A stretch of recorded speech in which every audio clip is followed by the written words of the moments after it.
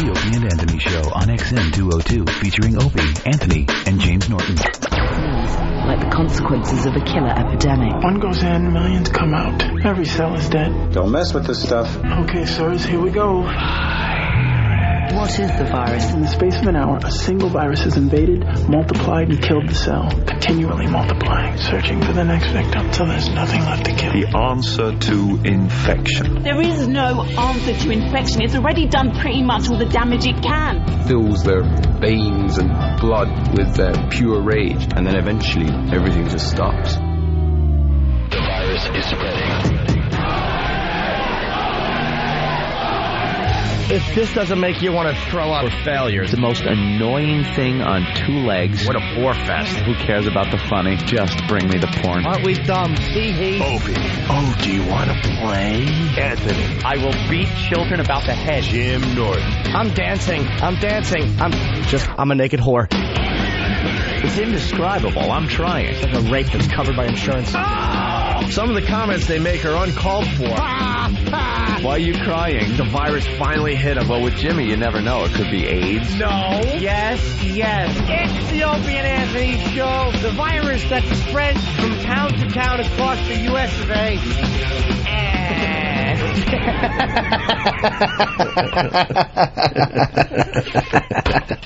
I hate you. But enough of this palaver. Let's get the show on the road.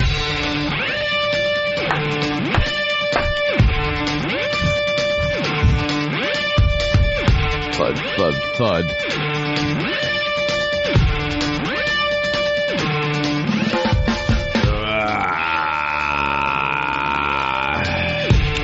Good morning. Good morning. Hello. What about you, Jimmy? Jesus. A good morning from you today? Oh, I don't know. Hey, there it is. Hey, welcome to the Opie and Anthony Show. The O&A virus spreading across America. What is America talking about today? What do you think America's talking about today, Anthony? What is America talking about today? What is, like, Philly talking about today? Philly? What is Chicago talking about today? How about Boston? What are they talking about today? What about New York? What are we talking about today? Well, how about Cleveland and Buffalo? What are they talking about today? What's the big news? Dallas? We want to know. What about you? Dallas. What's the big story in your city? Give us a call. Honestly, there's not much going on in New York today. There really isn't. One day closer to Christmas. Yeah. The front page of the paper is kind of boring today. Is it? Yeah. Pretty much. John Lou. You know when they don't have the same headline on both of your local papers that there isn't like a huge story going on. I know it's a slow news day when on page 3 of the Post they got Paris Hilton. I guess she's in New York City. Yeah. And the whole page pretty much is Paris Hilton with a close-up of her nose. And they're basically claiming she did coke during lunch yesterday. All right. Good for Paris. That's Keeps it. her weight down. Keeps the girls' weight down. No sign of what's going on in Iraq. Do you think these girls are disciplined enough to not eat? Do you think like Nicole Richie, who weighs 80 pounds and just got busted for driving under the influence of Vicodin and pot, and that these girls have discipline in any way, shape, or form to go, I don't really want to eat that. They need something to offset it. I'm suggesting perhaps they might be using some type of appetite suppressant. Cocaine. There's many things they could be and it could be ingesting. Like Slim Fast or something, or I don't know. The AIDS diet plan. Something to get the poopies out faster. Something to get the poopies out. Yeah, these girls got to be doing it. Lindsay Lohan, though, is, thank God, a week without a drink. Oh, wow. Is what she said, so. What can I tell you about that? God bless. God bless. Jimmy, when you got off the drinking, after a week of not drinking, did you go back? Did you have any stumbles, or did you just say you're not drinking anymore and stop? I did drink, but it wasn't. I was kind of forced into rehab when I was 17. Oh. So I didn't want to be sober. So I drank in the rehab, and then when I got out, rehab. yeah. And Wait, you could drink in rehab? No. Well, how'd you get the booze? They don't allow it. I know they don't allow it. Try the wine. No, obviously you can't drink in rehab. That's not what I'm getting at. I mean, how easy is it to get booze? My room, once a week or twice a week we would go out for meetings outside the rehab. So my roommate Dwayne, who's a guy from Trenton, and our friend Harvey, who was an older guy. Harvey? Yeah, Harvey was a weird guy with a mustache who would go and make these weird little noises, and they copped alcohol after a meeting. And wouldn't they supervise these people so they couldn't? No, not in a meeting. They would come get you in a little while. Yeah, so you could just go to a liquor store and... Yeah, so Dwayne had a pint of wine, I had a half pint of vodka, and we drank them in our room. And then I bragged about it to someone else, and they ratted me out to the counselor or something. The entire rehab. They're asking me, like, did you drink? And I was like, Michael Corleone. I'm like, no, I did not drink. I did not. And so, yeah. And I got out, too. And my grandmother, I remember, was holding a plastic cup. And my mother goes, Jimmy's been drinking. And my grandmother went, ooh, and knocked her plastic cup over. It was like the worst. It was like the worst vaudeville reaction ever. Oh, knocked the cup over. It's amazing the little things you remember. Oh, I know, the little fumble with the cup. Ooh. And then I guess, so yeah, you stumbled a couple of times then. Then a year later, you realized it's in your own best interest, yeah. And to this day, Jimmy doesn't drink or do drugs. No. Good boy. He tries to be a good boy. Yes. Our phone number, 1-866-313-FREE, 1-866-313-FREE. Yesterday, we almost played something, and we probably would have told everyone it was real because I think it was Danny came running in here all excited with the Pauly Shore audio. Have you heard about Pauly Shore yet? No. Oh, God. How desperate is this guy for attention? He was trying to pull off like an Andy Kaufman, like who else? Like Kramer? Maybe a Kramer. Just an outrageous thing happening on stage at a comedy club. This seems to be what comics that really don't have much going on are doing now. They get up on stage. You know that there's going to be some kind of camera rolling, whether it's a little video camera or a cell phone or something, and have something outrageous happen, get it on YouTube, and you're going to be a sensation. Yeah. So he did it, and I watched it yesterday, and right away I was like, oh, this is such crap. As soon as I saw it, too. Fake, you could tell. Fake. Like, and the weird thing about YouTube is doesn't matter what you see. You can watch the Hindenburg crashing on YouTube, and there'll be the comment section, dude, so fake. Dude, that was so fake. Could you see the way it burned? Fake, fake, fake. There's always somebody saying that every video on there is fake. So I saw a couple of comments saying this is so fake. Watched it, and yeah, fake.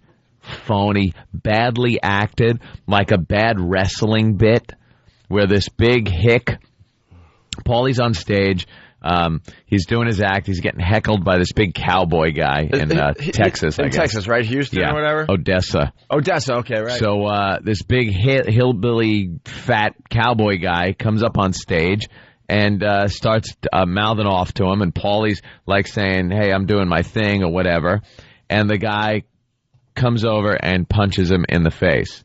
But you can see he, like, slips the punch badly. It's like a horrendous fake punch. Really bad. From a late 70s. Looks like a bad Western punch. His head goes back and down before the fist even gets close to his face. They show it in slow motion like 3 times. I mean, the guy's a big boy. He's on stage with Pauly Shore. We're kind of looking at the video right now. He's got a cowboy hat on, and Paulie's trying to be tough on stage. Like, come on, man, I'm just doing my act. And then right before the guy punches him, Paulie's like, all right. You know, he doesn't want to get hit. Yeah. And then, look at that. There it is. And they actually lighten the video up to show that, because it's very dark, they lighten it up to show that, look at his head. It goes down before the punch ever lands. They were laughing at him. Yeah. It was that bad. It was so bad the crowd was laughing at him, and then he gets up from the punch. Well, actually, after the cowboy punches him, here comes the cop. Yeah, to pull the cowboy off the stage.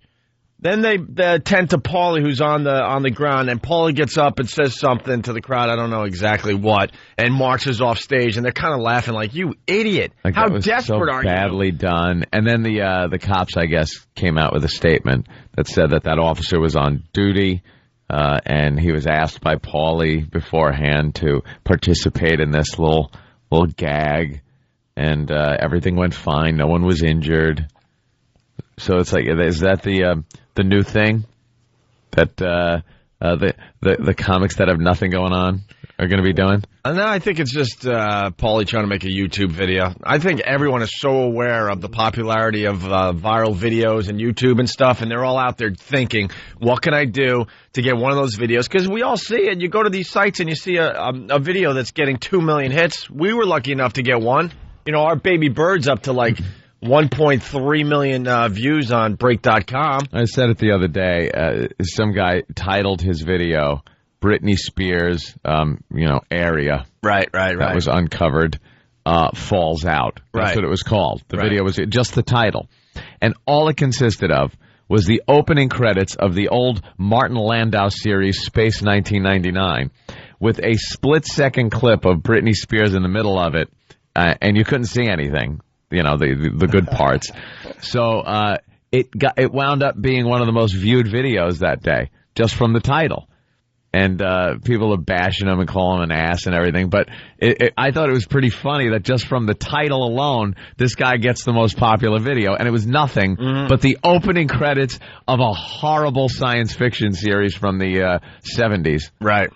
Hey, the Paulie Shore videos on OpieandAnthony.com. Speaking of fake videos, before we move on, have you guys seen the hot tub video of the hot chick? A tub girl? Hot tub girl. I love it. It's only a photo. No, tub girl? No, not tub girl. Not tub girl. Oh, I thought you meant tub girl. We've all seen tub girl, one of the most disgusting photos ever taken. Oh, I'll tell you who didn't see it. My girlfriend. Oh, no. But the other day, she received an email from me as I was in the same room that said, "I love this pic of us." And when she opened it, I knew because I heard, "Oh!" You sent her tub girl? I sent her tub girl. And if anyone needed to be in a tub at that very moment, it was tub girl. She certainly did. Right. Little guys are fun. I'm gonna try to keep this clean because we don't want Al dumping out. Don't dump out. Al, help us out here. We got to still be edgy. How's the button, Al? Okay. All right, Al. Listen and press the button. Maybe he hasn't had his morning coffee yet. We'll see. But there's a video. It's like one of the it's the top video on pretty much all the sites, YouTube, Break.com, and some other places. It is so fake, it's not even funny. And it's up to like 2 million views. 2 million views. It's basically 3 or 4 people in a hot tub outside. The camera's perfectly placed. I've seen that, yeah. There's lighting that lights up the water perfectly and the people. And there's supposedly just a bunch of people hanging out in a hot tub like we've all done a million effing times, right? Yeah. And all of a sudden a girl panics and stands up real fast and the water turns brown. And then everyone freaks out and jumps out of the hot tub. This thing is getting viewed like crazy. It is so fake. Yeah, all set up. But then you read the comments and people are buying it like it's real. No one knows what's real or fake out there anymore. I don't how naive people are to believe it. But then there's, like I said, the cynics that think everything is fake. So it's the Wild West of video. It is. You just don't know. I hate when people send me the videos like YouTube. Stop sending them to me. I don't watch them.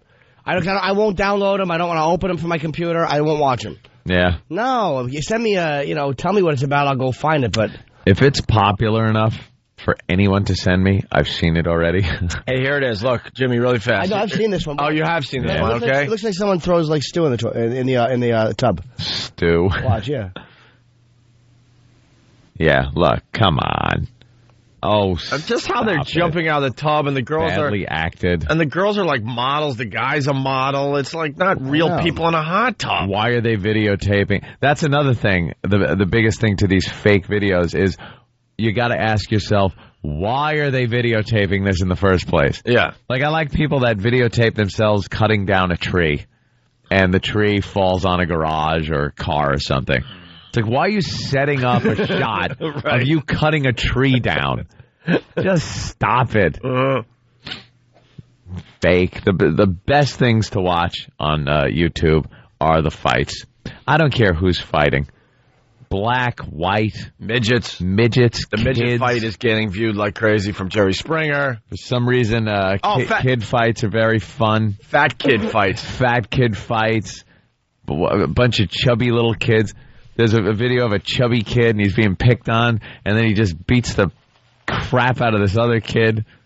Kids fighting, hysterical. Absolutely. Adults fighting, hysterical. Absolutely. All I like to watch is live concert videos. That's all I want to see. Is that what you watch? Yeah, that. If it's not that, it's right to Ogrish. I skip all the fun stuff. If it's not Sabbath, your head's coming off. I cannot deal with those. No way. All right, we're just getting warmed up. Our phone number is 1-866-313-FREE. That's 1-866-313-FREE. We got another MacBook to give away. MacBook karaoke's happening. Karaoke. I hope we have some good contestants today. We also have a report about 1 out of 8 of us is racist. Only 1 out of 8. One of 8? Well, the rest of that study didn't really show that. Is John Lou calling today? We want John Lou. Where is he? Do we have a John Lou update? We're trying to get him on the phone. Come on. We want to talk about Ching Chong Ching with John Lou, but he's kind of dodging us. And we got news teases. We got all sorts of stuff. They're still bringing in all the fine material you're going to hear on the show today. It's the Opie and Anthony Show. Stay there. I came up with something years ago. Basically, it says Whip 'em out Wednesday. Big, luscious, juicy ones. Wow. The swinging tribute to unrestrained female anatomy. It's Whip 'em Out Wednesday. The Opie and Anthony Show. Hear what everyone else is talking about. O&A Uncut and Live, continuing the show on XM Satellite Radio starting at 9 a.m. Eastern. Visit xmradio.com to subscribe. It's the Opie and Anthony Show. We're back with the Opie and Anthony Show. It's the O&A virus spreading across America. 1-866-313-FREE. That's 1-866-313-FREE. Sorry to inform everybody, but we said no to having Frank Stallone on our show. Yeah, that was a tough decision. Holy crap! We have a professional booker for this radio show. The other day, we're offered Frank Stallone because he did what? The opening song for the new Rocky movie? How about you get his brother? Did he? How about you get his brother? Sly. How about you get Sly? He needs all the promotion he could get. But no, we're offered Frank Stallone. Frank did the music. And that's how it was presented to us. Hey, Frank Stallone does the opening song in the movie. Would you like to have him in studio? I don't think the opening song is like the big song. I think it's Eye of the Tiger again. He's dipping into every well possible. It's just the worst. The worst. Yeah. I'd rather talk to Frank Stallone, and I have more respect for his acting lately than I do for what Sly is doing. But his age. But that's how pathetic we are. That's how pathetic we are as a radio show. We don't get Sly Stallone. We get offered Frank Stallone. That says it all right there. That's got to be a tough gig, being Frank Stallone. Wow. It's like you're Stallone. You kind of look like him. Kind of sound like him a little bit. But you're not him. No, you're just a little short there. And people don't really want to meet you. And the other thing, really fast, John Lou, the councilman that was all over Rosie for doing the Ching Chong Ching crap. He's dodging us. We have left multiple messages for John Lou to call the show, or we'll call him, obviously, to talk about this Asian racism that, he's obsessed with. Come on. We got a huge forum here, but he's dodging us. Yeah, well, because he knows that we bash him and we think that he's a dope, and he's used to people just cowering when he talks because they're afraid he's going to boycott. Yep. Well, we don't have a tremendous amount of Asian listeners, and even if we did, we're not afraid of you. Yeah, we have enough Asian. We have plenty of Asian listeners, and they should call our show and do some ching-chong jokes for us today. Absolutely. Right. Some Asian jokes by Asians. That's what we should do today. That's right. Asian jokes by Asians. That's right. And we also need the O&A Pest to kind of ask John Liu why he's not coming on our show. We talked to a lot of people in New York alone where this story is really hot because he's a councilman here in New York City. Why won't he come on our show for a few minutes? Stop dodging us.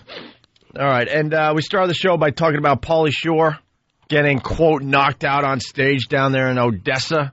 Fake. We got the audio. Here it is. A few people thought this was real, but now finally the cop is saying, look, man, Pauly talked to me beforehand and said, I'm going to do a little thing. Can you help me out here? Oh, this is one for the archives. Basically, great audio. Basically saying, can you help out my career? Because no one has been talking about Pauly Shore for many, many years. No. Another guest we get offered all the time. Hey, Pauly Shore. No. What? Start getting us real guests, please.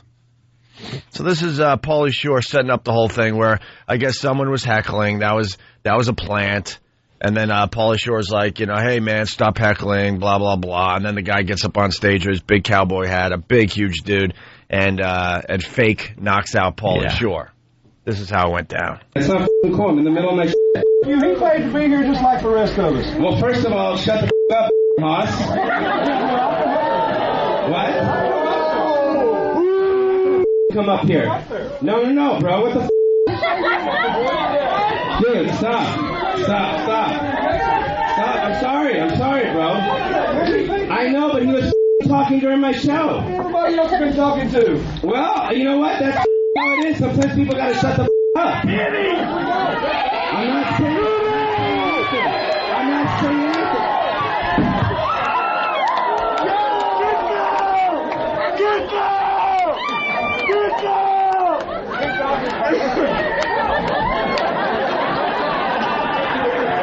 Laughing. Oh, they're laughing, they're booing. It sounds like a bad wrestling event. How bummed are you if you're Pauly Shore, you get, fake knocked out, but you want everyone to believe you got knocked out.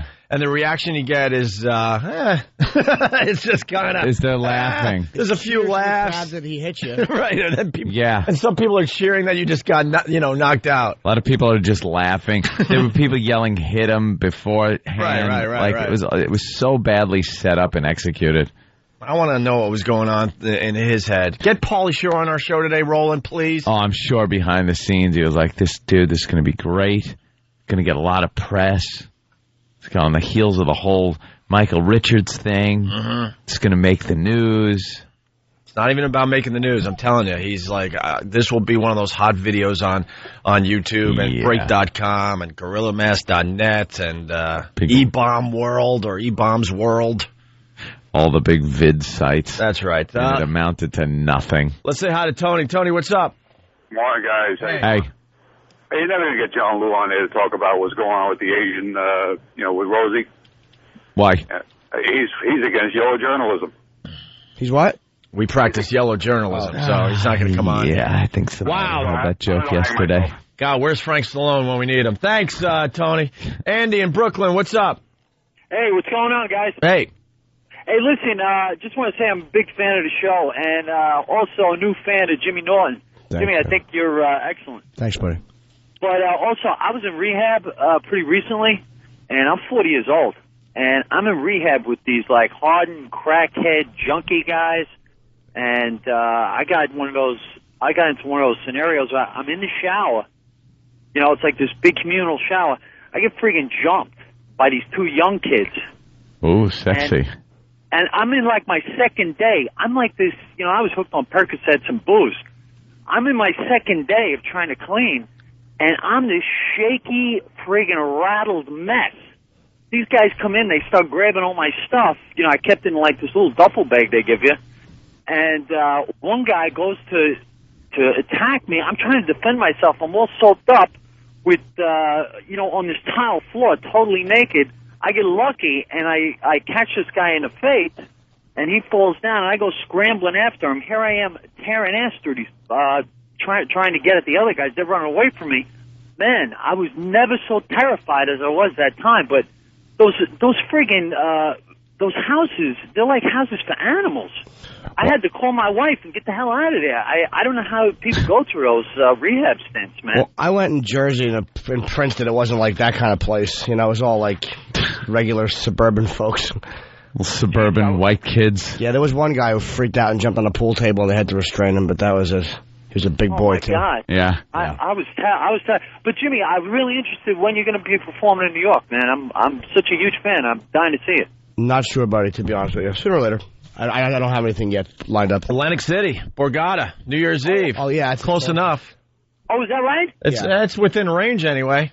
We'll all be down there. Cool.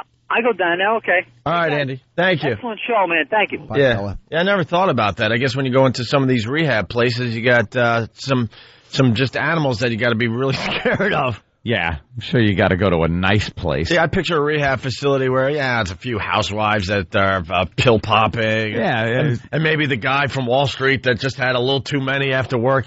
Yeah, the ones too they many show years. on the ones they show on like HBO, those specials. Yeah, you're not thinking you're in there with crackheads. Teen girls walking around, making phone calls and crying. Yeah, maybe a cutter. Yeah. Let's. I picture a rehab. You got the Wall Street guy, too many drinks, too many happy hours. You got the pill-popping housewife, and maybe a teenage cutter.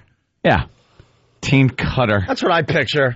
And a bulimic. No, it's crackheads and heroin addicts and honing their craft of robbery on you. Right. I was such a nerd when I was told I had to go to rehab. I said I would only go to Betty Ford Clinic if I could stay in the room that Ozzy stayed in. You didn't say that. I know, yes, I did. Oh, God. That is not why you go to rehab, my friend. A dork. It's to get well. Suburban nerd. And I got the audio of the story you were talking about. Hold on. Let me go to Glenn real fast. Glenn, what's up? Hey, you could tell first of all, good morning, boys. Hey. You could tell Pauly Shore thing was a fake because there were actually people there.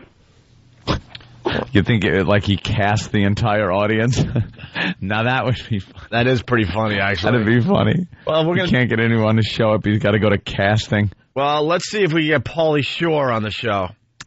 We're starting something new today, man. We're calling people out. John Lewis hiding. Is Pauly Shore going to hide? Come on out. Pauly Shore's been trying to get on our show for months, and we're like, why do we want to talk to Pauly Shore? But finally, there's a reason to talk to Pauly Shore, so maybe he'll call in today. We'll see. All right. Anthony, that story you were looking at in the office, Holocaust deniers held a convention. Oh, boy. What is this about? Well, this sounds like a fair and reasonable and unbiased assessment of the Holocaust. Mm-hmm. It was in Iran. It was hosted by the president of Iran. And there was some very open-minded, very liberal people there. David Duke, our own David Duke, was our little envoy. He was our ambassador? He was our United States ambassador of goodwill. So he went to Iran for this convention? Apparently. Where was it held? Somewhere in Iran. Was it actually in Iran? I thought it was illegal to travel to Iran. It was in the town of... No. It was in... It's not illegal to travel there. It's just no... Dan, have a little insight on this? Where this was?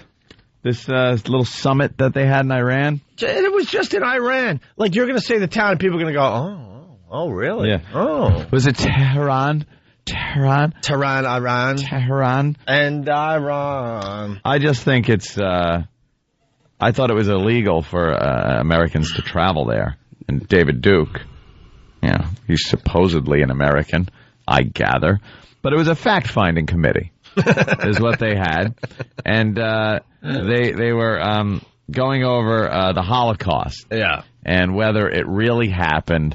And if it did, I mean, come on. How many Jews really died in it? I think their final assessment at the end of this was 4. They said 4? Oh, okay. Teasing, of course, but I'm sure it wasn't much more than that. Yeah. Actually, what is Iranian for not enough? Because I believe that was also uttered. Well...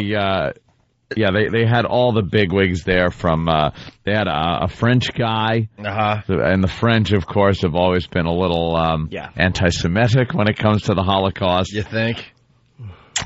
He described the Holocaust as a historical lie. I guess the films we've seen and, all the records that were kept and the liberation of the camps after World War II, what's all that? Enough time goes by, you forget about it. It's the old Titanic ride thing. Before you know it, there'll be like an Auschwitz land. But you could just go around. There'll be like roller coasters and stuff, just like the Titanic slide. Well, you could visit the concentration camps, obviously. And I'm sure they're starting to kind of maybe sell a little trinket here and there. You think? They got to be very careful. But I bet you they've already started selling some trinkets. A little souvenir stand? And then, a few more years go by, it's going to be a full-blown freaking souvenir shop. That will happen eventually. More and more people are visiting places like Auschwitz. And as a matter of fact, they had to prop up the ovens. They've been sinking into the ground. So they're building walls around them to keep them above ground. Because I guess it is some kind of a tourist attraction. People go there, they have some morbid fascination and want to actually be there. Or I guess, family members of ancestors want to go there for some reason and be miserable.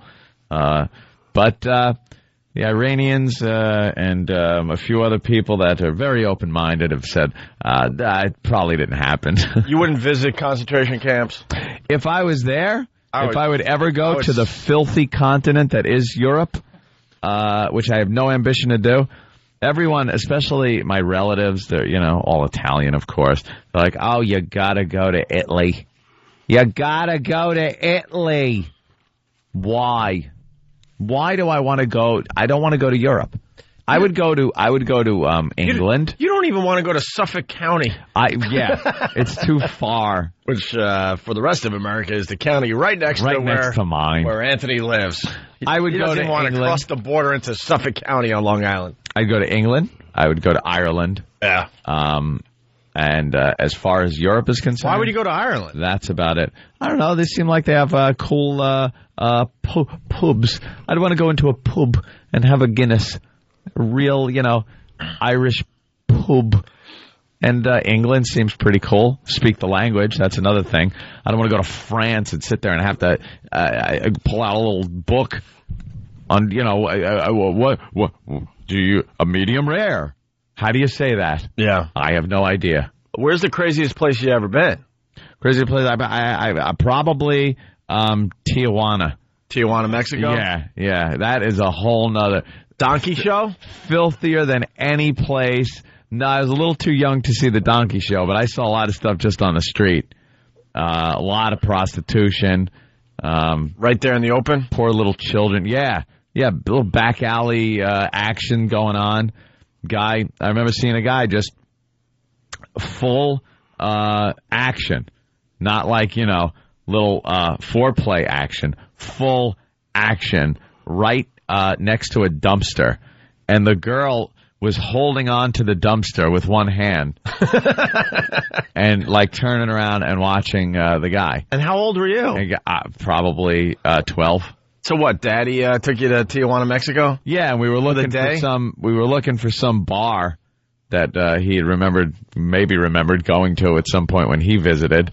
And we were walking down some back little alleyway, and there was just, you heard the little, and I remember hearing the little dumpster wheel squeaking as it turned a little bit, because this Mexican was just, wow. And I'm sure your dad, being a responsible father, covered your eyes and got you the hell out of there. No, right? It was a big laugh, and hey, look at that. Hey, and then I'm sure he made some kind of a Mexican racist joke. And for the new listeners, I'm convinced Anthony had the greatest dad ever. Oh, yeah. Ever. He got him a girl at what age? It was my 13th birthday. 13th birthday. I got a shiny 10-speed bike. Anthony got a whore. I got... no, she was a 19-year-old friend of the family. No, she was friend of the family. No, we knew her for years. She was kind of loose, She was kind of loosey-goosey around how do you think Dad, the people that we frequented. I was going to say, how do you think Dad knew that she was going to, give you a little action? She was very popular around the stable, let's say, around the ranch. Why? Was she funny? Yeah. a load of laughs. Is that why she was popular? Without the laughs. Was she good at Sudoku? Yeah, really popular. She, one time she dragged me out of a restaurant out there in California because the original Mexican guy that she wanted to have sex with had passed out in his eggs. We were all having breakfast after a night of drinking at 13. And you were 13. Let's make sure. And she was, rubbing this guy's leg and everything, and he had just fallen asleep in his eggs. And she kind of turned around and looked at me, and she goes, "All right, I guess it's you." And just grabbed my arm and took me out of the place. And my father went, "I'll see you tomorrow." And that was it. Back to the house. Your dad was amazing. For some action. I wish I could have met him, man. Oh, was he a rip. What a trooper. You're just hanging out there drinking at 13 in a bar and then going home with one of the broads. I get home from junior high. It was a short walk from Marco Forster Junior High. And I'd walk down to the stables where we kept our horses, and there would be my father and Uncle Chato, Tio Chato, our Mexican friend, just swilling these huge 40s of Bud, just drinking. And even at that age, I'm just like, why don't they work? Why? And they were always just complaining about unemployment running rampant. Oh, geez, it's so hard to. But it's like, and then he'd get like a job for a week. I was gonna say, let's go look for jobs at the bar. Look for jobs. No, always getting in fights. Like 13 years old, and we'd pull into this underground parking garage under a place called the Franciscan, which was a big tourist trap because it was San Juan Capistrano, so it was just full of tourists. Right. See the Swallows and the Mission. And we'd get out, and they were constantly, like my father and all of his friends and everything, constantly just drunk and starting fights with the tourists because it's like a goddamn tourist. And constantly starting brawls. And I'd be like the little guy, so I'm the easiest target to go after for these tourists when the fight would break out. So, like, this big guys come running after me, and I'd have to, like, go bolting up these stairs. And then one time I turned around and kicked a guy, and he kind of fell down the stairs a little bit. And one thing I got to say, my father always did look after me during those altercations, because as the guy was trying to catch his balance on the stairs by grabbing the handrail, my father grabbed it by the hair and pulled him just off balance backwards, and then proceeded to smash his head on one of those parking blocks in the garage that stop your tire. And then all I know is, like, cops were everywhere throwing us all against the wall. And there I am, like, my hands against the wall, just a little guy getting frisked. took my little buck knife as my father was making faces at me next to me. It was just that. What kind of faces? Like sticking his tongue out and laughing. It was just it was a madhouse. It was a madhouse. And I want to remind people, you were 13 years old. 13. He'd throw me the keys to the dune buggy. Yeah. Because, not a pot to whiz in or a window to throw it out of. Right. But we had to have, horses and dune buggies, although we moved every 6 months because, the landlord was banging on the door. So he'd toss me the keys to the dune buggy. And he'd been drinking, I'd been drinking. And just go, have some fun, Then I'd get all the girls from the stable, and they were like, 12, 13 years old, and they'd pile in. And I would just drive like 60 miles an hour down these riverbeds of Orange County. And plowing into bushes. I didn't know what I was doing. Could have killed like a whole carload of kids. We were constantly shooting guns. It was just the most dangerous situation for children to be placed in. Hence, ever. The greatest dad of all time. Yeah. The greatest dad of all time. It was an adventure. The biggest thing we did all year was our yearly trips out to the Mojave Desert, where we would just go out there and ride dune buggies and shoot big weaponry and shoot anything that moved. Until one thing that moved was, of course, I've told that story before, young Charlie Reyes. Yeah, poor Charlie. Charlie got shot on one of our outings by his father. His father was loading up a little pistol. and shot him right in the shoulder. Looked like a heart shot. Just whole front of his shirt turned red. And, were we out in the middle of nowhere? Had to just load him in a pickup truck and drive him to... And there was a waterfall of blood coming out, right? Yeah, it looked like a water fountain. Never saw anyone get shot before or since. But I was looking right at him and heard the gun go off and was looking right at little Charlie. He was 9 at the time, by the way, 9. And when he got shot, he dropped his gun because everyone was armed. We were just armed to the hilt. He dropped his gun. You guys were like a drunk militia. Looked at his father and just went, oh, and fell to his knees, and it like came squirting out in a perfect red tube. It looked like it was actually red blood in a tube. It was perfectly circular and in a perfect arc that just pumped out. So we were like, oh my God, Charlie's just shot right in the heart. He's That's gonna it. die any minute. So all the drunk parents and everybody just grabbed like anything they could and packed it on the wound and ice, and then threw him in the back of a pickup truck and had to drive him to Arizona because we were closer to the Arizona border than any city in California. We were 50 miles in off of a highway. So we were in the middle of the mountains. They were called the Old Woman Mountains. It was an abandoned silver and turquoise mine. How cool is that? And that's where we used to camp and, drink tequila, shoot guns, and drive dune buggies. And that was the last time we ever went out there. That was kind of ended the Mojave Desert trips. But Charlie made it. He was fine. Last I heard when I went out to California, when we went out, I visited Capistrano and asked about everybody, and he's fine. Richard's dead, but he's fine. Well, yeah, your gay friend's dead. We'll get into that another day. Poor Richard. All right. The boy that Anthony was seeing growing up. It was not. All right. Well, really fast before we take a break. Nick in New York. What's up, Nick? Hey, guys. Sorry, not to distract from Anthony's childhood. But in my childhood, I was taken to Munich by my parents, and they made me tour around Stockholm, which is a concentration camp. I don't think it was a death camp, and they had big piles of glasses and human hair, and it was just an awful place. As soon as you got outside the gate, there were, fat German people vending balloons and pretzels and soda and stuff. It was awful. Wow. Right outside the gate? Yeah, I guess that's the rule over there, nothing inside, but right outside the gate, it's fair game. How were the pretzels shaped, sir? Were they twisted a little different than a regular pretzel? No, they were standard pretzels. I don't remember actually buying any, but... So you can see kids walking around with balloons right outside the gate? You could, in fact, right outside of this place, purchase a balloon. There were guys selling weird. there. Balloons. All right, Nick. And there were piles of, teeth and hair and glasses and awful pictures of experiments done on people inside the gate. They really have that stuff still, the teeth and everything? Piles of hair, piles of mattresses made of hair, excuse me. And piles of eyeglasses. And where was this? This was outside of Munich at a place called Dachau.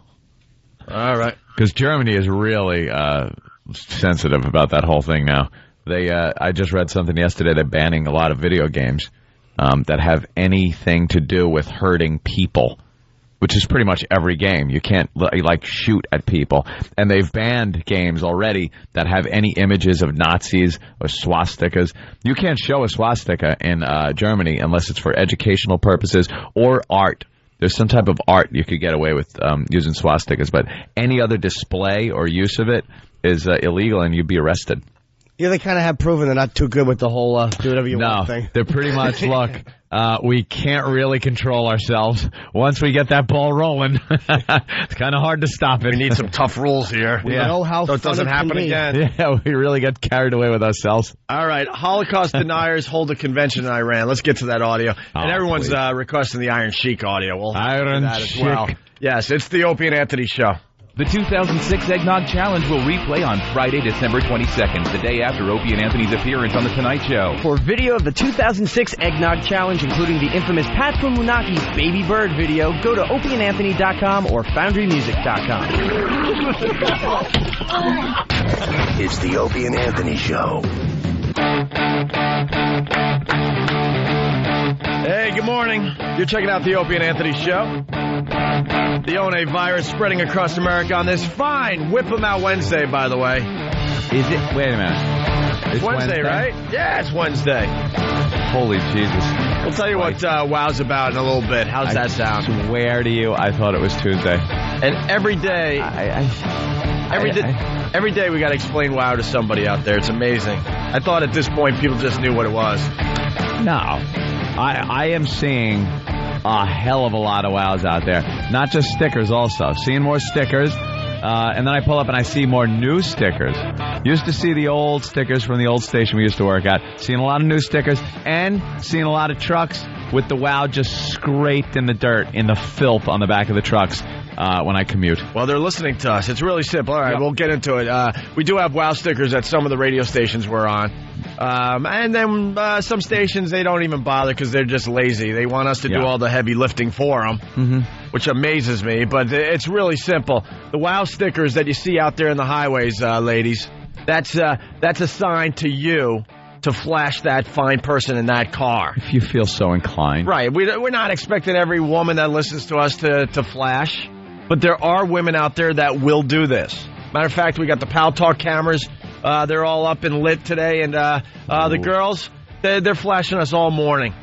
All morning long, they just flash us on Pal Talk. And it's happening out on the streets as well. All it is you need a WOW sticker on the back of your car, or you need WOW written on the dirt in the back of your truck, or you need a homemade WOW sign if the station's too lazy to print up WOW stickers. And WOW stands for Whip 'em Out Wednesday, or Whip 'em Out whenever at this point. Right.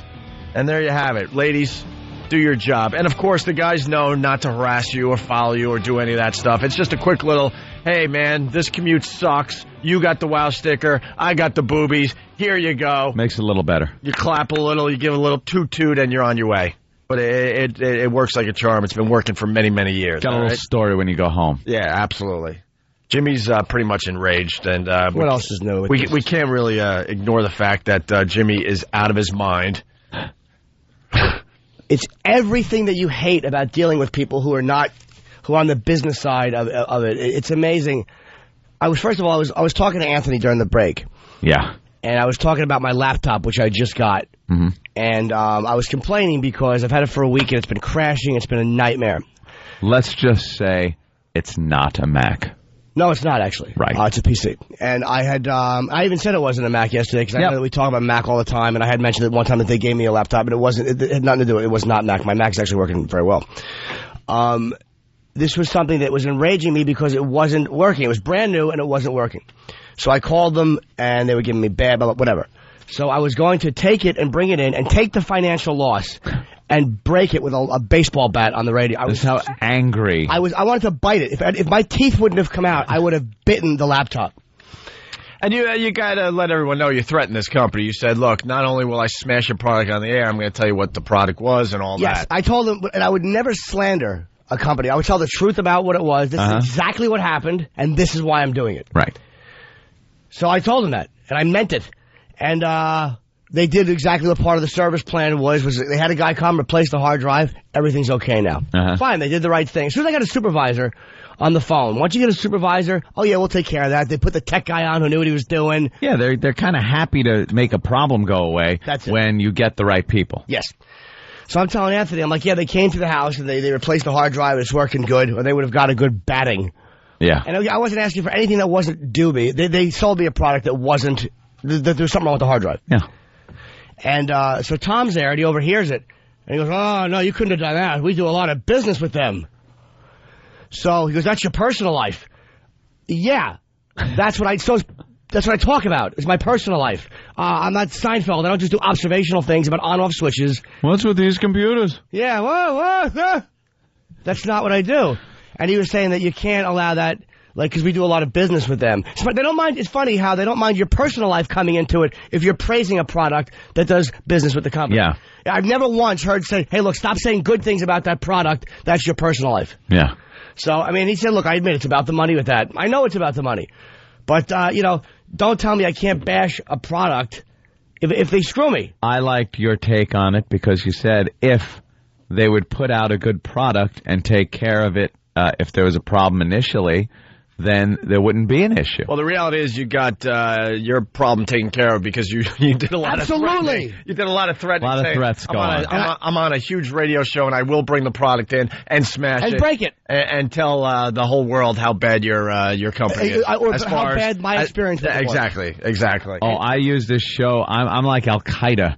I terrorize with threats that I am going to go on the air and just bash the crap out of products if I don't get my way when I'm on the phone. And this is, and by the way, if people who aren't creative this is the part they don't understand, is that people like hearing stuff like that because every person out there gets screwed. It gets stuck to you by any major company. Yeah. They stick it to you. They don't care. You could threaten to cancel or send it back. They could care less because you can't hurt them. Yeah, because you're one person. They don't care. But if you have a radio show and you can influence thousands of people, then, it might affect them. And it kind of makes them feel good that one of their pals on the air, and they're getting to hear a story of a company maybe that have screwed them over, getting the old screw. Yeah, but I didn't want anything for free. All I wanted was the product to work the way it was supposed to work. Right. That was it. And that's all I wanted. And then he goes, well, I'm like, well, maybe I would have done it at XM. I didn't know what to say because I was talking to Anthony. I wasn't, whatever. And he's like, well, maybe they'd let you do that over there. Yeah, they would. Because I had a problem with the company, and I blasted them on the air, and they were somebody who did business with XM. And I got a call from Elo, and he's like, look, I mean, I'm not going to tell you what to do creatively. This is the situation with them. And they put me in touch with somebody who righted the wrong. Because, again, it was a major company, and I was, you're doing that disgusting customer service. You're dealing with a bunch of people that don't care about you. They could care less whether you cancel or not. And that's why, by the way, people pick up rifles and start shooting people. It's nothing to do with your wife cheating on you. It's because the effing phone company once again puts you through on that stupid voicemail tree, and you can't get to the right person. Yeah. That's why people murder each other with rifles. Yeah. Does that sound right? Absolutely. Yeah. So I remember having my problem with one of my car doors. Remember that? Oh, yeah, the great car door debacle where I couldn't get a car door, but my car door got dented in a parking lot, and it was a brand new car, and I went through all the channels to try to get this new car door and was told by the company that this car door is unavailable right now. Sorry. So I just went on and laid into the company. And I wound up getting results. You shouldn't do that. Millions of dollars worth of business with that company. Well, you know what that wound up getting? It got me on the phone with the head guy in Detroit that handles parts for the company, and he himself personally shipped a door to the place that I was doing the body work on my vehicle. That's what happens. You all right, Jimmy? I'm just irritated because... of course you are. It's almost like if you're going out of your way to hurt a company for no reason, but when a company wrongs you, when it's legitimate, to have to hear that garbage... Like, first of all, they're not going to stop doing millions of dollars worth of business with CBS because I badmouth them. Yeah. They're not. What are they going to do? Yeah, millions... They're not going to do it. Maybe they'll be forced to remedy a problem and treat people better because you never know who you're talking to and what the customer can do back to you in that sense. But I'm supposed to just roll over and take it. I should just bite the pillow because CBS does a lot. Come on, stop. You know Stop what? it. You know what Tom had the gall to do to me?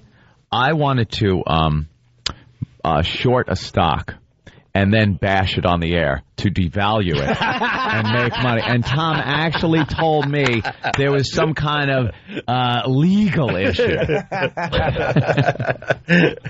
Hey, let's get into this audio. So the Holocaust deniers hold a convention in Iran to say it just never happened. Never happened. And we sent David Duke over there. He was our ambassador. Our envoy, our ambassador, our goodwill ambassador. There was a French professor there. Duke. The French who just, What a hell of a crew over there. Oh, just picked up. Mel Gibson showed up. Yeah, Mel Gibson. Fisher played a game. Yeah. Bobby Fischer was the entertainment, right? All right, here we go. Imagine a fact-finding conference to determine if the Holocaust ever happened. Well, it's occurring in Iran and has many people here very disturbed. The conference in Iran drew a collection of crackpots and the world's Holocaust deniers, including David Duke of Ku Klux Klan fame. The way of blinding the world to the crimes that really is true, the Holocaust has been committed against the Palestinian people. Presiding, Mahmoud Ahmadinejad, Iran's president, who with a straight face has called the conference to examine whether the Holocaust of 6 million Jews really happened. Like he says with a straight face. Right. Like, what is it, a joke? And the hold on 2 seconds. The Holocaust never happened. I can't even say it. Would it be better if he did it with a wry smirk? Stupid. With a straight face. He's truly insane. The president of Iran is a problem. Oh yeah, he's a big time problem. Well, part of the biggest problem is he's charismatic.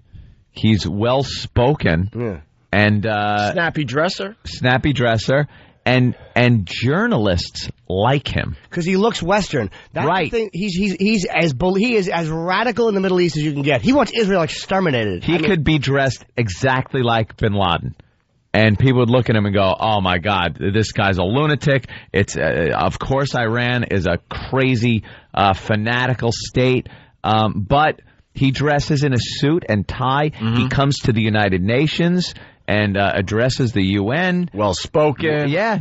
Like a real human being. Smiles. So Americans look and go, wow, he's like a real person, not like those savages.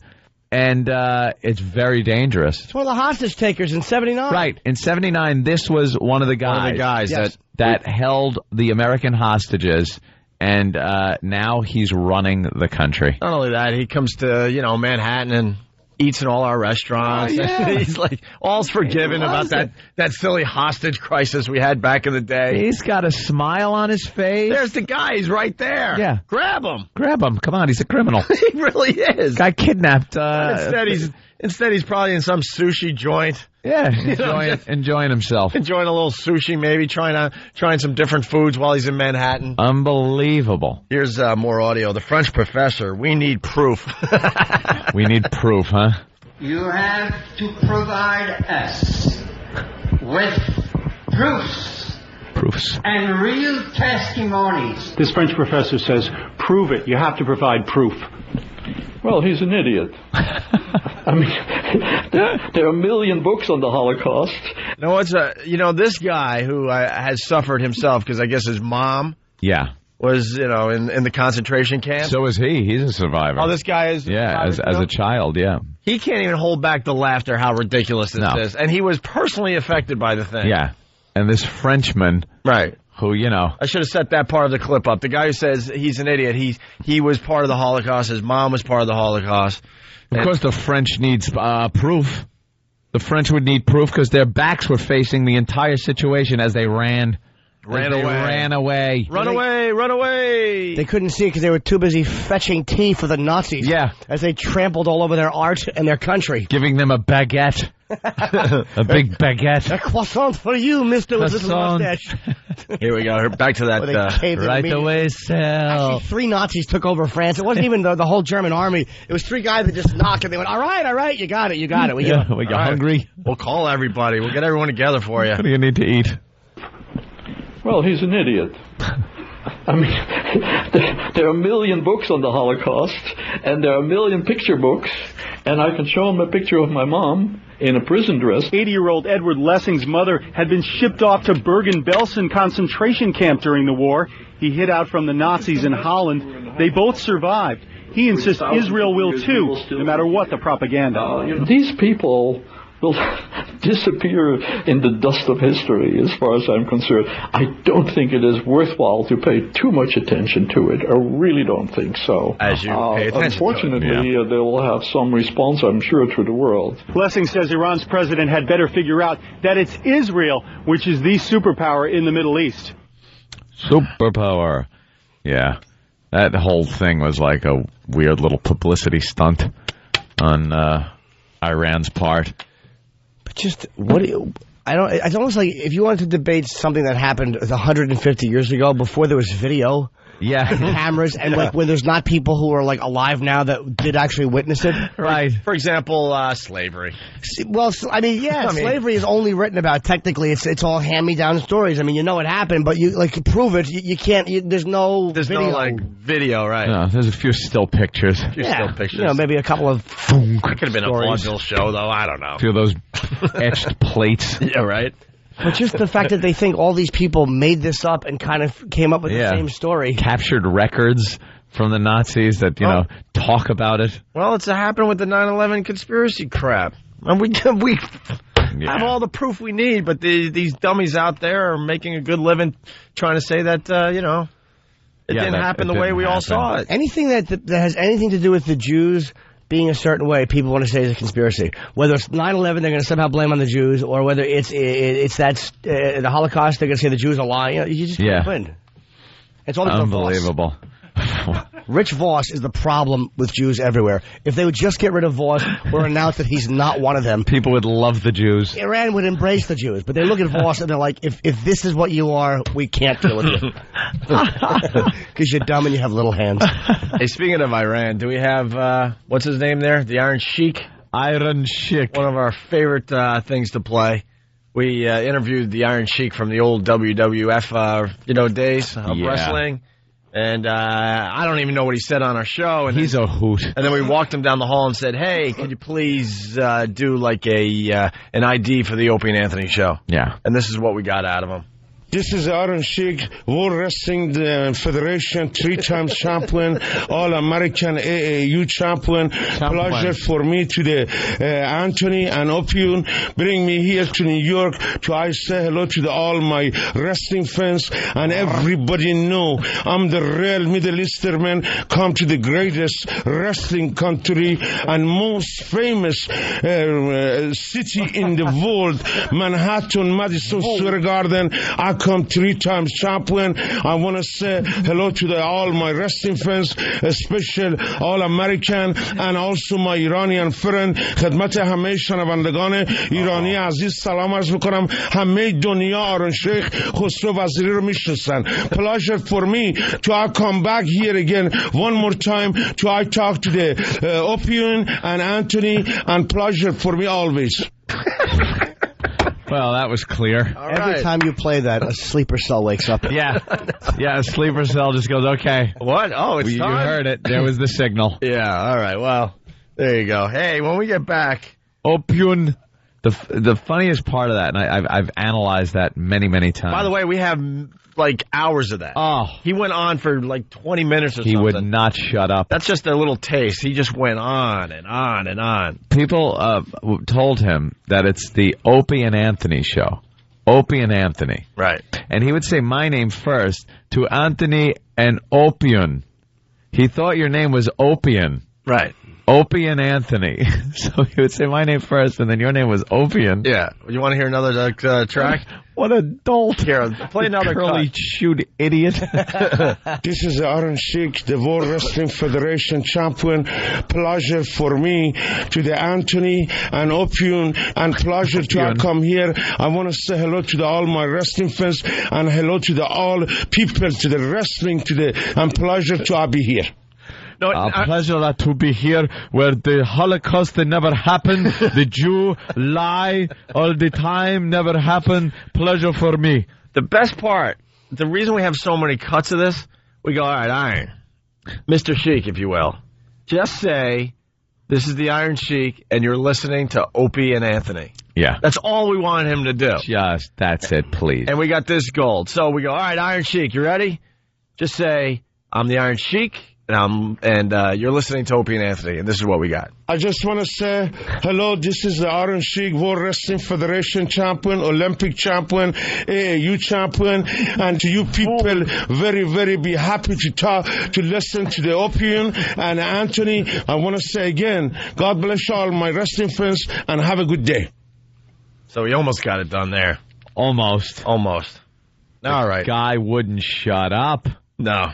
All right, when we get back, it's MacBook Karaoke. We got 3 great finalists today. Yeah, I heard a couple. Take On Me is pretty good. Oh, that's a tough one. And Pamela, if you're listening, yes, you're a finalist today with I Saw the Sign. And again, she sounds like the last 2 girl entrants from Monday and Tuesday. Is that Ace of Base song? Yeah. Oh. Even sung perfectly, that song stinks. Yeah. Hey, we'll go to break with another Iron Sheik ID. Here it is. I just want to say, pleasure for Aaron Sheik to come from oldest country in the world, Tehran, Iran, to the New York City, to I do the interview for the Opium and Anthony, and I want to say hello to all my wrestling fans. So I was in the grocery store, and there was this stock boy stacking melons. So I figured, hey, I'll show him some real melons. Well, when I flashed him, he lost his balance, and the entire stack of melons came crashing down on him. He was suffocated under 2 tons of melons, but my are still juicy and perky. Please, wow responsibly. A public service announcement of the Opie and Anthony Show. It's the Opie and Anthony Show.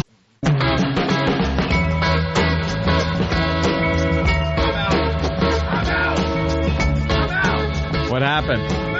Oh boy. What's the matter? Hi, welcome back to the Opie and Anthony Show. Be a tough sell over there. Oh boy. Wow. Did your mic peter out? We had a little bit of a dilemma. Mine sounds a little bassier than it did. Oh, this is the worst day for this to happen. They're filming us for CES. No, that's all right, because that's not going to come over here. All right. And that's yours. Jimmy? You're not going to stand up over there. All right, go over there. Everyone's switching positions. Yeah, but now I have to lean in like this. Oh, we're so lean bad. in. Go ahead, lean in. It almost looks like, hey, I'm just kind of leaning here. All right, we're back with the Opie and Anthony Show. The ONA virus spreading across America. We're going to prove we're professional broadcasters. Yeah. Here's the deal. We do 5.5 hours of radio a day, okay? When we go to commercial, we don't even get to take a break during commercials. And I know people are going to go, stop complaining, guys. But here's the reality of it. We need to eat, or we're going to pass out. So I try to eat breakfast during the commercial breaks. But during the commercial breaks, we have to do about 2 or 3 live reads per break for the New York audience. So I'm panicking. I'm trying to eat egg whites and a healthy breakfast in between reads and stuff. I'm basically swallowing food just before I go back on the air. So in a panic, because we also have a film crew here filming something for CES. We're going to be doing a little thing out there in Vegas for Les Moonves, the big boss. Summer electronics we're not supposed to talk about that?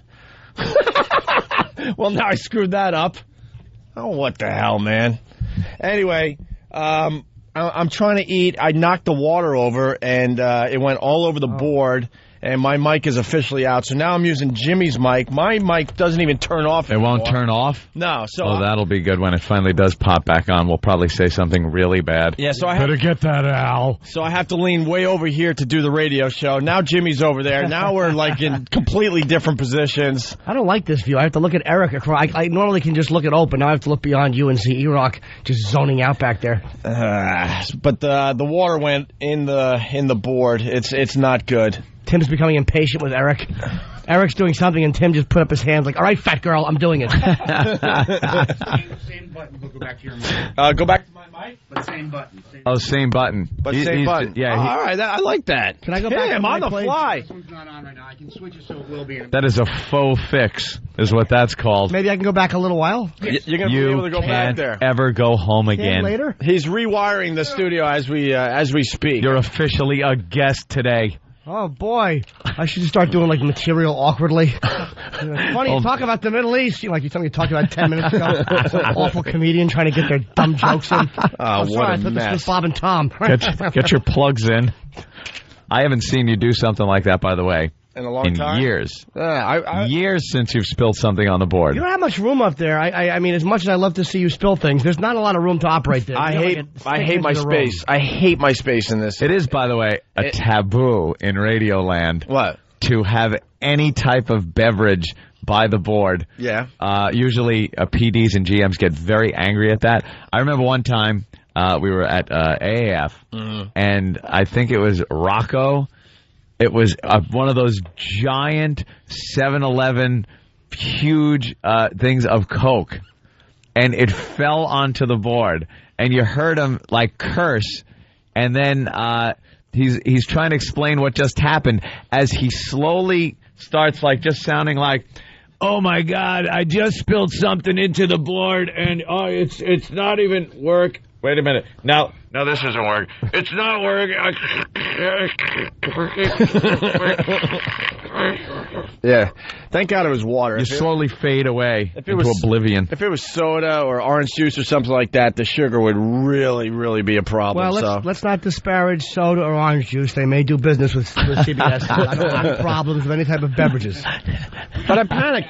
I panicked because I got how many inches? 2.5 inches in front of me to balance an egg white omelet and water. So then when I turned, I elbowed the water right into the board and on all our microphones. So you have all your little CDs laid out there and a notebook, and there's not a lot of room to. You gotta get yourself a little table area. Tim, have something with a doily. We need more space here eventually, at least another 4 to 5 inches. I don't know how you could get that done, but we need area in front of me here. How about on your corner? There's a little corner to your left there. Maybe you could put it in the corner, and maybe they could extend the corner. You could have a little eating area, perhaps a flower. That would be nice. Something fragrant. And by the way, before they tell us, you're not allowed to eat in studio, shut up. When are we supposed to eat? Maybe get us astronaut food that we could suck down quickly in between making more money for this company with the live reads. Yeah, well, let some astronaut food buy a live read. You can bet we'll be eating it. All right, hey, MacBook karaoke. We're giving away a fine MacBook. I don't even know where that went because there's water on everything. Okay, yeah, we're giving away the MacBooks all week here. Doing MacBook karaoke. We got 3 more fine finalists today. Jimmy, is that going to work, though? I don't know. Tim? Pot me up, Tim. There it is. Good? Which one? I hear Jimmy. Just say it again. Hi. Yeah, but I had 3 mics on. Okay, no. You're now over here. I can't hear anything, though. Huh? Oh, now I can. All right, you good? Wait, I don't know. That mic sounds a little bit better. Oh, what do I know? That is really low. I got you cranked. Is that okay? Yeah, that'll work. Just kind of swallow the microphone. All right. All right, let's give away another MacBook. We've been doing MacBook karaoke. We got 3 finalists once again today, Anthony. The first one is this guy, Richard Fabrizio. Uh-huh. He sings Take On Me. We heard a version of Take On Me yesterday, didn't we? Did we? I think so. This is not an easy song to sing. Right.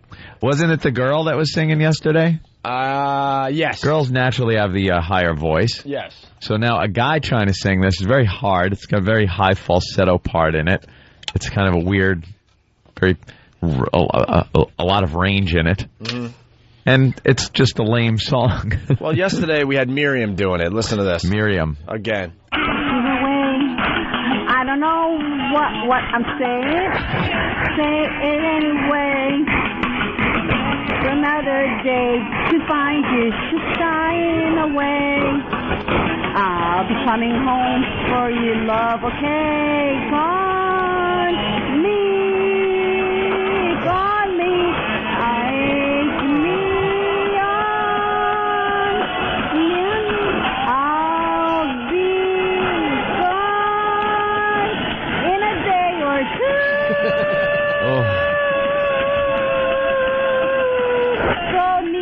Well, that was Miriam trying to Take On Me. Well, today That's actually what Paris Hilton sounds like without any computer work. Oh, absolutely. Absolutely. By the way, a fake photo in the paper today. Paris knows how to get publicity. We said it earlier. Yeah. We were talking about this during the commercial, too. We're on page 3 because it's a slow news day. They got Paris Hilton here in New York, and they blew up the photo to show some white substance in her nostril. Yep. I guess they're basically saying she was doing coke at lunch. Yeah. No, that's Paris getting the media again. She knows how to do it. She has invented all this stuff. She's smarter. I invented it. She's smarter than people are giving her credit for. She invented the, getting out of a car without panties on. Yep. She's famous for being what? She's sexy, man. She's famous for being sexy. Being photographed. But she knows how to work the paparazzi and the media. And this new shot with her with possibly some coke in her nostril. Yeah. She put some white powder there. And the paparazzi and the photographers, fell for it. And guess what? We're talking about her again today. And it's on page 3 of the Post, a huge picture. Yep. I would bet a lot of money it's not coke. It's Paris just effing with the photographers again. All right, well, here's Richard doing his version of Take On Me, trying to win a MacBook today. Talking away, I don't know what I'm to say. I'll say it anyway. Today's another day to find you.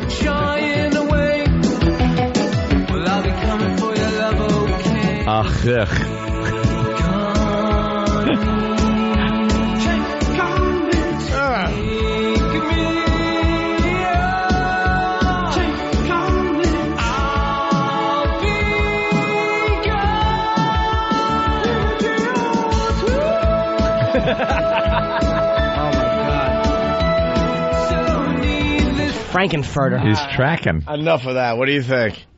He almost pulls it off. That actually, I don't know if that is considered actual karaoke. Tell you the truth, he was able to sing over that last note. If he's doing it, that sounds like a live band or something. Yeah. I don't think that really matters. I'm being a little technical. All right, well, let's listen to Tracy. I've had enough of that song. What do they have, 3 songs to choose from on the website? Yeah, pretty much. Yeah. You know. You can sing Take On Me, this other one, or Monk Chance. Here's Tracy McDonald doing Right Here Waiting.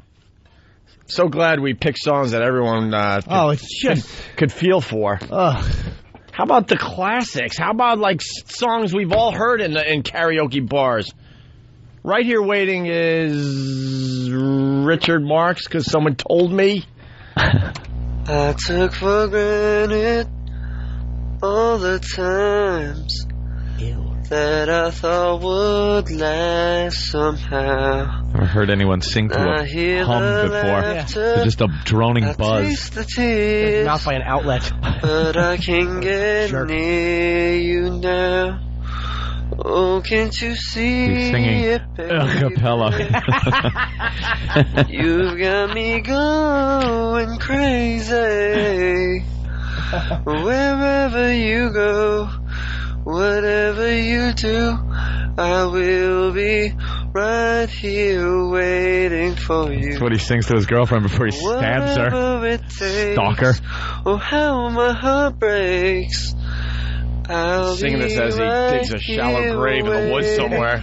Yeah, how does something, of course the song is pretty lame, but a song that's supposed to be romantic and stuff turn into something that sounds like a homicidal stalker. Right. I'll be right here waiting for you. When you get out of work, I'll be in the bushes with a knife. He has on night vision goggles and there's a moth on his shoulder.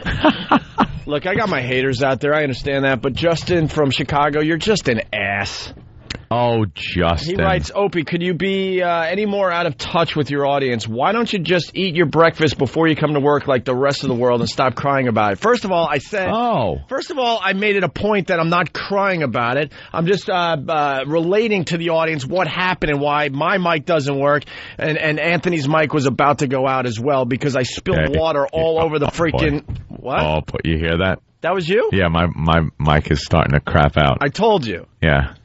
So we had to talk about the reason why the water, spilled all over the board. My button is blinking. Oh, no. Wait, you weren't kidding? Yeah, wait a minute. Am I there? Yeah, now you're back. The button was blinking. Yeah. Oh, no. Now they're grabbing a wireless mic for you. Oh, no. Now Anthony's out. I'm out. I got to tap out. Wait, I can hold the button down and you can... No, not even No, that. you're out. No, that's wire seepage. See, Justin, do you understand now why we had to bring this to everyone's attention? Wait, where are you now? Over here? Yeah. I don't know. Oh, there we go. Oh, that's good. Great. Tim, can you All right, please just put your hand up to Eric again in a disgusted fashion? My mic's out. I feel like I should take on me. I feel like I could sing. This is like I got a boom mic, like I'm in a band. You just need a piano in front of you. Yeah. Sing us a song. You're the piano man. What a mess. That guy. Same mic. What happened? We'll use the same mic, but where you are. All right. Yeah. Look at Tim, you are earning your keep today. All right, we're plugging Anthony back in so he feels more comfortable. Oh, but I can't use Anthony's button anymore. He's going to now be over here. He's connecting wires. Wait a minute. There you go. Am I back? Yeah. You're back. I don't sound as loud as I did, though. It sounds a little weird. Me. All right, I'll crank you up a little bit. Yeah. That's better. That guy did sing Take On Me like he was alone in a room crying. Breathing like Chuck Liddell.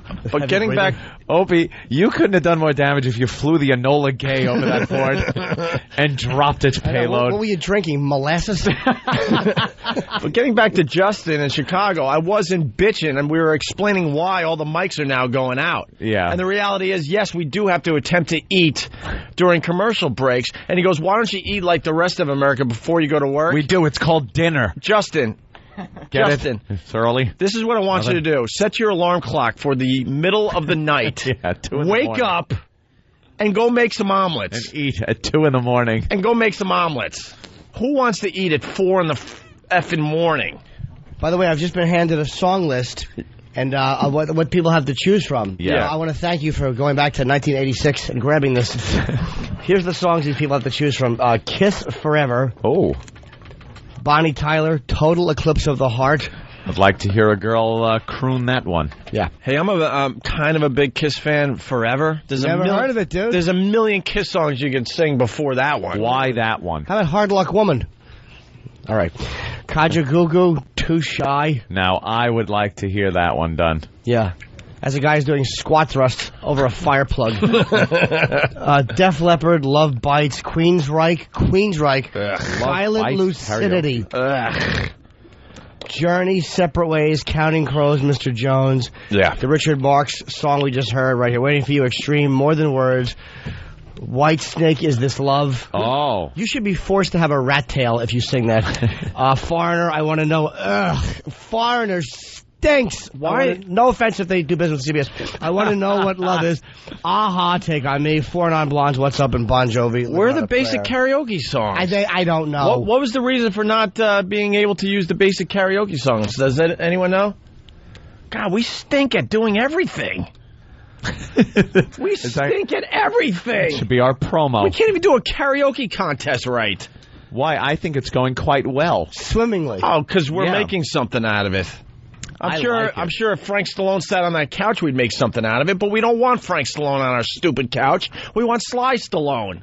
I think, Than, yes. Than, go ahead. I think the thinking was to get songs that would be difficult to sing, but that people like Aha. Harry song. I have no problem with the song selection. All right, thanks. I think they are difficult songs to sing, and most people know them except for that Kiss song. Oh, my God. And they're guilty pleasures, some of them. Yeah. Yeah, Total Eclipse of the Heart. I mean, Yeah. you know, if you and your life partner are going to Plato's Retreat, I mean, you might as well enjoy it. Hey, Fast Freddy. Plato's Retreat. Fast Freddy, who I love for the most part, he's a faithful listener from Jamaica Station. Today I learned Opie's the only man in America that gets up at 4:30 to start the day. That's not what I'm getting at either. I know a lot of people start their day early, but most people do not attempt to eat as soon as they wake up at 4:30 in the morning. That's what I'm getting at. Those people that get up as early as we do here on the Opie and Anthony show, Yeah. they too wait about an hour and a half before they attempt to eat. Yeah. All right, here's the... I don't eat till we're on the air, and I get up at 3 o'clock. I do 2.5 hours of calisthenics. Do not. Anyone who does calisthenics when they wake up should be shot. Jack LaLanne is the last person to do a calisthenic. Deep knee bends and some toe touches. You know what I do? In your mouth. I wake up my girlfriend, and we throw the medicine ball back and forth at 3:30 in the morning. Sitting on the bed back to back, Yeah. passing it around. Yeah, to get ready for another day of radio. Eye of the Tiger playing in the background. Right. And then she gets to go back to bed. You know what? And then I do jumping jacks. I touch my girlfriend's bare bottom when she's sleeping over, and she's wearing her awful pajama top, and I just grope her until she wakes up, and then I leave. It's a goodbye/assault before I come to work. That is terrible. I actually make that noise. I'm just grabbing her ass. All right. There's nothing better than a good hiney rub on your girl before you leave the house, though. Like the way Caligula rubbed that girl's stomach before he brutalized her husband. You just kind of you rub you rub the stomach and you just pat it like she's a chuck of meat. Well, isn't she? Of course she is. All right, here we go. The last finalist. God, all our mics sound different. Oh, This is I know. Hilarious. And I'm going to get a talking to. So whatever, dude. Perhaps a bit more. I'm not listening. We'll go back to XM and do the whole show from there. give me a space in front of me where we could play some stuff, and we're going to continue eating during the breaks. Either that or my blood sugar level is going to drop and I'll pass out, which could make for good radio. Opie wants it to be like the scene in Goodfellas when he walks in for work. He wants somebody to come with a table and a tablecloth, place it down, put a little lamp and plug it in, and have Frankie Valli sing to him. We can't get Frankie Valli. We could have Steve C. belting out "Roses Are Red." Steve Carr will sing "Pendulum" to you. All right, that's what we should do. Make that sissy stand on an apple crate and sing as we walk in the morning. Serenade us, stupid. At least my mic works, idiot. Third finalist for the MacBook, it's Pamela Hartman singing "I Saw the Sign." Oh, boy. Right? I've got a new life, you would hardly recognize me. I'm so glad I'm a new person, like you. Oh, dear bother, you're not the one for me. Is enough? I saw the sign, and it opened up my eyes. I saw the sign, life is demanding without understanding. I saw the sign, and it opened up my eyes. I saw the sign. No one's gonna drag you up to get into the light where you belong. Where you belong. Sounds like she's being threatened to sing this song. Like there's someone with a gun to her head. Yeah, she's singing this for Tawhid and Jihad on her hands and knees with a rifle pointed at her. Congratulations to Pamela Hartman. You have won the MacBook. Fantastic job. I like Pamela's version of "I Saw the Sign." We're not voting today. I give it to Pamela. It's a swine. I want that burned, and I want to be able to put it on my iPod. Yes. I saw the swine. I saw the swine. Swine. What's a swine? Swine. At the swine post up ahead. Your next stop, the Tweedledee Zone.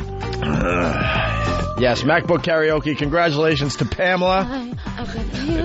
Definitely another play. I'm so glad. You just won the new MacBook, sleek and sexy, and it has everything you need to explore all your creative possibilities. Head to the Apple Store or apple.com to check it out. Once again, Pamela Hartman wins today's MacBook. Here she is again. I saw the sign, and it opened up my eyes. I saw the sign, life is demanding without understanding. I saw the sign, and it opened up my eyes. Holy Jesus, she sucks. Oh, she's devoid of talent. But she's got a MacBook now. She certainly does.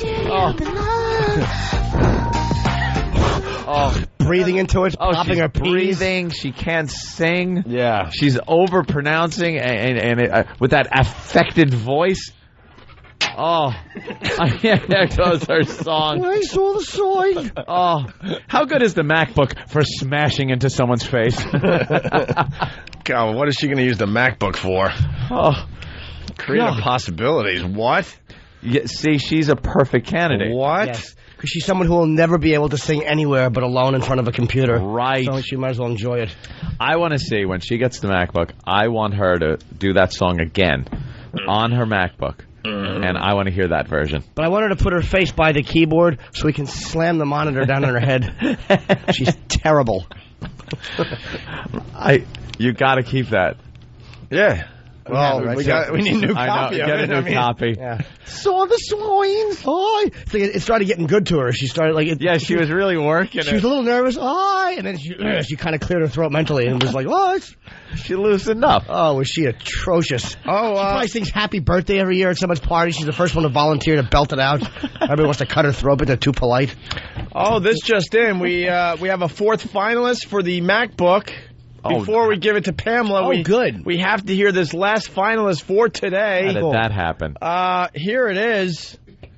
Why don't you just play that there, E-Rock? Not on your goddamn radio. The fourth finalist for the MacBook. Here it is. Let's take a listen.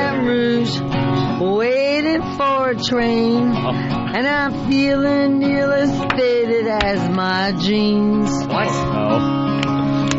Bobby thumbed diesel down just before it rains. He rode us all the way to New Orleans. This is my drunk mom. I pulled my harpoon. This is my mother and my drunk off her dirty ass. red I thought it was Janis bandana. Joplin now. I'm singing song. Come on. I'm singing song while Bobby sang the blues. Oh, she had the voice of an angel. Windshield wipers slurping time. I was holding Bobby's hands in mine. We sang every song that driver knew. Freedom's just another That driver would have swerved before he picked you up. Nothing left to lose. Nothing. Don't. Steve from Bay Show sounds, she sounds like an angel. The angel of death. Tell Steven, that's why I mentioned Christopher Walken. Feeling Of course. good, our Lord, when he sang the blues. You know, feeling good was good enough for me. Good enough for me and my Bobby McGee. Is this why Ant's father fled to From California? Kentucky coal mines to the California Coal sun. Hey, Bobby, share the She's had a secrets few. of my soul. Through all kinds Rolled of her R's weather. there? I believe she had a few Everything spritzers. that we've done. Hey, Bobby, baby, kept me from the cold. Cold. One day up near Salinas, Lord, let him slip away. He's looking for that home, and I hope he finds it. But I'd trade all up tomorrow for a single yesterday to be holding Bobby's body next to mine. People are wishing that my father would have hit her with that plate of spaghetti instead of the wall when they had the big Nothing argument. left to lose. Nothing. That's all that. Feeling good was good enough, Lord. Did you tase my mother? I sure did, Anthony. Tom Chiusano saying, please don't disparage Drano, because they're a sponsor, even though your mother gargled with it before she sang. Hey, man, that's not even the good one. Mercedes-Benz is better. Well, the funny part was as she's singing, she's putting all the inflection in the wrong places, and the verses are not coming the way they're supposed. What do you think? She was hammered. One day up near Salinas, Lord, I let him slip away. Slip away looking for that. Hope he finds it. So instead of like being in verses, it's like Nicholson wrote, "All work and no play makes Jack a dull boy." She's just kind of one word, then 30, and then 2. My father burnt rubber to Route 80. That's how fast he got out of New York. Hey, Tim's here with his awesome set of tools. He's got to fix this place. So Yeah, he could fix it. we're going to step aside for a little bit. But can we play Mercedes-Benz going in a break? More of why Ant's not? mom on the Opie and Anthony Show. Lord, won't you buy me a Mercedes Benz? My friends all drive Porsche. I must make a man. Work hard all my life with no help from my friends. Shut your yap. Oh Lord, won't you buy me a Mercedes Benz? Shoot him now! Shoot him now! Not on your goddamn radio. Lord! Shut up! Lord! This is retarded.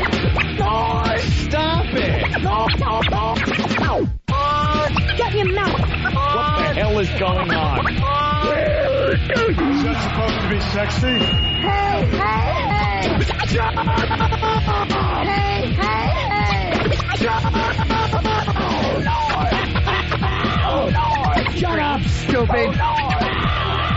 God damn, is that funny? Not on your goddamn radio! Oh, what a bitch! Oh, mother ass, son of a bitch!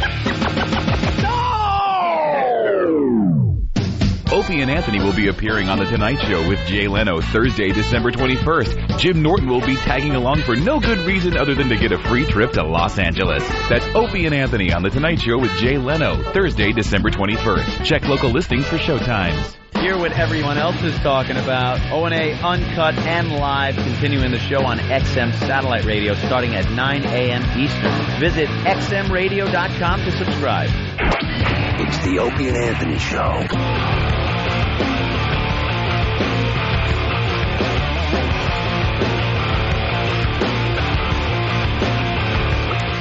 we're back with the Opie and Anthony show. The board has been ripped up. Tim is in here with hair dryers. I never saw how that was done. Wait, I don't know which mic you are anymore, Jimmy. There's a bunch of... Oh, wait, that's you. And talk. Hi. Talk again. Hi. All right, we're good. We're good. Bunch of... The board is there's a big board. I didn't realize it was a lot of pieces. I thought it was one huge piece. No, it's very modular. No, there's a huge hole in the board now. They were in here with, like, hair dryers and stuff. What a nightmare. Trying to fix it. All right. I like the fact that you took charge and spilled a little liquid. Show him who's boss. Absolutely. Take a nice take a milkshake next time and dump it in there. That's what I do next time. Yeah, it's the Opie and Anthony show. Our phone number is 1-866-313-FREE. That's 1-866-313-FREE. All right. How you doing over there, Anthony? Good. Trying to get some cameras up. You know how it is. Yeah, I blew that too. We have a camera crew in here for something. I don't know what for, but they're doing something with Pal Talk. So Anthony's getting some of the windows up on a big screen so they can film it nice. Right? And you know, of course, it's one of the days where all of the real, you know, sexy, provocative girls aren't on. We got, you know, pretty girls on and stuff, but I want to see some action. Could somebody flash just for a second, please? No flash. No.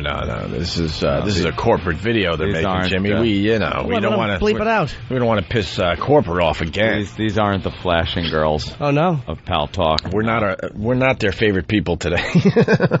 Between your rants, me spilling water into the. I'm the golden child. You always are.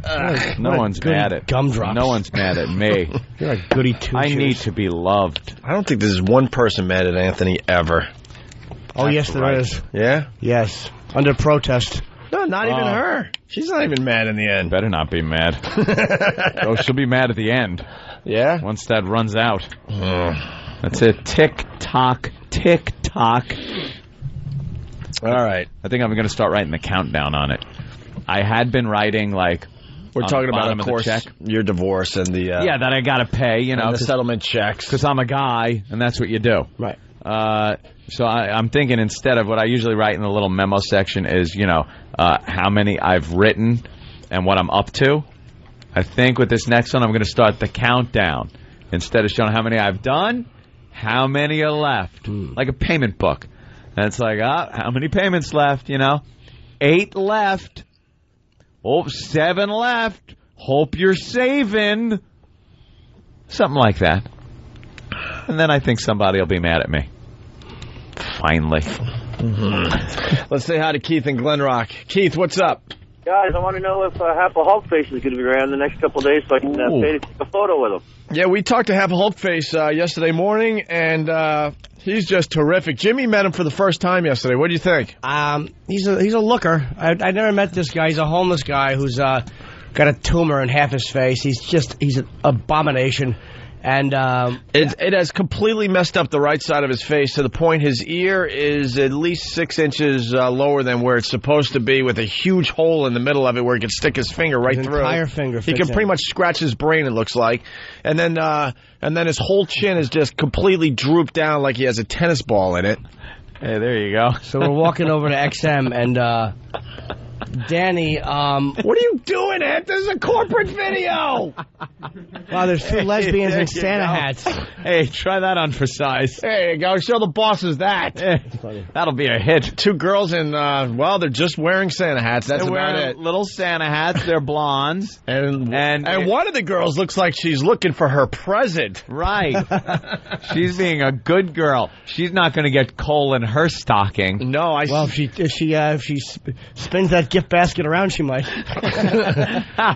There's a gift in a pretty box, and she's looking for it.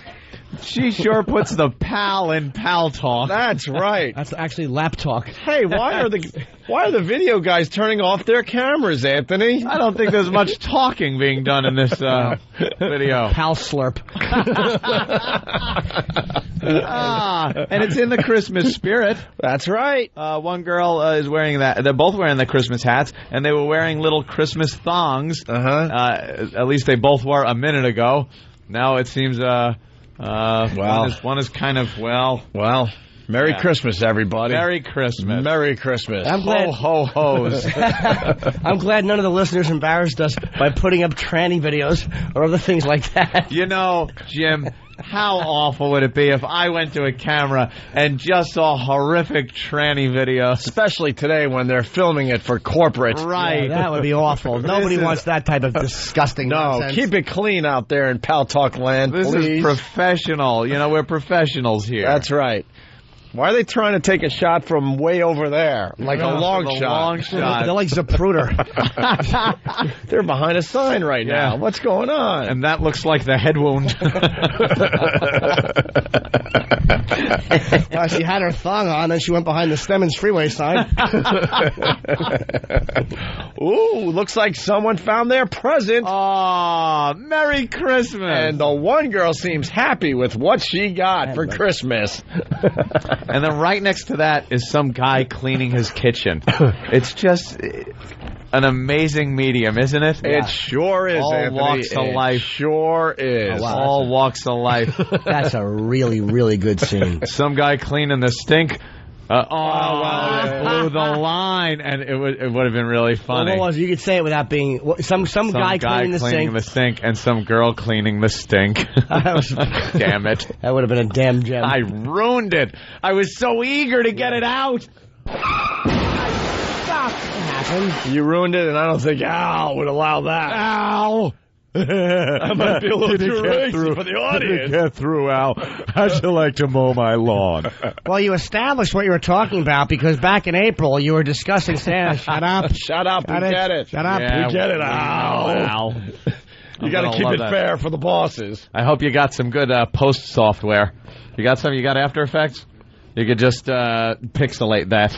Yeah, well, now they're filming it for their own private use, obviously. That is fantastic. This is for the gag reel. Could be two ways to say that. God, that is sexy, man. That's a really good scene. Oh, boy, more equipment coming into the studio to try to fix the board as we broadcast to the entire country. Why don't they just lower Travis in there with a rag? Yeah, no kidding. Travis could fit in here. Little fawn body. So anyway, half a Hulk face. Yes, we want to get photo ops with half a Hulk face. Whoa, hey.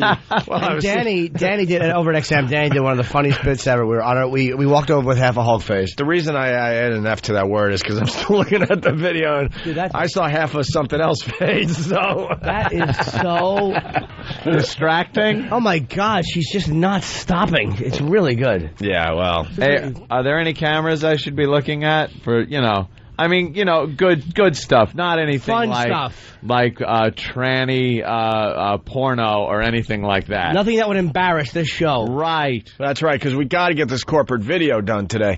Jimmy, half a Hulk face, yes. What did we do yesterday, and what do we want to do? I think Friday we're going to go for photo ops outside the station. Yeah, we walked over with him, and I had never met him, so it was kind of fun listening to his story, because I was in L.A. when he was first introduced to the show.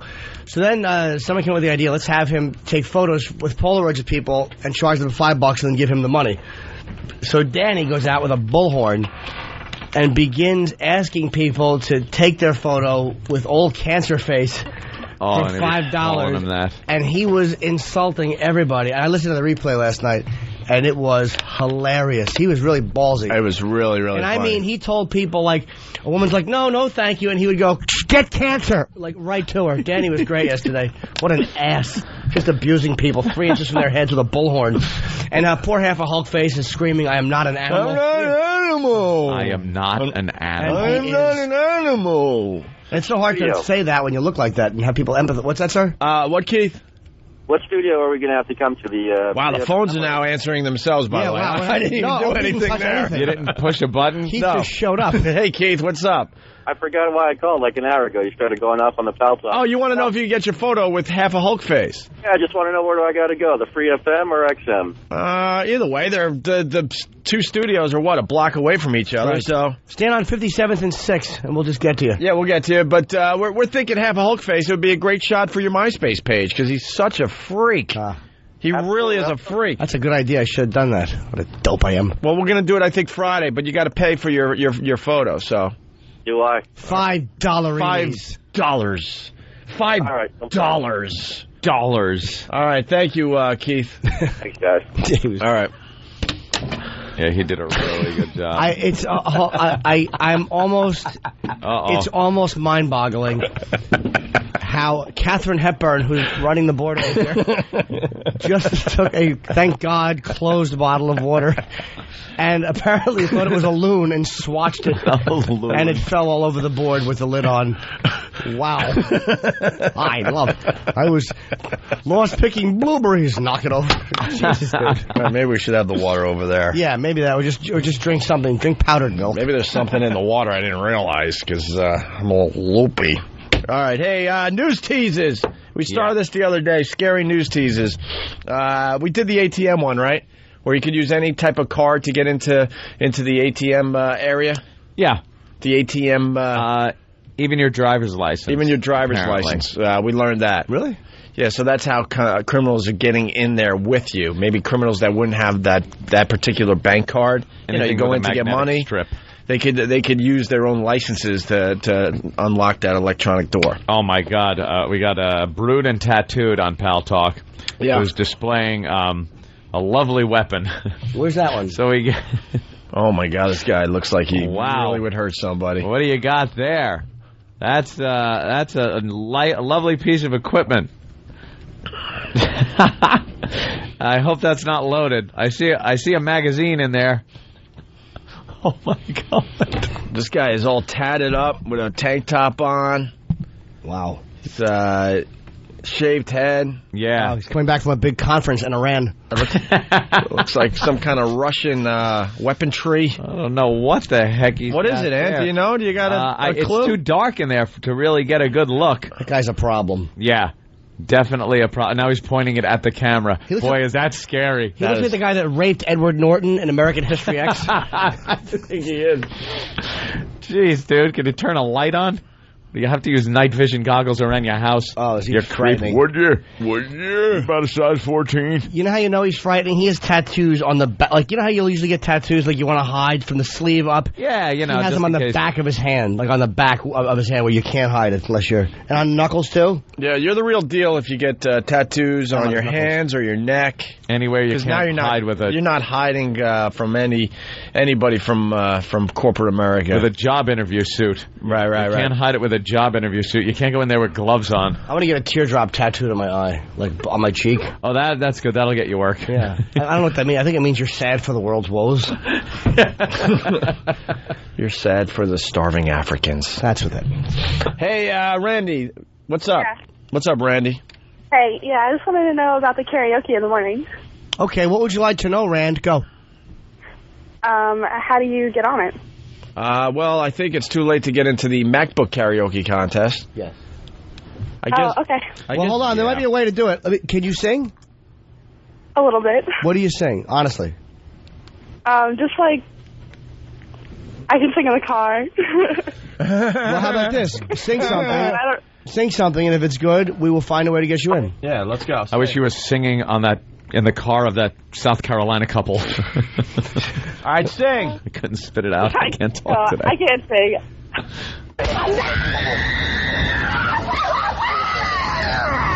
Goodbye. What'd she then. say? I Go. can't. Yeah, she can't sing.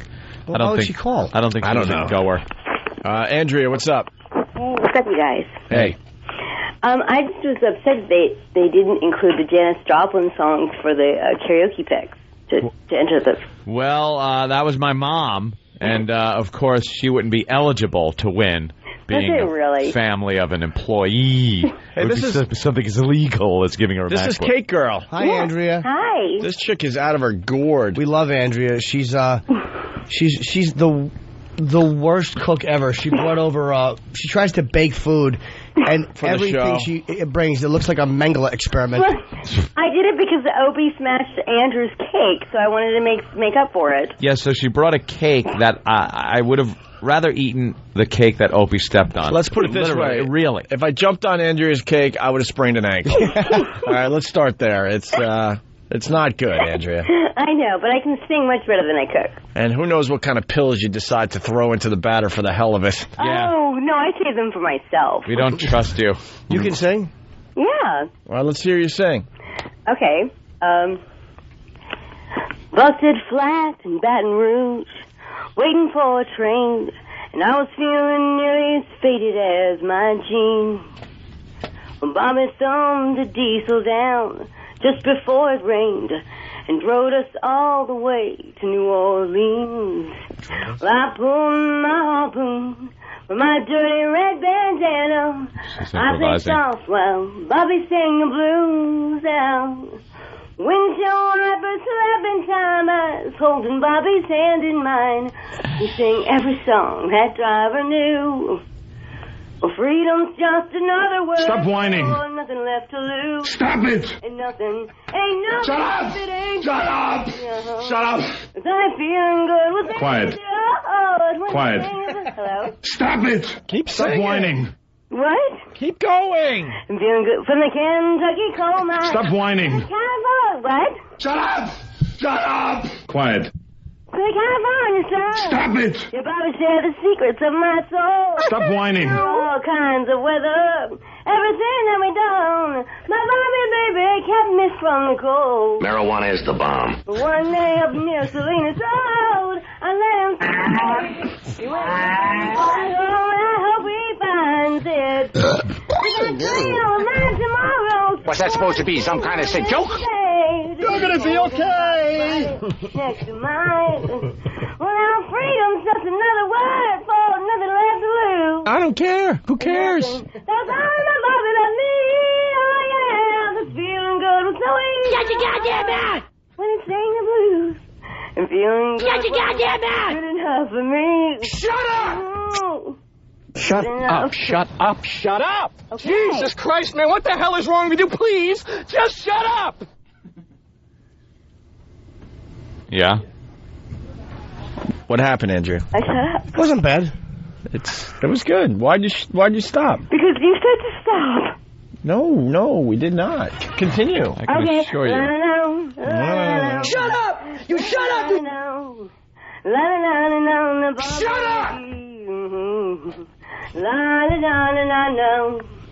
La la la la la. You want to kiss me or? La la la la la la. Bobby McGee. Why not? Why not? You shut up! You shut up! You shut up! Shut up!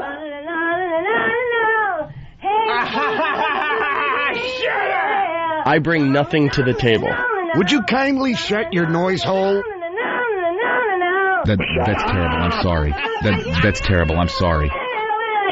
Goddamn rich horse. Shut up! Shut up! Shut up!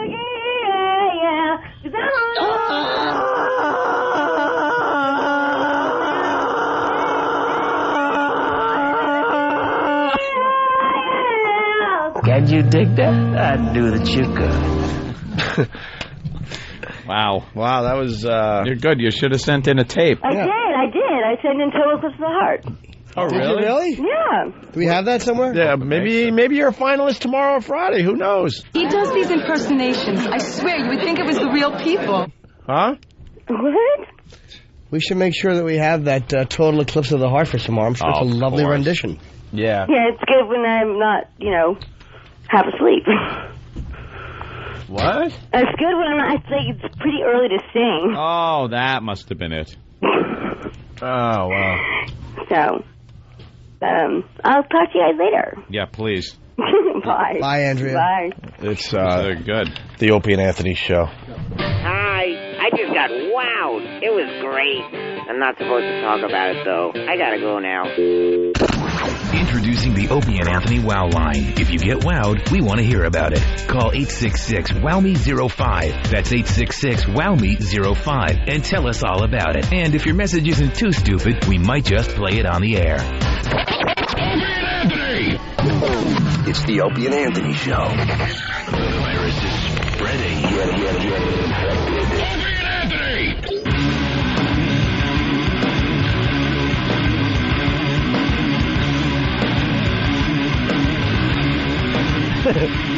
Oh, what a mess. We're back with the Opie and Anthony Show. Tim's still working on the board. It's just a mess. There's hair dryers and tools all over the place. If you're just tuning in, I spilled water all over the board, and my mic went out, then Anthony's mic went out, and then Jimmy's mic went out, the trifecta. But Tim running around like crazy, rewiring the whole place on the fly as we attempt to entertain America. All right. News teases, Anthony. News teases. Love the news teases. Scary news teases. Can't tell. There we go. Why'd you... Uh-oh, Hawk. What, Hawk? Eric just uh-oh'd. Why are you uh-ohing? I thought his went out, too. I was going to go get Tim, but... Yeah, it didn't sound like I was on for a second, but I am. Yeah, you're just a lot lower in the mix. Yeah. How he has it wired right now. It's okay. And they're checking out... They're checking out Tim on Pal Talk. That's the beauty of the Pal Talk cameras. They're watching him work during the commercial breaks. Scary news teases. It's good that Tim does a little wiring. His hands like Fred Flintstone. Really? Oh, could you pick a less delicate-handed individual to do that? I have smaller and more dexterous toes than he has fingers. He's got big, meaty hands. He's trying to get into these small crevices on the board. He's got to be packing. You think Tim's packing? Yeah, all girth. Just a massive, like... No, 3x7. 3x7. All right, let's get a couple scary news teases on before we get out of here. It's a way of life. We love these things. Everywhere, any city, you watch the news, and they try to scare you. Yeah. They, toys that can kill your kids. We got one of those. They won't tell you what it is. Oh, boy. A little wacky. Oh, boy. Wow, the water went all the way over there, I guess, huh? Water will seek its own level. Why do I feel if I talk louder, it'll fix itself? There, I'll talk louder. There, it'll push the water out of the electronics. Yeah. Oh, there we go. I'm back. You're back? Yeah. All right. For the time being. That must have shaken the water off of it. Let me just shake this whole thing. Just bounce around a little bit. Don't touch it. Don't even look at it. Any town, you'll see the news that'll scare you. Your kids, your car, they'll warn you about a certain vehicle that you might drive could be deadly. That's right. And then you go, wait, I got to go to the store. Ooh, just can't you blurt out the vehicle? And if it's mine, I'll watch the story later. If not, screw yourself. Have we made it perfectly clear that this is a complete cluster F today? Yeah, but it's fun. Corporate came in to make a corporate video, and we start popping Pal Talk cameras on a huge screen, and it's nothing but hardcore porn going on. Well, that was fun. And then they wanted film us on the air, but we're rewired now, so we're not in the normal positions we're usually in. There's a big hole in the board, so that shot's going to look awful.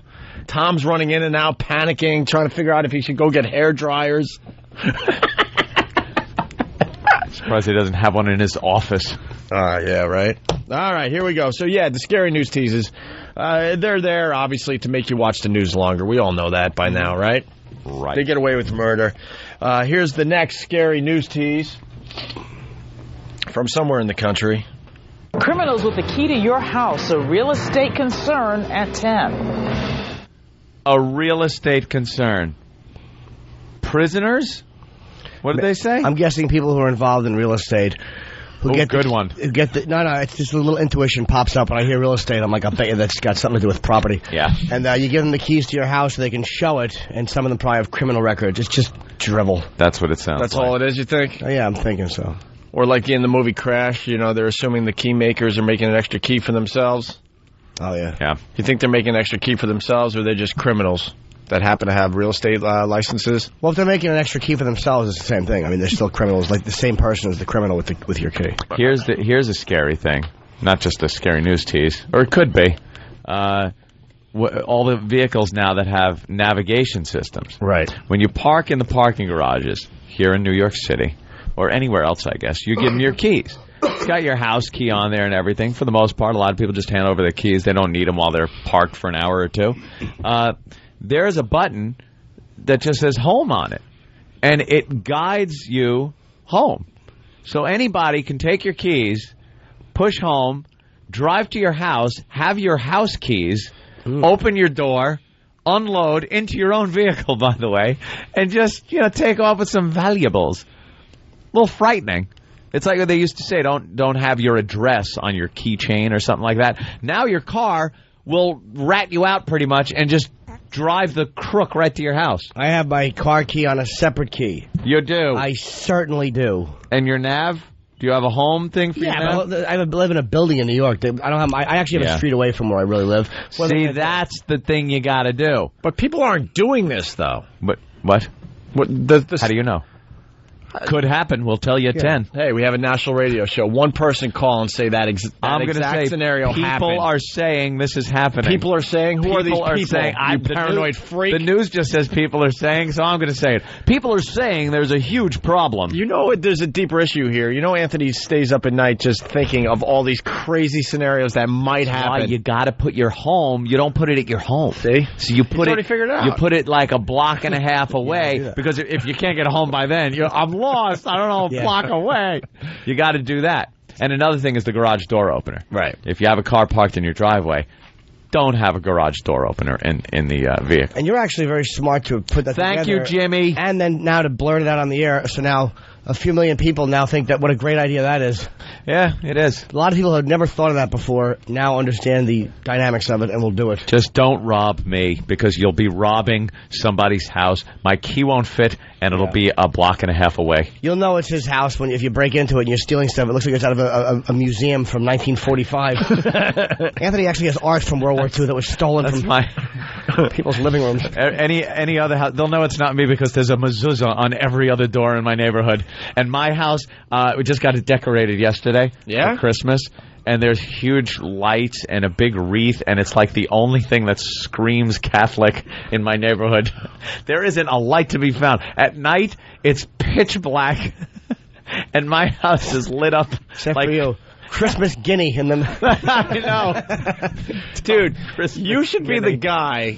Because of the neighborhood you live in, you should be the guy. That really went all out. See, I didn't go all out. Where the music goes along with the lights, where it's a local tourist attraction. Yeah. Where the cars people drive by, and just annoy the neighbors. There's one in every city, one dope that has to be the attention getter. You should be the attention getter in your neighborhood. I kept it very subtle for the house, a few lights up the pathway, lights on a tree in the front yard, and then I have columns.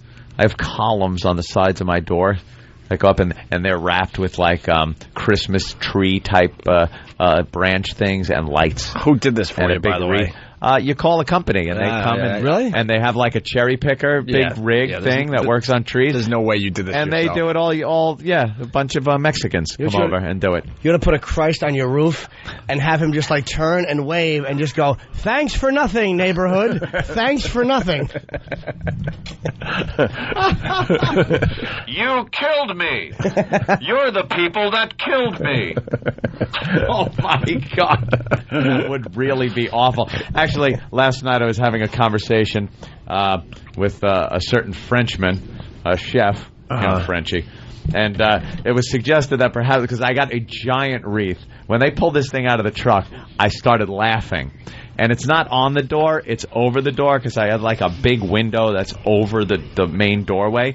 And the wreath is hung there. This thing has got to be about 8 feet across. And I was thinking how funny it would look to arrange red lights in the middle to light up in a certain pattern at night. You wouldn't see it in the daytime, but when you plug it in, bam, there it is. Oh, Oh, my God. No, it's the symbol I of would peace. never do it. Oh, my God. Many cultures use this as a symbol for peace. That's right. The American Indian used it, and as a matter of fact, many Asian cultures see it as a peaceful emblem of, I'll leave the town immediately. We're getting a look inside his head, you know that. No, I would, He stays again, up at night thinking of these things. this is one of those things that you think about, but a sane person never does. You think about the horror it would bring to people, and you never actually go through with it. Don't be silly now. All right. Hey, what's the answer to this dumb thing with the real estate? I guess criminal records and they got your keys is the obvious answer. Yeah, it's basically ex-cons becoming real estate agents and then therefore having the key to a potential homeowner's house. Oh. So they could go back, steal your stuff. Sounds dangerous. Oh, Dan, thanks for covering it. You got it. Thank you, Dan, for that coverage. You're welcome. Like I do with the news, you know. Thank you, Dan. Yes, back to you, Greg. Well, you can't have scary news teases without a sex offender's scary news tease. Scariest things in the news are the sex offenders. Here we go. Here's a local daycare center, and here are the locations of 6 dangerous sex offenders living and working in the area. Here's a local preschool, and here's where a level 3 sex offender's working right next door. Why shouldn't be right next to a preschool? Fox Undercover found out it's happening all over the state, and it's completely legal. Tonight on Fox 25 News at 10. To calm the drums down in the background? The music. The hell is that ominous drumming? It's not an action picture. The Molester. He's a regular guy, and then he gets zapped by radiation. He comes out of it with a big M on his chest. Yeah. Psychic power knows where all the little preschools are. Able to leap giant cribs in a single bound. Little creep. You would think they would have like a no kid touching zone around the schools. Well, like they're supposed to be. Like they have no drug zone. No drug zones. Yeah.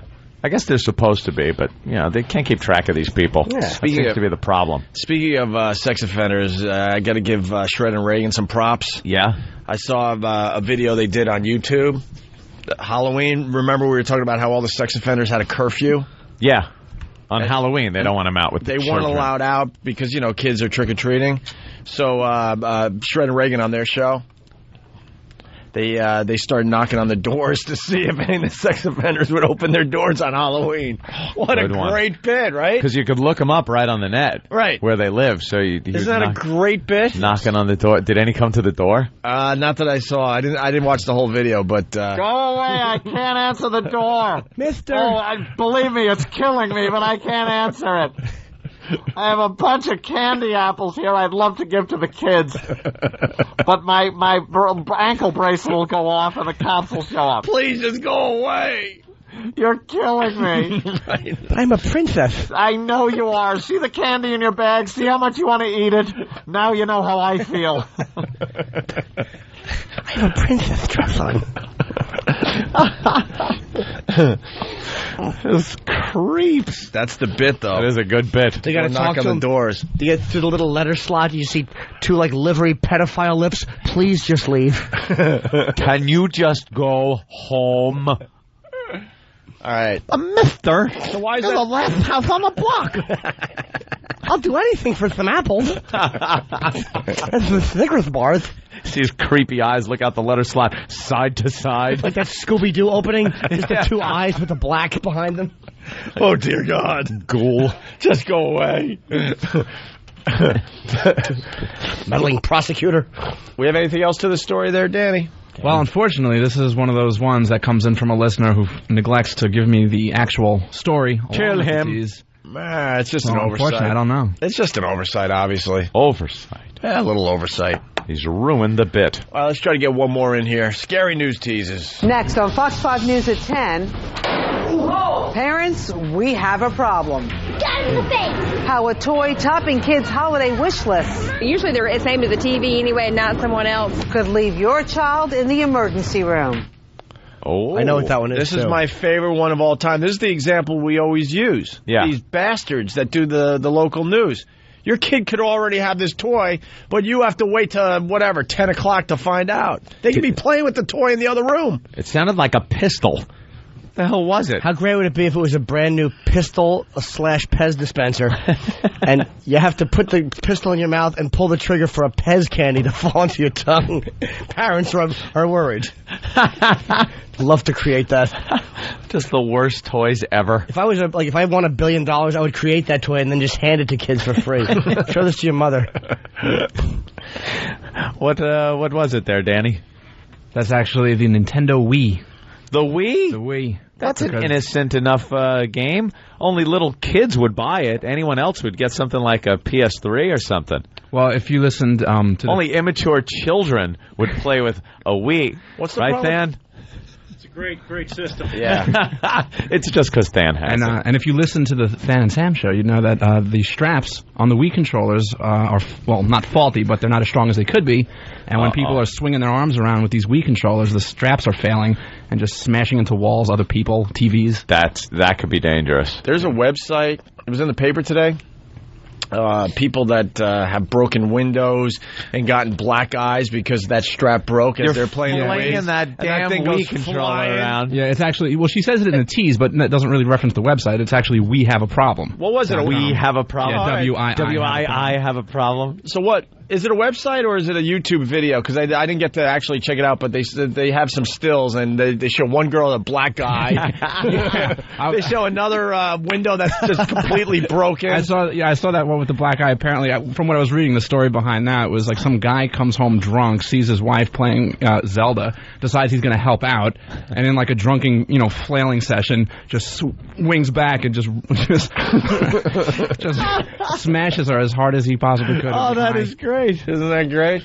And what's happening? They're breaking like in half or something, or the one control's flying off. What are you using? What game are you doing where you don't have both of them clinched in each hand? Than, you're a Wii expert. The Wii Sports games. Wii Sports games. Where it's like a tennis racket, I think, is when people get real so you're excited. like swinging this imaginary tennis racket is what it comes down to. Isn't it two things that are kind of held together by some kind of nunchuck cord? Well, that's the nunchuck attachment, yes. Oh, that's okay. Certain games use that and certain games don't. The boxing one uses the two. Uses the two. So if you just have one, you're just holding one and there's no wire or anything? But there's a wrist strap. A wrist strap. But that apparently has been failing as well. Or people aren't using them. Yes. I gotcha. Wait, you're actually playing with that where you move your hands around? Yes. Oh, here he goes. Here goes Jimmy. He doesn't like any gaming, and this he would just think is ridiculous. I've seen the graphics. It's like they're like big. It's like a big giant tennis ball. It's just very, very cartoony. You swing your arm, and the little character swings. Oh, just like I'm playing. Yeah, is it? I want to see where they come out with the Full Metal Jacket one, and you're marching into a bathroom with a shotgun and a T-shirt. Look, when I sit down in the toilet, the character does it. Some people enjoy the Wii. Some people really like the Wii. What can I tell you? Like Than swinging his arms around. I'm looking at some of the videos. There's like dents in the ceiling. A lot of TVs with busted fronts. Yeah, it's amazing how many of those things have just flown into the front of the TV sets. A broken window. Wow, this Wii is actually stuck in the actual TV, the frame of the TV.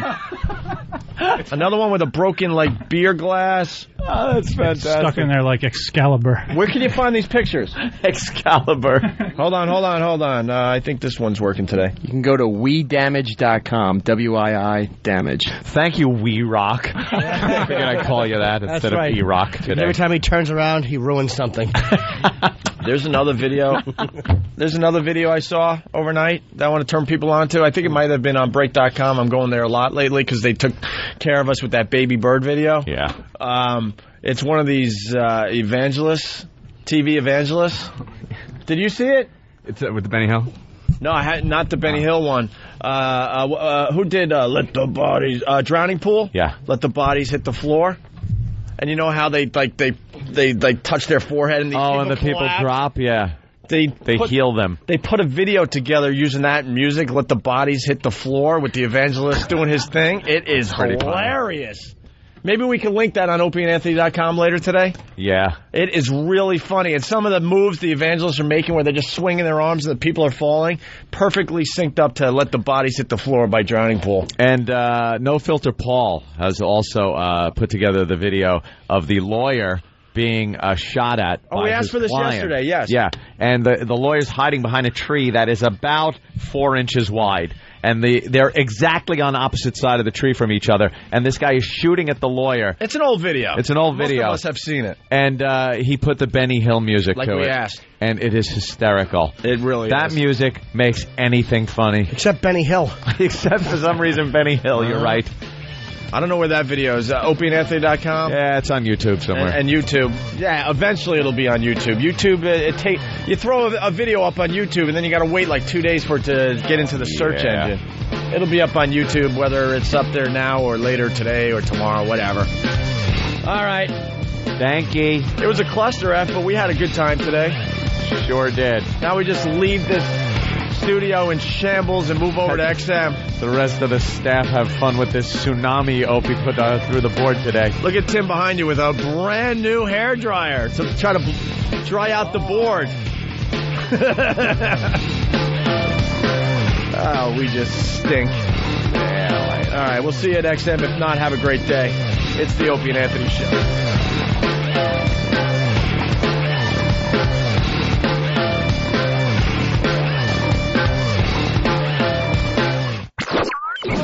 Jingle bell, jingle all the way. It's the 2006 Homeless Shopping Spree, only on the Opie and Anthony Show. Coming this Saturday, December 16th from 2 to 6 p.m. Eastern. The Opie and Anthony Show is going to bring a busload of homeless degenerates to a snooty mall, maybe one in your town, and give them some money and take them shopping. Golden Buns is gonna get busy. Immerse yourself in a time-honored tradition. Enjoy the holiday spirit and the stench of booze and vomit as we partake in another homeless shopping spree this Saturday, December 16th on the Opie and Anthony Show. Bye! It's the Opie and Anthony Show. The Opie and Anthony XM walkover begins now. Hi. Hey, these mics work. Outside Free FM. We left that place in a complete disaster, by the way. A wreck. No, we didn't. David Lee Roth did. They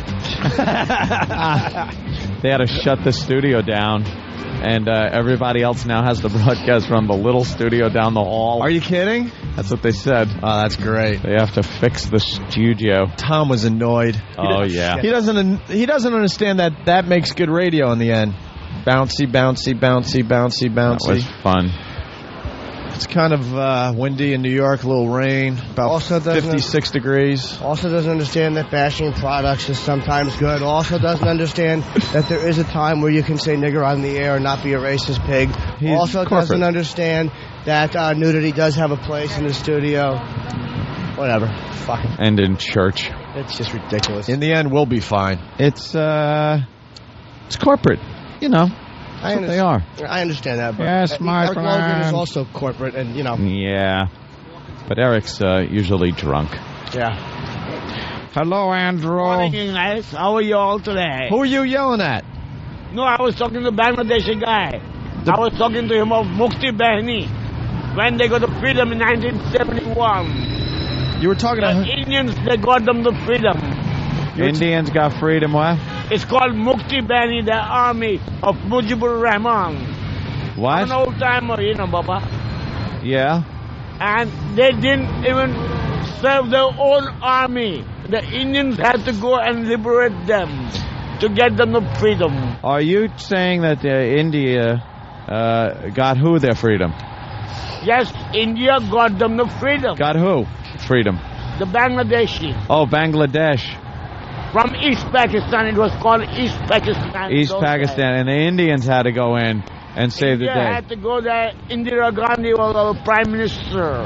Gandhi? Indira Gandhi. Indira Gandhi. Indira Gandhi. Right, I remember her. Sure, we remember that. Yeah, not Mahatma Gandhi. Not Mahatma Gandhi. No, he's the skinny guy. Yeah. A skinny like me. Yeah, with a big light bulb The only head. thing, I don't have no glasses. Right. If not, I would. But he's just Mahatma like you. All he ever did was sit down. That seems to be what he did. If I had the glasses, I would look like Mahatma Gandhi. All right, speak a different language for us. What kind of language you want me to speak? The language of India. the housed. Huh? Anything. What do you got? Spanish. Exactly. Speak from the Necromonicon. The what? What? What? This is so fun. It's called Yahuwah. I'm a whore? นี่ซิกชูฝ่ายนั่นถ่ายแล้วว่านัวมาเอาชีนา What's that? What language is that? Cantonese. It's what? Cantonese. Cantonese? Cantonese. I love that. The cooking is fantastic. What are the languages? You speak Indian from India? India. Okay. आप कैसे हो? And what else? कैसे नहीं हो? You're just an a-hole? आपने क्या बनाया से आपने बालों आसन के दादा I know what it doesn't mean. Do you sell toothbrushes here? All right, let's get out of here. Andrew, of course, Andrew, we'll see you Saturday. I know what it doesn't mean. That's good, Ant. Oh, those fucking teeth are frightening. Wow. I understand the homeless basically are worried about shitting in a place where they're not being piped. So, Exactly. What's up, bro? Other priorities, but Yeah. his teeth are exceptionally awful. Wow. Fucking Zell wouldn't take one of those out. It does. His teeth look like every skull that was piled up in Cambodia. Wow. Codename The Cleaner. Lucy Liu, Cedric the Entertainer, and Nicolette Sheridan. That looks really funny. That just the picture on the bus. You got to read the there. slug line. In a dirty world, he's our only hope. Well, you have a black man, an Asian girl, and a white girl, which covers all demos. I hope that movie makes fucking $8 at the box office. By the way, it's called The Cleaner, codename The Cleaner, and he's holding a vacuum cleaner. So, yeah, that's comedy. Codename The Maid. Codename The... That's not codename. That's birth name. Maybe we shouldn't make fun of the cleaner because they may advertise on CBS properties and yank all their advertising. True. Good thinking, Jim. Good thinking. Boy, am I not going to let that one go. You tried to cross the street, Opie, and the light was red. Yeah. And you had to turn back. I had to look all awkward. You were going to be crushed by a big truck. Oh, these traffic people. You have a useless job. You wanted to be a cop, but you're not. So now you stand in the middle of the road and direct traffic. Do they realize homeless people do that during blackouts in big cities? They just stand in the middle of the road and direct traffic. Really isn't skilled labor there. All I want is to see one traffic person just hit by a fast-moving car. Oh, it's happened. Yeah. I'll tell you one thing. They ought to get skinnier people for that job. Because many a day I almost hit them with my mirrors because they stand in the middle of the road and they're big and fat. Fat gorillas. Oh. Hello, miss. All right. Don't look at me. Hey, female Jimmy Carter. He's the guy. Awful. She's shitting. Miserable day. I was the one-up, though. It's nice. Yeah, but yeah. I got a new bit. Did it work, though? What'd you do? You saw it, right, E-Rock? What was it? The one that was annoyed at you? I got in front of her and just stopped short. She banged right in the back of me. Oh, beautiful. Oh, only she had a strap on. Ooh. I was walking one time down the street. I bent over to tie my shoe, and a guy walked into me, and I told you his cock hit between my ass cheeks. He was reading. I just stopped to tie my shoe, and I felt his helmet put mush softly in between my cheeks quickly. Oh, shit. It was horrible. Was you reading Honcho? No, he wasn't. Would have been a coinky dink. Why is Taylor trying to look sexy? Modest Yahoo have a holiday CD out or what? The Jew. It comes out after Christmas, Modest Yahoo. I know he's singing some kind of festive song. Of course he is. He's getting some airplay on XM. XM has a Hanukkah channel this year. Ew. Do they? What are they? How many Hanukkah songs are there? Really? 3. There's gotta be. There's the Lighten the Menorah one, the dreidel song. Oh, but they were proud of that one. And they were proud of that idea. Dreidel. A Hanukkah station. Made it out of clay. And then some, probably, that and like an Adam Sandler song. That's all they got. Right. All right, we'll see upstairs. We have nothing. Opie and Anthony, XM 202. They are the most vile, despicable human beings in the country. Creeps, ankle biter. Obviously, the strength is their ability to turn mistruth into something people would believe. Wow, how long is this guy going to continue to babble and say nothing? All day long. Shut up! All right, here we go.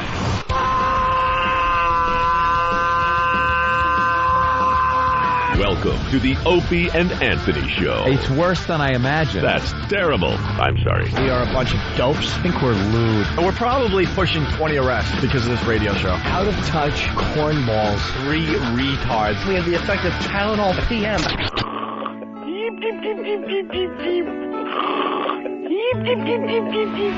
Opie. You know I could have been a model. Anthony. I'm gay.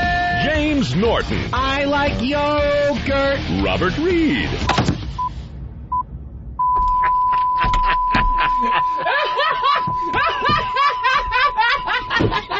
But enough of this palaver. Let's get the show on the road.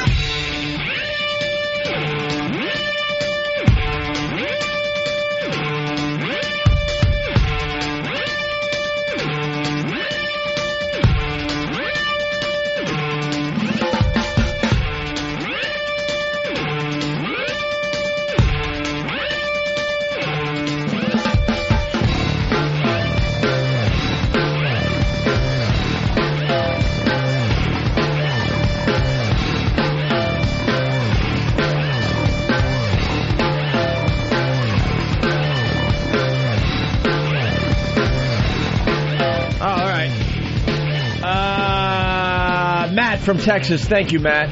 Off the instant feedback right away. That evangelist video is on the front page of Break.com right now, where it's put to the music of Drowning Pool, Let the Bodies Hit the Floor.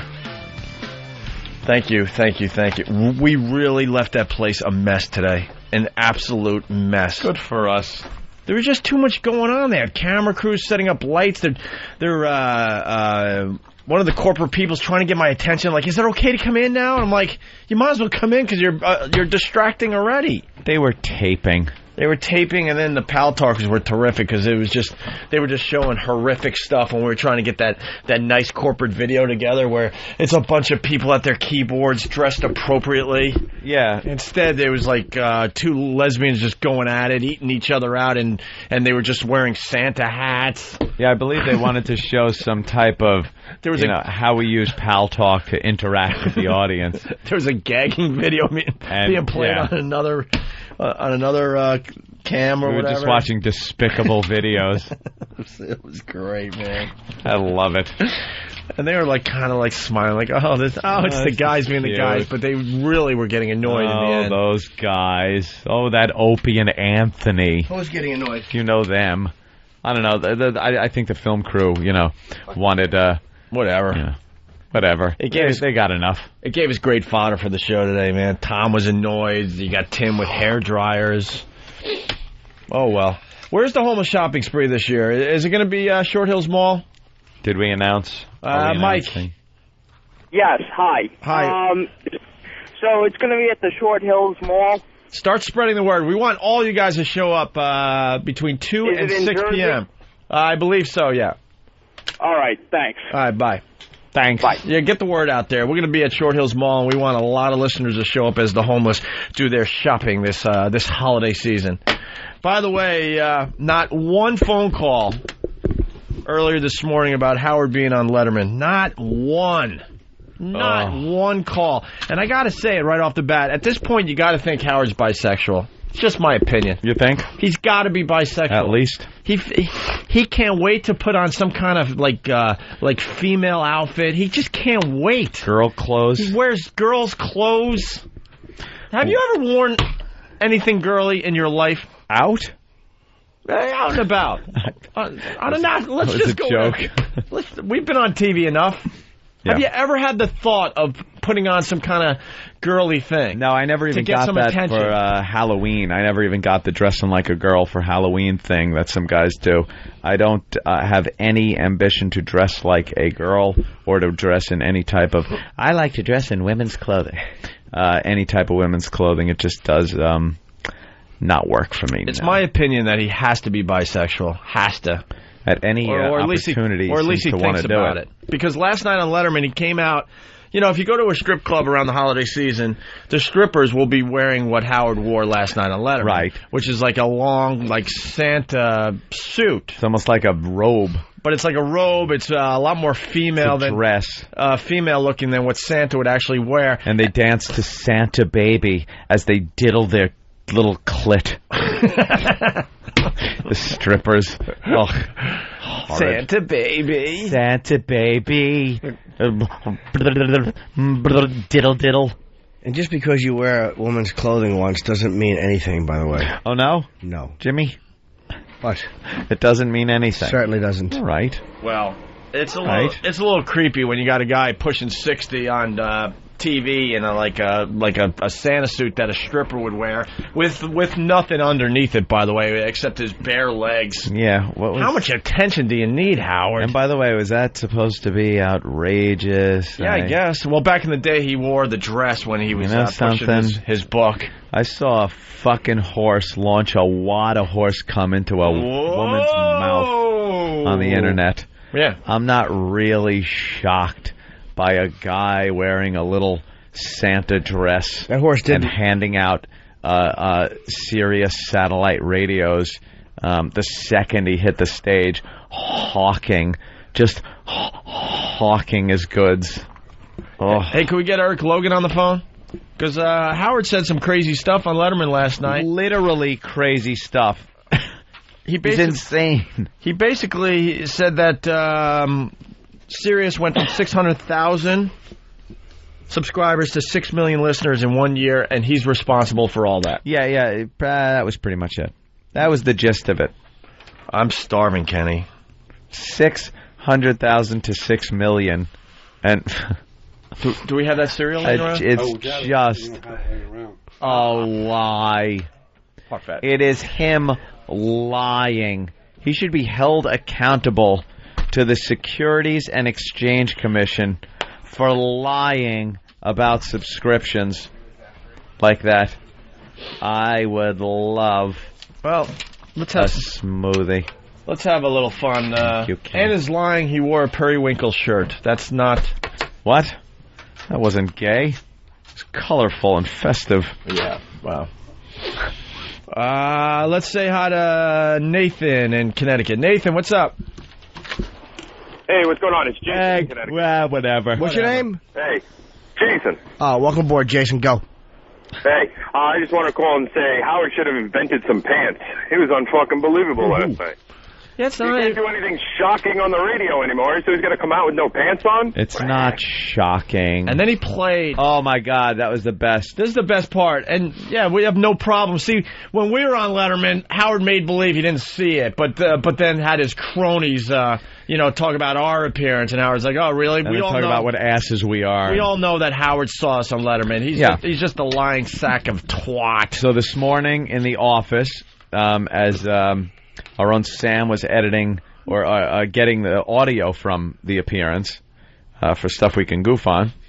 We were watching it, and Dave asked him about Howard TV, which is his subscriber-based E-show. Is pretty much what it was. Remember what he used to do on E? Yeah. Now it's subscriber-based. You got to pay, and really, no one is subscribing to this. Which shows two things.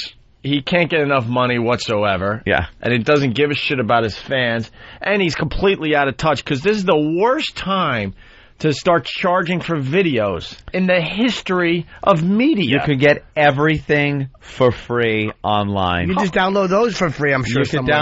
Believe me, those are available for free. I'll be honest with you. Anthony and I and Jimmy, we have up to, at this point probably 10 plus years of video. We've been filming stuff for over 10 years at this point. Yeah. It really got aggressive as far as videotaping everything when we were at WNEW. But even at AAF, we had a TV show and we had a crew coming in all the time, a local TV show, no big deal. Yeah. We understand that. And we were filming our own stuff as well back then. We were thinking of putting out a DVD.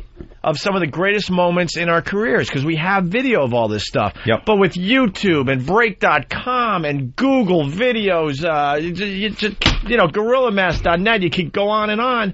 This is the worst time to charge someone to see an outrageous video. You put out one DVD, it would be all over the net, immediately downloadable to anybody and seen on various video sites. It just happens. That's the way it is. Showing he's completely out of touch and he's very greedy and doesn't give a shit about his fans. What you do with your videos at this point is you get them out there on the internet and stuff and allow that to market your show. Throw it out there. And maybe make you a little bigger. And then in the end, maybe you get paid more because you're a bigger radio show. That's kind of how you should look at this stuff these days in the new media world, which he has no clue about.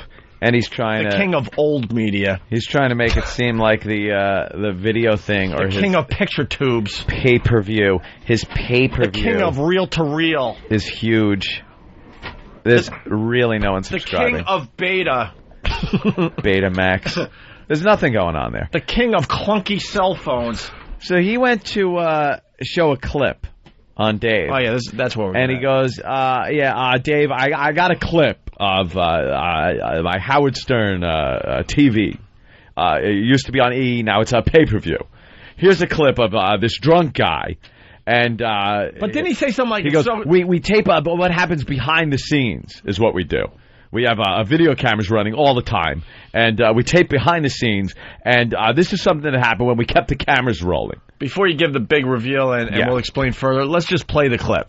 All right. And then the reaction, Ant and I looked at each other like... Oh, my God. What? And we'll explain in a second. Got my own TV channel, Howard TV. I'm on what is the Howard TV exactly? What is Howard TV? Howard TV is great moments from our radio show, uncensored. We're in the studio. It's wild. Now, does this cost people? Is this free? Yes, it does. I took my whole operation underground. Right. This is the longest I've been above ground. I'm like in a bunker. I took my radio show off of regular radio, went to Sirius, and then I took my TV show off of the E Network. Yeah. What does this cost us? Do we want to see this? This is probably about $12 or $13 a month, and you get a huge menu when you sign on. It's all on demand. You can watch whatever you want. We keep our cameras on even behind the scenes. So not only do you see the show, but you see what goes on behind the scenes. Oh, hey. It goes on further. Unfortunately, we don't have the whole clip, but they didn't know. Like Dan once said, these guys aren't expected to read my mind. But unfortunately, the clip continues like, it's just crazy around the halls, and we got the cameras rolling. Down the hallways, amazing. And then he sets up this clip. About this drunk guy who kind of falls over and he falls into a wall. And he's belligerent in the hallways. So they show him. And he made it sound like this is happening at Sirius. Yeah. Because they're just crazy over there. So they show him walking down the hallway, and you see this little black spiral staircase and some doors on the side of the hallway, and we all look and go and start laughing because we realize it's the hallway we're looking at. Yeah, that's the walk we do every morning. We walked right by the spiral staircase.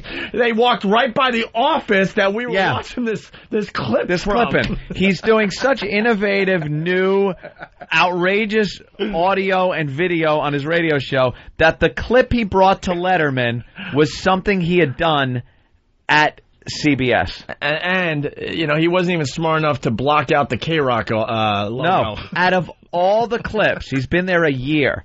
Out of all the clips he could have brought on Letterman to try to entice people to order his services, various services that are on out there, he chose a clip from when he was on regular radio. Right.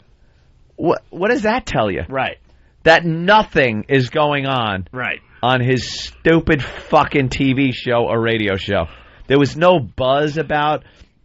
Remember when there used to be a buzz about him making appearances on talk shows? No one cares anymore. No one cares what this guy does anymore. It's a funny thing. Now it's satellite radio. $12 a month. That's an unbelievable bargain. But that's not all. To get that at $12 a month, that's like stealing. Are you kidding me? It's very important television. I got to say, in this day and age of, of Dancing with the Stars, you got to keep up. Absolutely. But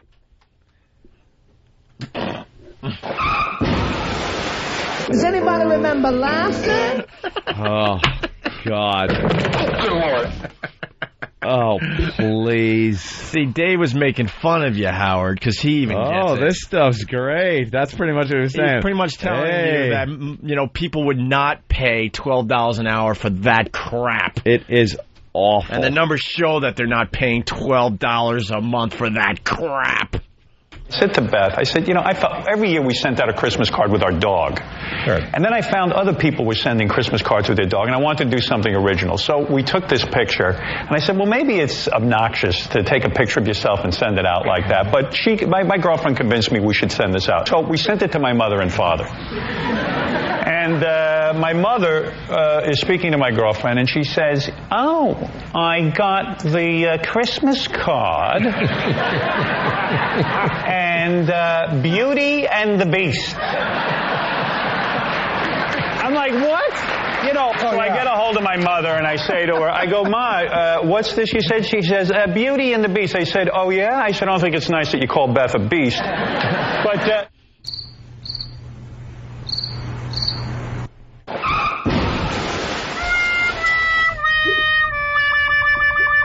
Does anybody remember last night? Okay, terrific.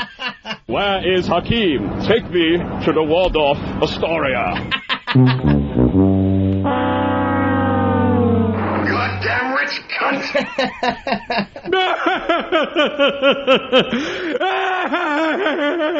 Did you see that jerk?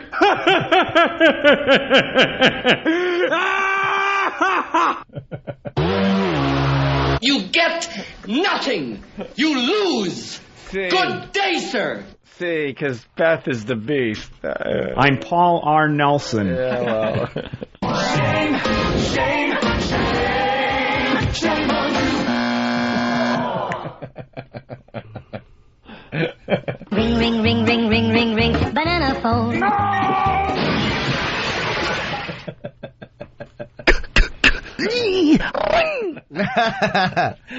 Oh, God. Oh, no, really? Oh! Oh, oh! That's funny. I'm funny. Yeah. Well, that's just terrific. See, Beauty and the Beast, boy. Oof. I got to tell you, now that I'm on satellite... How's that going, by the way? It is going so great. We started out with 600,000 listeners in 1 year. Right. January will be 1 year. We now have almost 6 million, I understand. Whoa, God. We're growing. Listen to that complete and utter bullshit. What the fuck? We had 600,000. Now we have just about 6 million. Well, 5.5 million subscribers in a year. Wow. Well, when we started XM, a little over 2 years ago, they were around 2 to 2.2 million. Right. 2.2, I think. And we're going to push, I think, close to 8 by the end of the year. All right. So if I do the math, we're responsible for 5.8 million. All right, we're bringing in just about 6 million subs we've brought in. So I'm led to understand, as he said, to cover his ass. Yeah, so they don't come for him. Did you hear that? Listen to the way he said it. Yeah. Play it again. Because just listen to how he's got to say something at the end to free himself of certain liability. And that's the only reason he said that. Where's Elo, by the way? Because he'll give you the real numbers. Listen to what he says after he says this statistic. We're just dopey shock jocks. Elo will actually give you the real numbers. I got to tell you, now that I'm on satellite... How's that going, by the way? It is going so great. We started out with 600,000 listeners in 1 year. Right. January will be 1 year. We now have almost 6 million, I understand. Whoa, God. We're growing. I understand. Now, wait. You said 0.002 of a cent, and I said 0.002 of a dollar. Dave. Hey, so that pissed off John Manelli so bad. Maybe I shouldn't be reading this on the air, but what the fuck? Because he's just blatantly lying. He's lying to people. That is a lie about subscriptions. Can I tell you? Like Manelli, Howard pretty much got Manelli fired which was just such a dick move. I can't even tell you. And a blessing. If you give us an hour, we'll tell you why. Well, you understand why it's a dick move. But now he's the program director over at Free FM. But he hasn't forgotten that Howard basically got him fired because he didn't really like what John Minnelli was writing about him in the paper. So Minnelli obviously saw the appearance last night, and these are all the CCs, so hold on a minute. At 2:30 in the morning, he writes this email to pretty much the world. He writes it to some guy at SiriusRadio.com, P. Riley.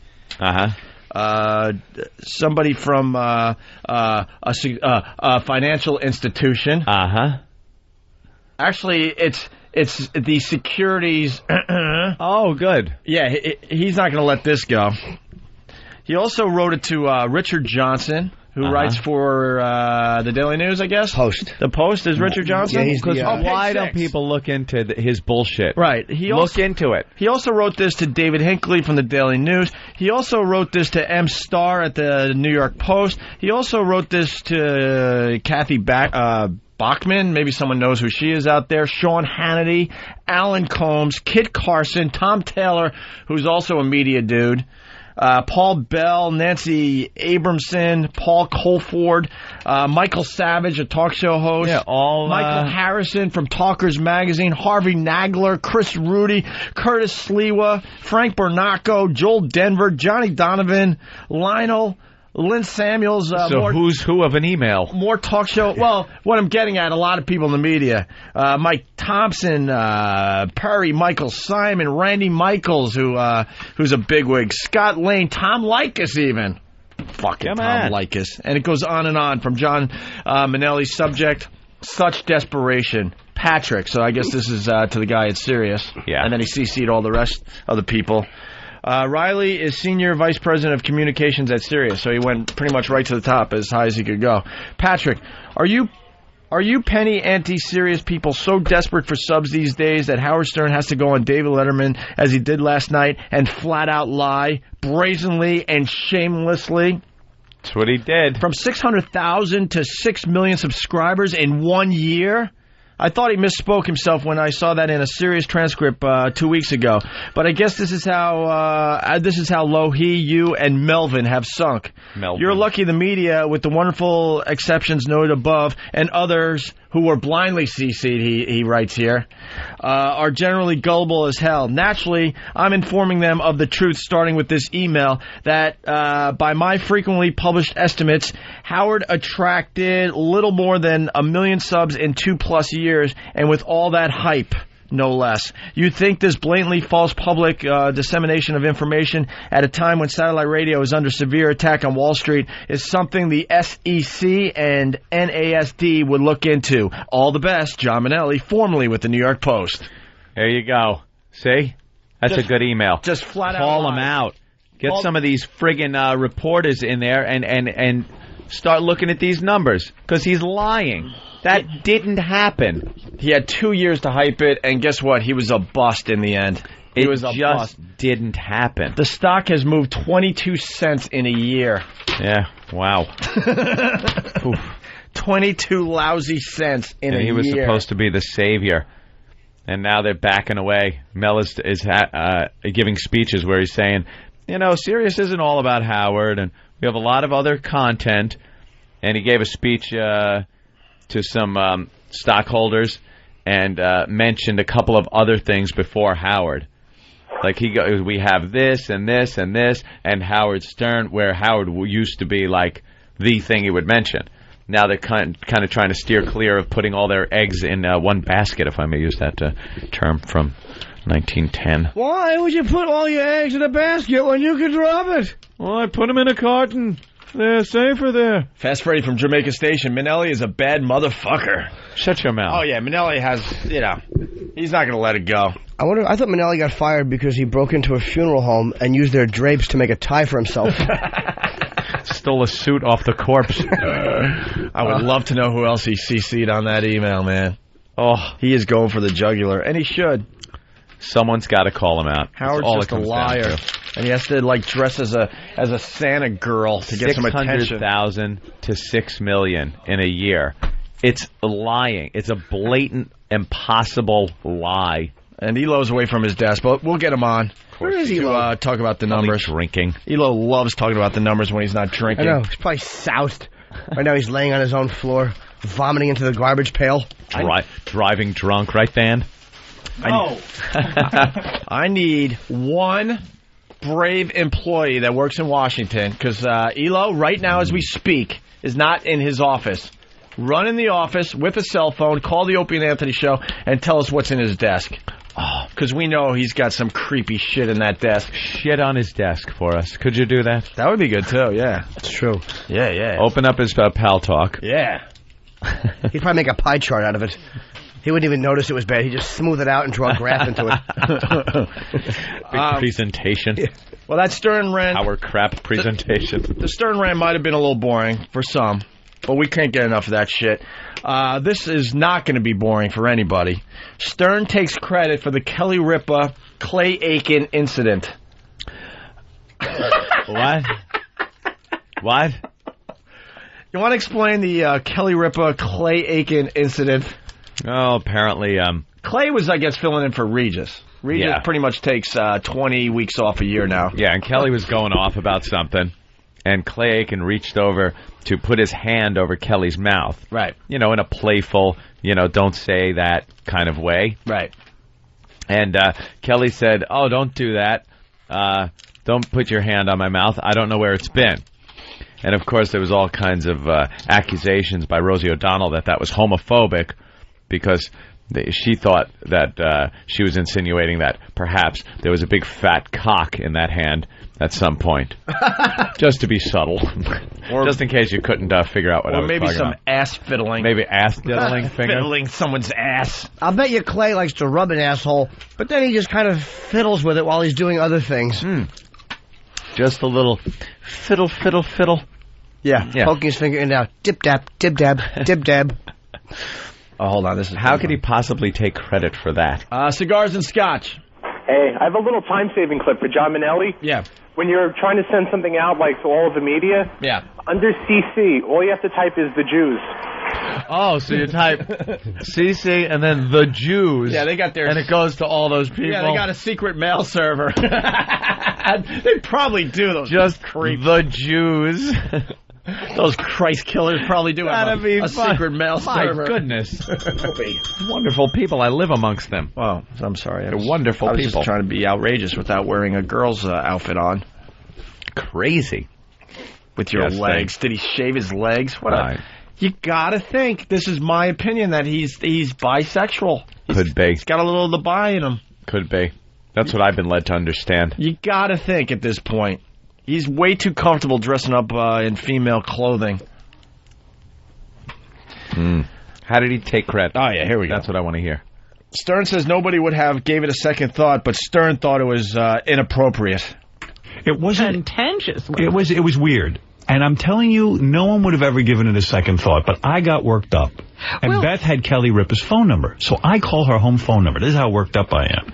I said, hi, this is Howard Stern calling you.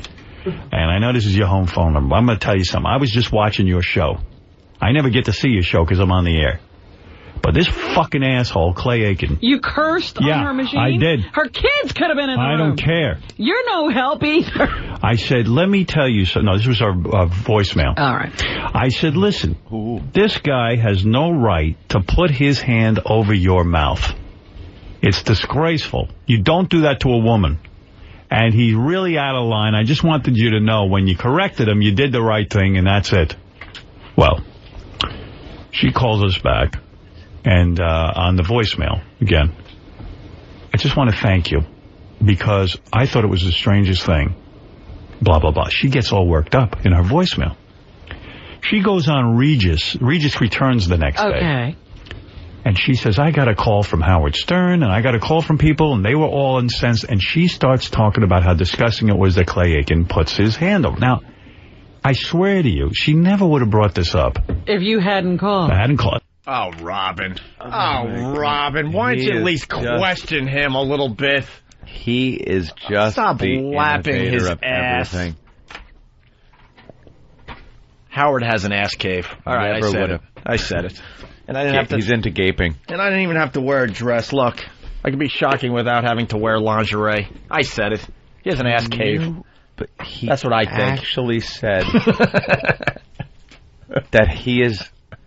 If he didn't say anything, I've had it with him. I just didn't like that he said you don't do that to a woman. Because that's the first person you should do it to. Some babbling hole on your left. Shut up. Shut him up. Shut her up, you fairy. By the way, it's also coming in that yesterday he claimed that he invented The View as well. Yeah, I read something about that on Wagbag.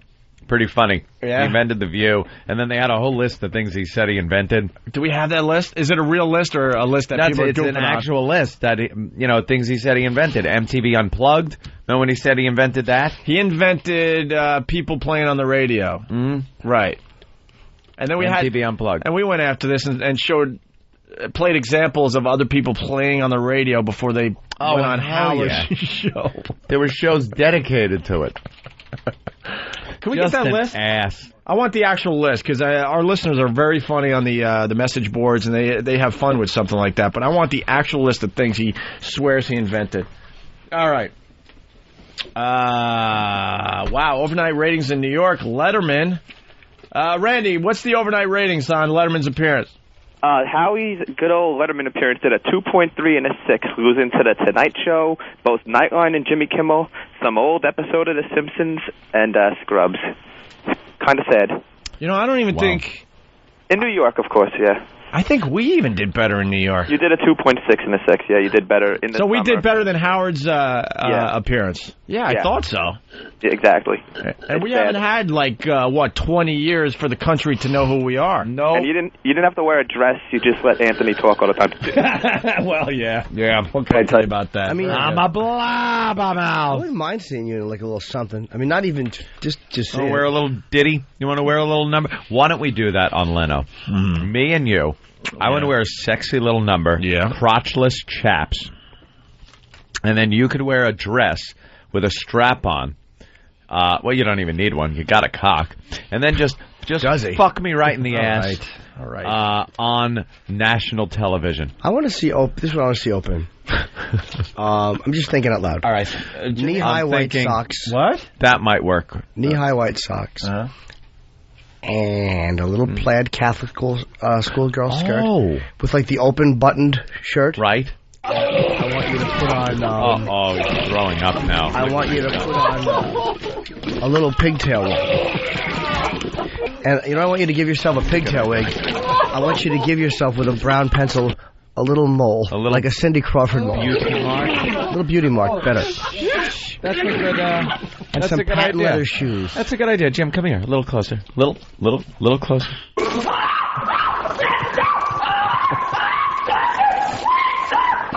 Your voice gets high when you're tased. So Stern takes 100%. All right, here it is. Here's the rest of the taking credit for Kelly Ripa Clay Aiken incident. Beth said to me, "Do you think we got this whole ball rolling?" I said, "That's the problem with my vacation. I'm sitting at home, and everything makes me mental, and I call people and get them worked up. I'm telling you, if I'd never made the call, and I'm sitting there going, I must be the most interesting guy in the world, because... Yeah, because I didn't hear anything. Shut the fuck up, you self-centered cunt. Oh, fucking shut up. I must be the most interesting person in the world. You're a nobody. You traded in whatever fucking popularity, whatever waning popularity you had from money. God bless you, but fucking face reality, you douche fuck. And he did You're done. He did the ultimate sellout. He's a Jew dressing as like a Santa character on Letterman. You want to talk about a menorah? You want to talk about sellouts? See, he did the ultimate sellout last night on Letterman. He just annoys the piss out of me. Self-important, delusional douchebag. Come on. Sitting there going, I must be the most interesting guy in the world, because... Yeah, because I didn't hear anything. Howard, you are Howard. So interesting. You better chime in. You better chime in. Your job. You'll be out of the house and back out in the field. You don't chime in. You know you want to stay in the house. It's been nice and warm in the house. Why disagree now? Yeah. Howard. I haven't disagreed in 20 years. I'm not going to start now. Self-important. When you have to say it yourself and no one's been talking about you since you went over there, yeah, you got big headlines when you left radio. That was the news. You were leaving radio. Not that you were going to satellite. That wasn't the news. So now that you're there, no one cares. There was a time when people used to say how important Howard was. Absolutely. But now it's gotten to the point where he now has to tell people how important he is. How important and how he's the most interesting person in the world. Who said that? Hey, did you hear Howard is the most interesting person in the world? Really? Who said that? Howard. Well, but it was backed up. Oh, really? By who? Robin. His house spade backed them up. By the way, the pad data. Stop it. The pad data says Howard ass cave. Could you just not agree with him once? Question something. You're an embarrassment.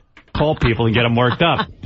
I'm telling you, if I'd never made the call, and I'm sitting there going, I must be the most interesting guy in the world because I didn't hear anything about it until Rosie made a statement. I didn't hear initially that Clay that was the news, you dumb fucking cunt.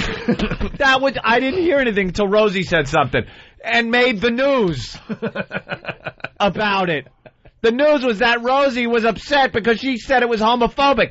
Do you think it would have made the fucking news if Clay Aiken put his hand over what's her name's mouth? What's her fucking name? Kelly Ripa? I can never remember her fucking name, and who cares? Do you think it would have made the news? Headline: Clay Aiken puts hand over Kelly Ripa's mouth. Did that make the news? Or was it the fact that she was accused of being a homophobe by Rosie O'Donnell on The View? Or that the most important man in the world fucking made a phone call? Holy delusional dickbag. The statement. I didn't hear initially that Clay Aiken had put his hand over Kelly Ripa's mouth. It all escalated based on this phone call I made because I was upset. And then she went and complained to Regis about it on the show. I'm telling you. Well. And I thought, wow, I'm a mastermind behind this. It's on every television channel. It's on Entertainment Tonight. Yeah, I heard it all the way over in London. That's what I'm saying. And I was I'm like, whoa, what's going on in America? I'm not even getting any credit for Clay this. Aiken is covering Kelly Ripa's mouth? Well, that was the backstory. It was Beth pointing it out to me and then me getting into a tirade and calling Kelly Ripa of all people. At this point, you can't even be mad anymore. You gotta just be. He's the man is insane, and I'm not even saying allegedly. Well, we heard he has lost his fucking mind. We heard the stories from the big boys when we were signing with Free FM. So. What happened to him? What the fuck happened to him? That he's taking credit for. Oh, my God. You don't think The Insider... These are shows I do watch when I'm eating dinner. These dumb gossip shows, The Insider, Entertainment Tonight. You think they're going to pass on a video clip of Clay Aiken covering the mouth of Kelly Ripa? And they need someone like Howard to point out why that it would make great TV and why there's controversy there? I didn't even hear about the hand over the mouth until Rosie said that it was a homophobic move. Like, what? I heard about it in England. Just stop. Yes, you're a stereotype. That's what you are. If you listen to the show, it's not about someone coming in naked or someone being a prostitute or someone going to the bathroom in the middle of a floor. It's why would somebody do that? It's the first reality show. And, you know, there was a TV critic, Marvin Kittman, used to write for Newsday. Great guy. And he wrote an article about our show. When I syndicated into Los Angeles, into Hollywood, he wrote this article and he said, Howard Stern's radio show going into Hollywood will change television. You will start to see more real television because I believe Howard Stern breaks it down. The language is more real. It is a more real experience, and Hollywood needs a dose of that. And then we saw reality TV. And I believe we're a reality radio show. He invented reality TV. Holy fucking George Washington Carver. You are an ass. He just right there said he invented reality television. Yeah, well. This guy is certifiably insane. You've got to be kidding me. Well, he said he invented The View. We're trying to get that audio. And he also said he invented American Idol. He also invented the Osbournes and Friends and Survivor. Man on the Street interviews, even though what's-his-name did it with that massive microphone back in the day. Holy Steve Allen. shit. Steve Allen did fucking street interviews, you fraud. And, of course, he invented Unplugged on the radio. MTV Unplugged. I can't deal with this. I can't move through existing with him saying shit like this. It's stunning me that he actually believes it and says it. Remember we were talking about mental things that you think in your head but never do in real life because it's crazy? Yeah. One of those things would be to think that you invented a bunch of stuff. Yeah. But never say it because you'd come off like a lunatic. Yeah. Well, Howie doesn't have the filter. No. He just blurts this shit out. There is not one thing he didn't invent. Oh, God, is that fun. Could Howard invent a rock that even he couldn't move? Question. Yeah. What a tool. Yeah, and just for an example, the first reality show... Yeah, you're right, Snapman from Whackbag. There was a show called The Louds, I think. Is that how you pronounce it? Louds. An American Family. It was on Louds or the Louds? I don't know. Louds. And it was on PBS. And it was pretty... It was a reality show. They had cameras in their house following them around. I heard of a little reality show called Candid Fucking Camera. They'd put cameras in front of people in real-life situations and see how they reacted. That, to me, was a reality show. It was in black and fucking white. Holy Jesus. The sad part is people have bought into this crap for cannot possibly still be buying into it. I was going through some old Rolling Stone magazines and was reading the Howard Stern cover story from 1994. Here's an excerpt I found interesting. Interviewer. Are you Beavis and Butthead's dirty uncle? Howard. Yeah, maybe. I think Beavis and Butthead is great. MTV wanted me to do a show for them. They said, we love when you comment on records. We want a show where you'll talk over the videos. I said, okay. We sat down and talked money. They had no fucking money. Interviewer. You're saying MTV stole your idea? Howard. No, I think Beavis and Butthead are very original. I'm not accusing anyone, but I pitched that idea to them. He says, no, I think they're very original. I'm not accusing anyone, but I pitched that idea to them. Beavis and Butthead. Okay, chalk that one up. How terrific Holy is that? Shit.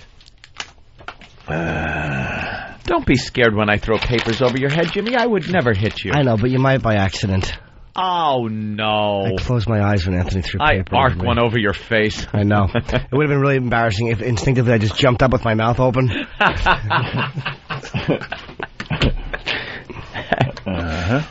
I have built a career on being honest with my audience and also being an honest businessman. I would never do anything dishonest.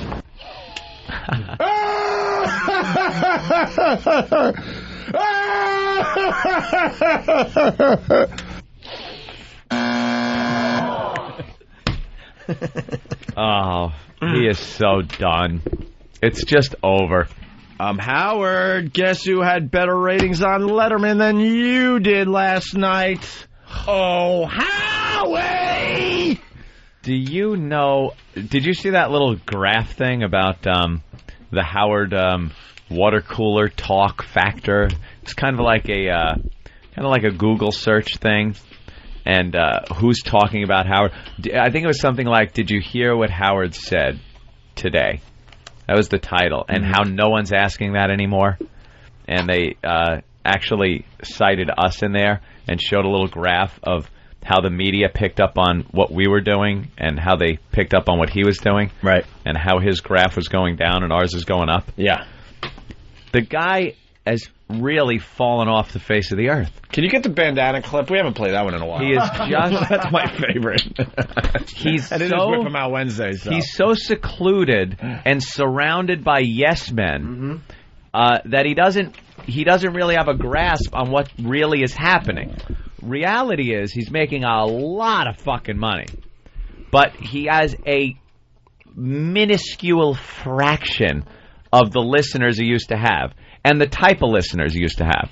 Now he's got people that pay to hear him, so he's not going to get the conflict, the people that don't like him, that kind of thing. The amount of people alone isn't there anymore. He's not making news by saying or doing anything or being involved in anything, getting behind a cause, talking about a subject, people wanting his opinion on certain subjects. They just don't ask anymore. He's irrelevant. He is not relevant to society like he used to be, where people would want to know, hey, this is an interesting topic. What does Howard think about this? It isn't happening anymore. But he's just surrounded by so many fucking yes men that he can't see it. Yeah. So he says things like, I must be the... Hold on.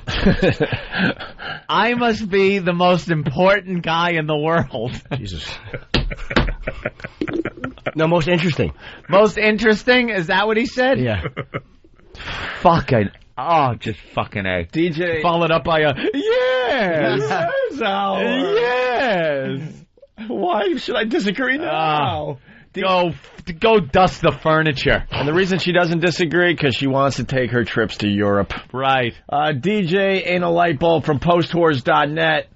What a great line. Back before electricity, the entire world was unplugged. Yeah. Yeah, wasn't music unplugged before electricity? I invented that. What a tool. Let's go to Coke Logic. Coke Logic, by the way, great video. Oh, thank you very much. Thank you for the support. You're, I think you might be the leader in the video contest still. I hope so. What do you got today, buddy?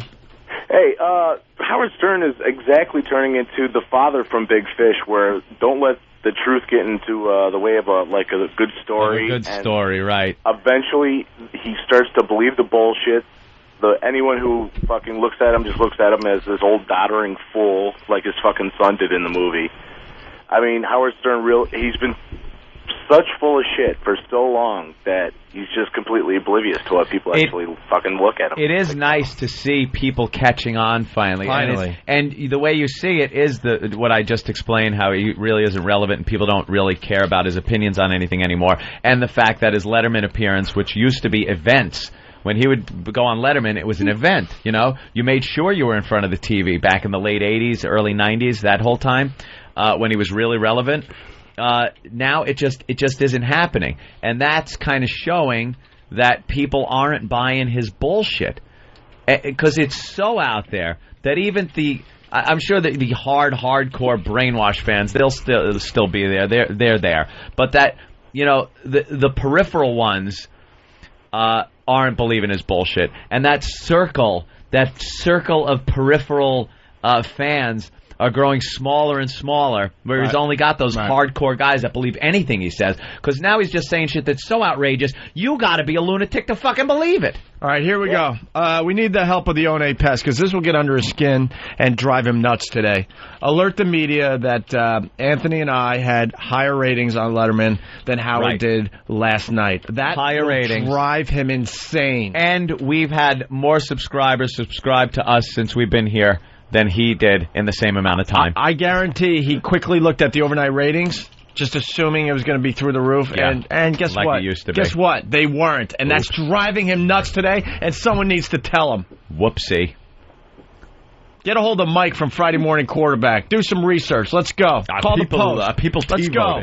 People T-voted. Inside Radio. Let's go. I invented the TiVo, Robin. Yes, you did, Howard. You did, I remember. You gotta You have. said, wouldn't it be nice to have something that you can record a TV show with?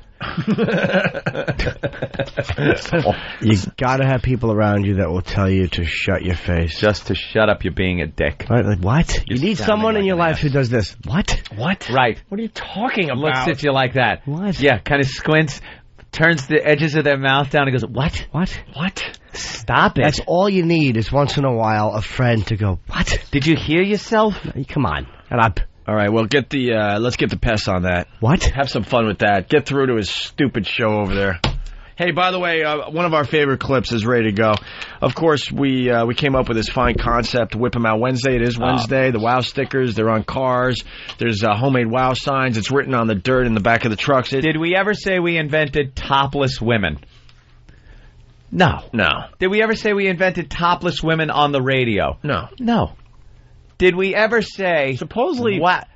Supposedly there were guys doing the topless women thing before Howard as well. Of course. But the thing is, this WOW concept, and all we've ever said about it, is that when guys are commuting home, to take the sting out of your nightly commute or morning commute, it would be lovely to see a set of tits. And to do that, you slap a WOW on your vehicle, a girl sees it, and she'll flash you. That's it. That's all we ever claimed to. I hadn't heard anyone doing this before that. I'm not saying we invented nudity, but that little twist to it was something that was original, and it worked. Came up with a great name. Still works. Great WOW. logo. It's a fun thing. Girls see the WOW, and they whip them out. Whip 'em Out Wednesday. Right. Well, then, we got a lot of press on our WOW campaign. Yep. A lot of press. Good and bad. And the cities where we're really big, Mostly there's bad. WOW stickers all over the place. All over the fucking place. You can't get in a car without seeing one during your drive. Mm-hmm. Well, this drove Howard nuts to the point he actually said this. Like sands through the hourglass. Oh, Howard sounds gay. So is the Owen virus. How can I honestly say anybody rips me off? I mean, when I hear the same exact bits done, that's how I say it. I mean, what about WOW? That's totally their idea. Oh, there you go. Okay. There's something new. Well, and then... There's something new. You know what? I used to do that in Washington, D.C. Tell him, Fred. I used to have people tie bandanas around their cars so that women would take their clothes off in the cars. Dude, get with it. All right, well, I mean... Give me an original idea. Well, Come on. I mean, I know. I used to have my listeners tie a bandana around their car. I mean, I've done it all. What about going off on... I totally know that's you. All right, okay, whatever. I gotta go. Please, I don't really want to get into a discussion like this.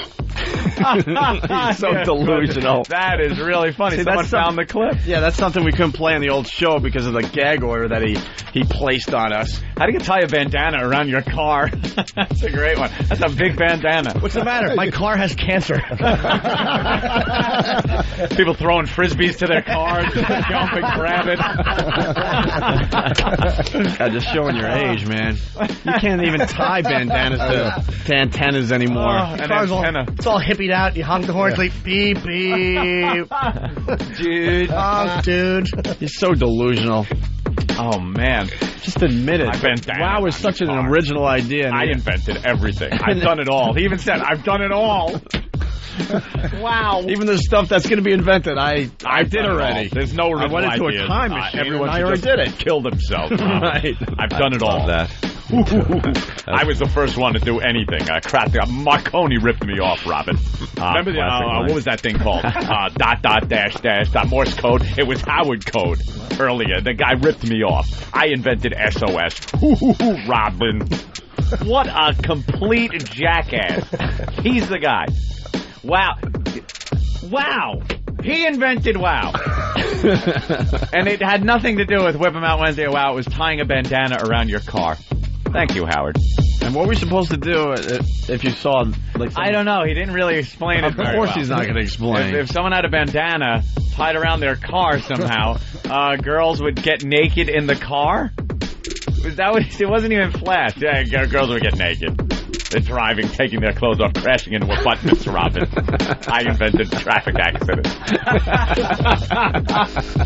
A bandana around an antenna, that reminds me of something else I've heard. It's called the fucking flag.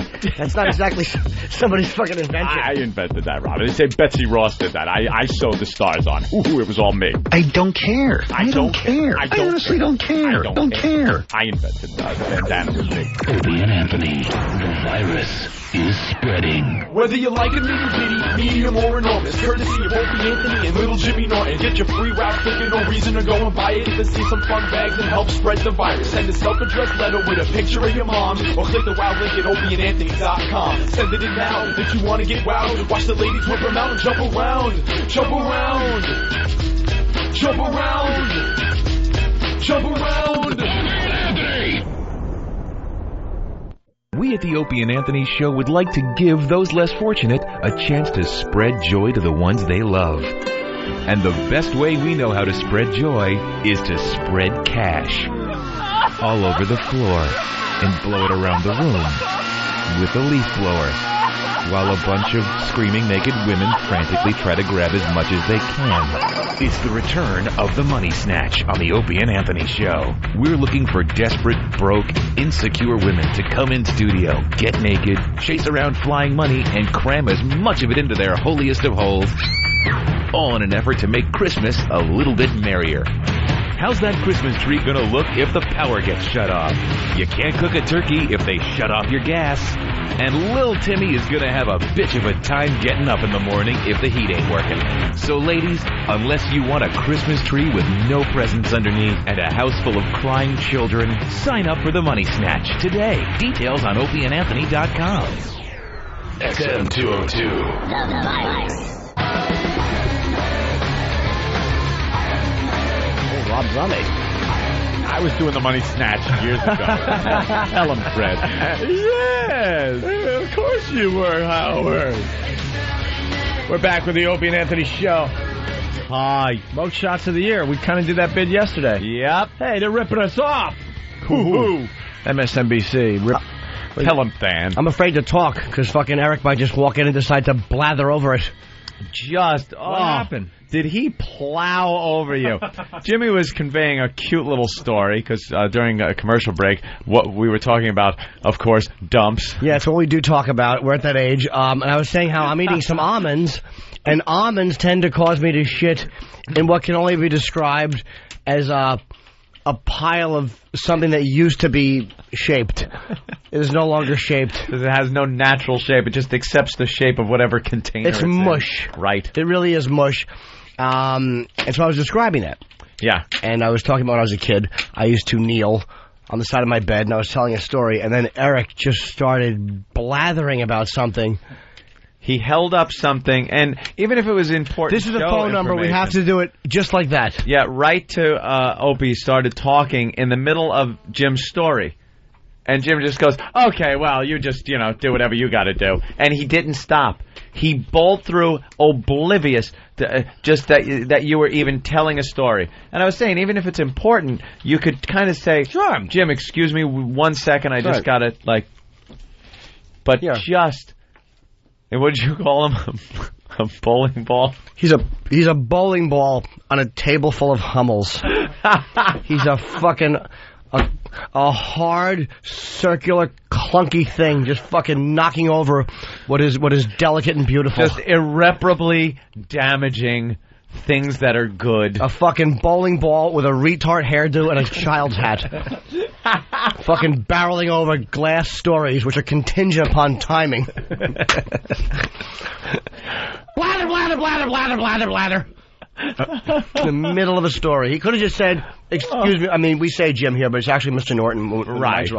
He could have just said, excuse me, bro, I just want to tell him something. I would have said, sure. Yeah. I would have stopped. I know he's got business to conduct. He had no idea. No, I know he didn't. But, I mean, why would I? I mean, we're not doing anything important. Why would I want to tell something that I might decide to tell on the air a minute later? I mean, why prepare that? Why? Hey, great social skills. Why is Patty here? Oh, God. I thought I'd just show up and say, Oh, God. I thought I'd just show up and say, I want to know. And Pat Duffy's here from the Baby Bird video. We all remember Who's Pat the gentleman Duffy. with you, Patty? No, I can't. All right, talking to the mic. How about please. a Just microphone? You dummy. How many years have you been associated with this program, Patty? 8. 8 years. And you don't know when you walk in the studio, before you say anything, you got to talk into a microphone?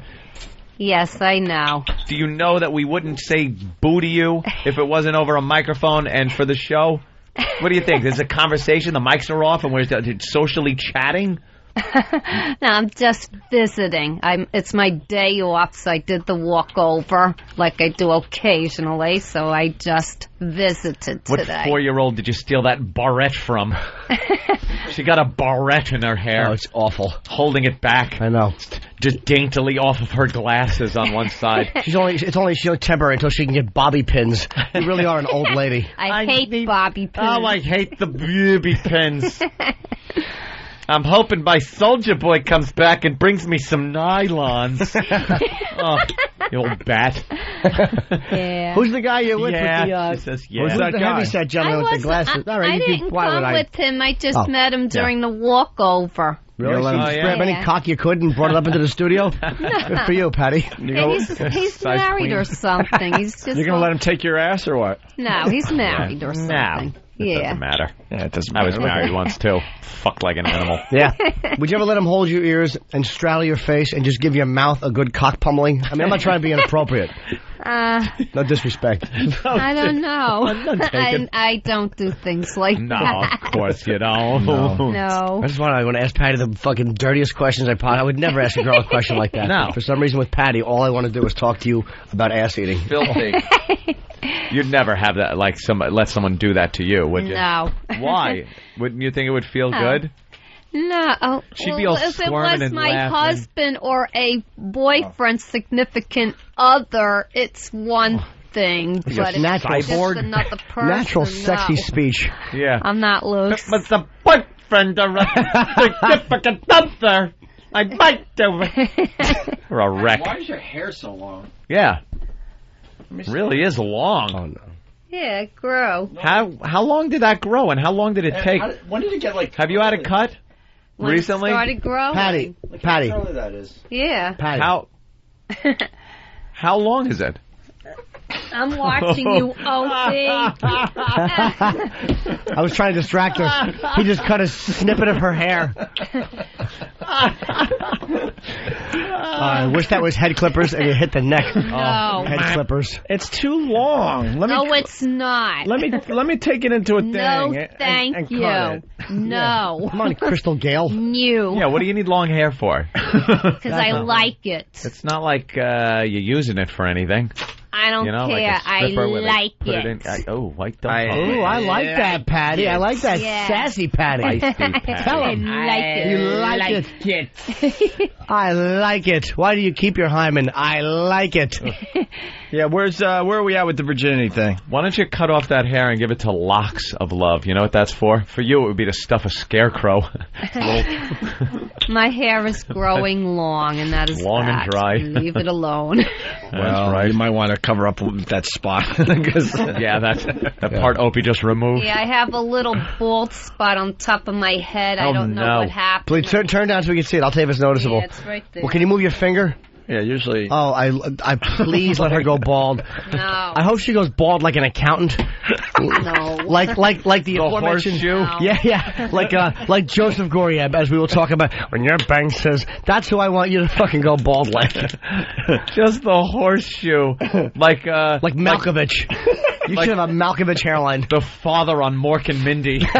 Conrad Janis. That's who your fucking head should look like. Conrad Janis. I don't even know who he is. I know you don't. That's why two people just told you. We cut another piece for good luck. No. Just go ahead. It's bad luck to just cut one piece of hair off. Come on. Hold her down. Get the scissors. A little piece. No. Not much. Opie, get away from me.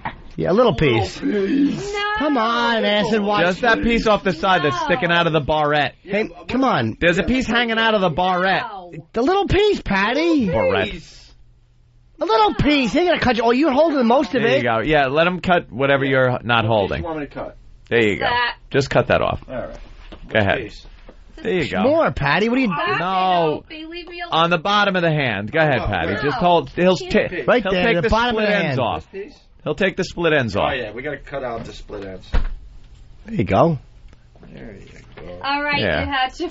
Okay. You had your fun. No now big go deal. fuck No. yourself. Little piece of hair. Lock my hair. Oh, look at that. Oh, no. There's a little lock of That hair. guy is very brave, let me tell you. Very brave. Yeah. Yeah, sure. What is he fighting in Iraq? You idiot. He ate someone's puke. That's not brave. It's stupid. We talk about New York's bravest. They don't mean firemen. They mean him. Yeah, puke eaters of America. Those are really cool jeans, by the way. Let me know how the Loverboy concert is. Fucking. Oh, shit. Hey, Wow, she's a listen, fucking I'm potty not mouth, doing too, these this. days. What? No. What? Patty, it's time. It's time, Patty. No, it's not. Come on. Come on, Patty, it's Leave time. me alone. Patty, it's time. You haven't had your hair cut in a long time. we just Can you got. get out of my way, please? It's time to shave. It's time to shave your head You again. have no right. No. You No, we do have a right. We bought you. Yes. You're bought and paid for. you. Ooh, Don't she's touch going me. for it. Don't touch this. You're gonna get like. You could get hurt. Yeah. Oh, Look at her leave pulling me the door like she's got alone. any chance of opening You're it. not doing that. Here it I'll let him comes. do it. There it is. That's a good set of All clippers. right, Patty. Stop it. Here it comes. No. Take the hair, Opie. No. Patty. Patty, when was the last time? It's yeah, nice. It's been years. No. It's too long. You look silly. I don't want you. No. It's winter. You could wear hats. No. N-O spell. How about a mohawk? Mohawk. They got that movie, Apocalypto. No. You get an Apocalypto haircut. No. Do you mind if he does this? Yes, I do. Oh, shit. All right, so she says, wow, she's going for it. Patty's got some balls to her these days. No. She's not taking any guff anymore. Opie, get Here out it comes. Here. No. And here comes the airplane landing on Patty's head. Oh, he's swinging it by the cord over her come head. on, Patty, Very don't be shy. precarious. Patty. No. It's all for fun. No, it's not. It's Come not on, fun for Patty. me. It is fun for you. You look good in your wig last time. Would you stop it? No. No. Get away Danny from should me. have scissors. Get Yeah. away from me. Danny should have scissors. Just discreetly.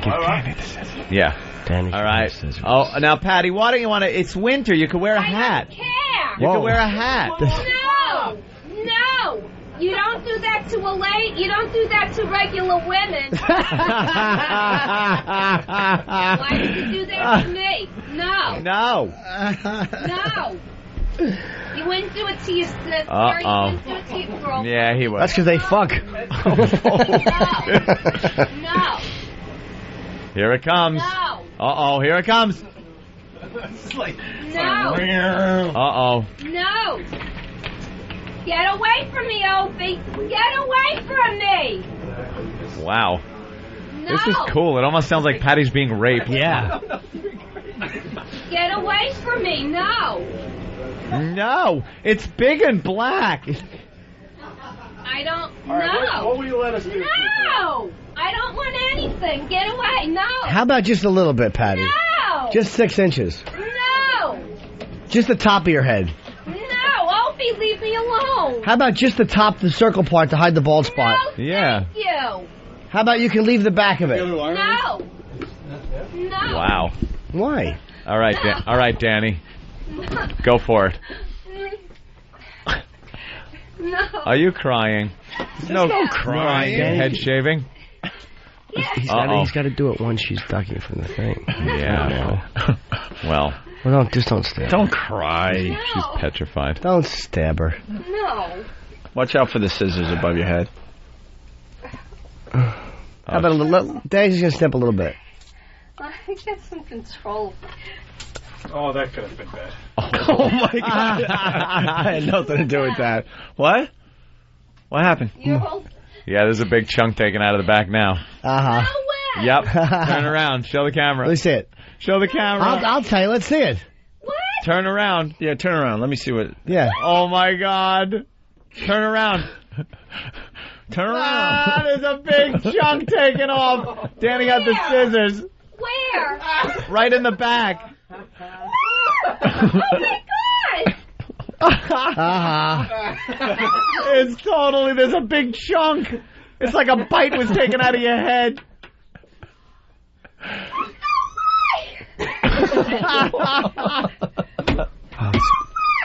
Why did you do that? Why not? Show the camera. Show the camera. Yeah, we'll show you. We'll tell you how bad it is. Oh, my God. It feels thin. It'll grow back. It'll grow back, Patty. Yeah, how long did that take? Like a few weeks? So wrong. Don't cry. Why do you want really long hair all of a sudden? Yeah. Go with the bob cut. No, I don't like. I mean, back of I don't know if that mic's working anymore. It looks like just a few pubes. Do that. You're starting to look like Mick Mars. Don't cry. Don't cry, Patty. It's okay. It's okay. We all love you. You're all right. It'll grow back. It'll grow back. Take a seat. Take a seat, okay? Take a load off. Take a load off. I can't believe you did that. Why don't you sit down? We want to do an interview. Yeah, I don't believe you did that. just pile up all the hair we've cut so far in front of us. That's right. Are you crazy? Yeah, I see a Danny's got the scissors. Yeah, I see it on the floor. Aw. Well. We didn't mean to actually get that much off, but you moved your head at the last minute. You were supposed to take a couple inches, dude. You moved your head at the last minute, and it kind of... Oh, my God. Take a seat. Go ahead. Let's take a seat. Take a seat. Let's all calm down. Acid wash. It's just hair. Love for her to sit down and take those Why did you do zip strips. that? To use his handcuffs, zip strip her down. That's How the fun one you... would that be? Hold on. Give her pink belly. That's the one you allowed me to chop. Yeah, you nut job. The one on the floor is the one that Danny did. Wait, no, don't. Don't be so paranoid. Yeah. I am. I am. Why are you so paranoid? Look out behind you. Dude, right behind you. E-Rock, now. Knocks her glasses off her head. Yeah, what are you doing? What'd you do, punch her in the face? Yeah, why don't you jam I said two now fingers when in you her eye? Punch her. Or let her talk, and then just fucking rock'em sock'em robot through the story. Do things like this. All right, just pile that up with the rest of the hair. Yeah.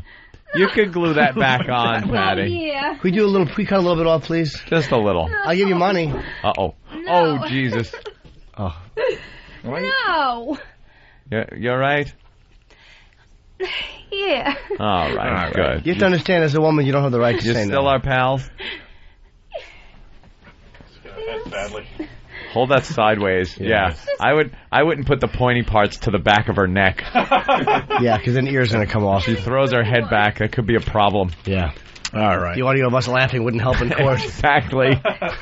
Wow, there's hair on your shirt too. You might want to pull that part. Yeah. Dude, wow, Patty, what the hell happened? Out of the back of it. Yeah, there's a big chunk missing. You wear a ponytail for about a year. Yeah. It's all right.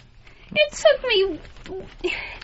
How long? Years. That's all right. It's dry. It looks good. It's dry. You haven't done this with it. It looks good, Patty. No offense. Think how nice that part will look when it grows back if you condition. Yeah. Why don't you look at the upside? Why do you always make lemonade or lemons and make stuff that isn't lemonade? That's right. Why do you take lemons? She takes lemons and she makes an unfucked pussy. Patty, look what we have. Yeah, I see a wig for someone. The wig. Yeah, it's the one I donated. Remember that? Yeah. You want to wear that all winter? No. Come on, let us. It's warm, I bet. I don't want it shaven. I'm sorry. It's Christmas. I don't care. I don't want it shaven. It's It took Christmas. me a lot of time and effort to grow it. It's my natural color. I don't want it shaven. Natural color. I see 3 or 4 different colors in the piece I cut. You do have a lot of gray in there. Can we shave your So snatch? what? I'll use hair color. You have hair like but Ron Kuby. I want to look like a woman, and that is that. I look very ugly with it bald. I felt No, you didn't. Or as it is. You look or great. with anything. No, I'm standing my ground. I have Look, to keep it this long. time we'll add the tattoo on the arm with the numbers. No. I'm sorry. You look no. great with a bald head. No, I don't. Put a big yellow Star of David on your shirt.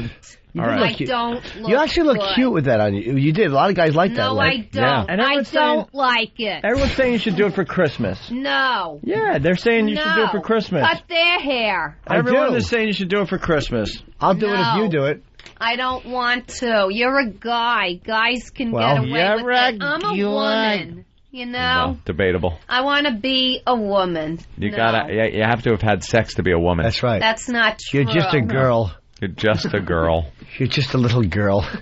All right, why don't you just collect all your hair? Yeah, and get your hair. I can't believe you Pick did up your hair. There's some over there, too, Patty. Patty. No, in front of you. Patty, pick up that hair, too. Where? No, over there. Right. front. Would you look where I'm pointing, you nitwit? Right there. Right there. Pick up that. That's the little Pick up one that I did. little clump. I don't want people to think And I then on did the the floor. big, huge piece, Danny. Go ahead, Cliff, now. Oh, now behind you. No. You're Stop. paranoid. I'm not a guy. Not a guy. No. Come on, Danny Danny. is so enjoying this. All right. Stop it, please. Yeah, Danny, stop. Come on, please. Don't. All I didn't do anything. All right, Patty. All right. All right. There you No. go. Make it past the Clippers and you can leave. No. Come on. Oh, stop jeez. it. We'll give you money. She's running. She's losing the will. She's losing the will. No. Did you cut some? By accident. Yeah. He was Yeah. thrusting it towards the hair she was holding and actually tapped it with the clippers and more fell out. Look. No. Just a little bit. Just a piece. Just stop it. Just a little piece. Like just a little. But she's staying right beyond the cord range. This is like a Foghorn Leghorn and the dog episode. Oh, stop. Ah. Oh, my God. Flipped a little with the scissors. There goes another piece. Wow, what a great strategy. She stayed right out of clipper range, and he leaned over with the scissors and clipped off a hunk. No. Oh, you fucking animal. Oh, that was funny. No what? You're not No? cutting my hair. Okay. I'm not going through that again. I'm not going through that hell. That I was agree. hell for me. I agree. That was torture. It was. You shouldn't have to go I through didn't that. deserve that. No, you didn't. No. Can we cut off the ends now just to even it Just all the up? ends to even it. I think that, I mean, you figure Let out. Danny just go with the end with the clipper right at the ends. No, not your scalp, you nut. Patty, just what you're holding. In all honesty, it's a little too long. Your hair got really long. It's It's uneven. like it's getting like Crystal Gale long. Like what? Jimmy said that. Yeah, Danny, you get a you beehive. cut hair, I wish right? I had her Yeah. hair. I would give anything to have Crystal Gale's long hair. Yeah. You really want your hair that It long? makes me feel young. She Jesus. doesn't look her age Oh my God. Patty, is that what it is? You feeling like a little bit of an older lady, and that's making you feel like you're a young girl again? I'm not going to look like those typical ladies my age. I see women my Yeah. age, they wear the long skirts. They Patty, wear if you the think long hair coats. makes you look young, you need Rapunzel's fucking hair. Should we I shave? wish I had her hair. Rapunzel's? So do I. I'd choke you with it. Can we shave your box? I already Hey, can we? shaved it this morning. Oh, whoa. The whole thing, or did you leave a little Hitler mustache, or what'd you leave? I don't know. I left the... She shaved all of it. Not Can we all just- of it. I left a little I bit. bet that makes you feel young. Can we just shave it completely? What, with there? Yeah, with the clippers. Well, that I wouldn't object to, but I object to my hair. Patty, here's what Patty is.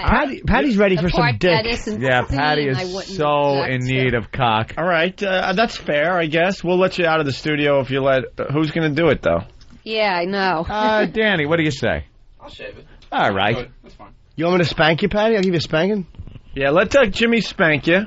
All right, this is what's going to happen to allow you out of the studio. We won't touch your hair again, and that is that's an Opie and Anthony promise. Now you have we to. rarely give Opie and Anthony promises. Opie and Anthony promises don't really account for much. You're going to have to give a promise from Greg Hughes, I think. Oh, that's right. Greg Hughes here, the actor that plays Opie on the I Opie and Anthony show. appreciate that. I promise, Patty, that no one will cut any more of your hair on your head if you allow Jimmy to spank you bare-assed and to have Danny shave the whatever's remaining off your twat. Okay. All right. Back to Opie. Yeah, I have to go the only thing is I got to use the bathroom because I got to go really bad. Oh, Wait a minute. nice. Let's clarify this. Wait, I'm going to be spanking you. You're not going in there to fucking to drop a fucking a Yule log, are you? No. Oh, you got to. You have to drop a pee-pee. log? No, I just have to pee. You I got have pee-pee? cups of coffee. Ew, so there's going to be a little curled up piece of hair underneath that you're going to have to. Sorry, but I don't trust you. You could use the wastebasket. I'll bet you she's gonna fucking. She's gonna go drop a fucking 5 pounds of butterscotch pudding, enough to fill a salad bowl. She's gonna fucking drop. It's gonna look like a bowl full of tabbouleh. I'm trying to get up to go. Shut up! Could I finish, please? For the love of God, you have the timing of fucking Eric. Yeah, you're right. All right, listen. I'm gonna go to Spanker and I'm gonna fucking come off with a light, flavorful looking but not smelling residue. No, you're not. Shut up, Caramel Heine. I'm gonna look like I have like fucking like. You ever get a sundae with just a little caramel coating? That's the type of water dump she's gonna go in there and take. Thank God I have my hair shit. The system is too nervous to process it, so it's just a fucking watery evacuation like an animal. Like the way a fucking animal shits when a tiger's attacking you. It's like your asshole's just gonna open up and it's gonna spill like fucking soup through a trapdoor. Nice fucking stew dump. All right, it's obvious we got a hostage situation here. But we're willing to like negotiate. You know, if you're stuck on Danny's hog, we'll let you out right away, or you get the spanking from Jim Norton and the shaving of the pubis region. I agreed to number 2, but I do have to pee. All right. Well, we got some guards. Guard the bathroom. Make sure she doesn't escape. Not gonna escape. I gotta pee too. Don't you dare jump out the window. Can I pee too? Because I might want to fluff up and get a rod while I'm spanking her. All right, Jimmy. Why don't you Patty, pee? Oh, well, bring her back in and we'll continue this mess. What an animal thing. He is too fucking funny, man. It's the Opie and Anthony Show. Now, we all know that Opie and Anthony Wow stickers are your tickets to seeing some beautiful bosoms. Well, yeah. Did you know that Wow stickers have many other uses? I remove unwanted bottom hair with Wow stickers. Oh, God, my sphincter's bleeding. That's a raw anus. Get your official Opie and Anthony Wow stickers at opieandanthony.com. Oh, God, my poopy hurts. Don't be such a girl, Travis. XL202. We're back. I want a pest briefing, a debriefing. Where are we at with the Howard thing? I see we made allaccess.com. All Access picked it up. I see we're on, is it Orbitcast or one of those other websites? It's already spreading some of the crap we spewed this morning, thanks to the O&A Pest. The pests are great at taking the news, stuff we say about the news, and running with it and getting it to the proper channels. Absolutely. I need a debriefing from somebody. What have we accomplished so far? In the meantime, as they call in, Stucker Patty. Hi, Patty. Hi. Okay, listen, we have a hostage situation here, obviously. We want to shave your head, and you just will not have it.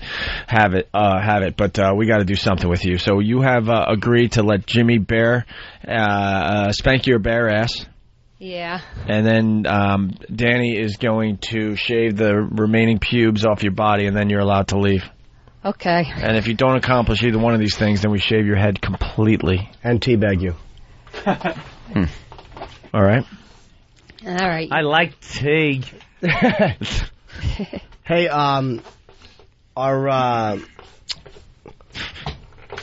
fucking was actually going to ask you. What happened? I lost my thought. Yeah. Oh, go. You hope you dabbed at that with a tissue, because you're going to be over my knee with your little vagina sticking up. I'm Did your hoping. wipe good? My what? Did you wipe your Of course your wet I spot do. good? Very hygienic. Very hygienic. Would you like a glove, Jimmy? No.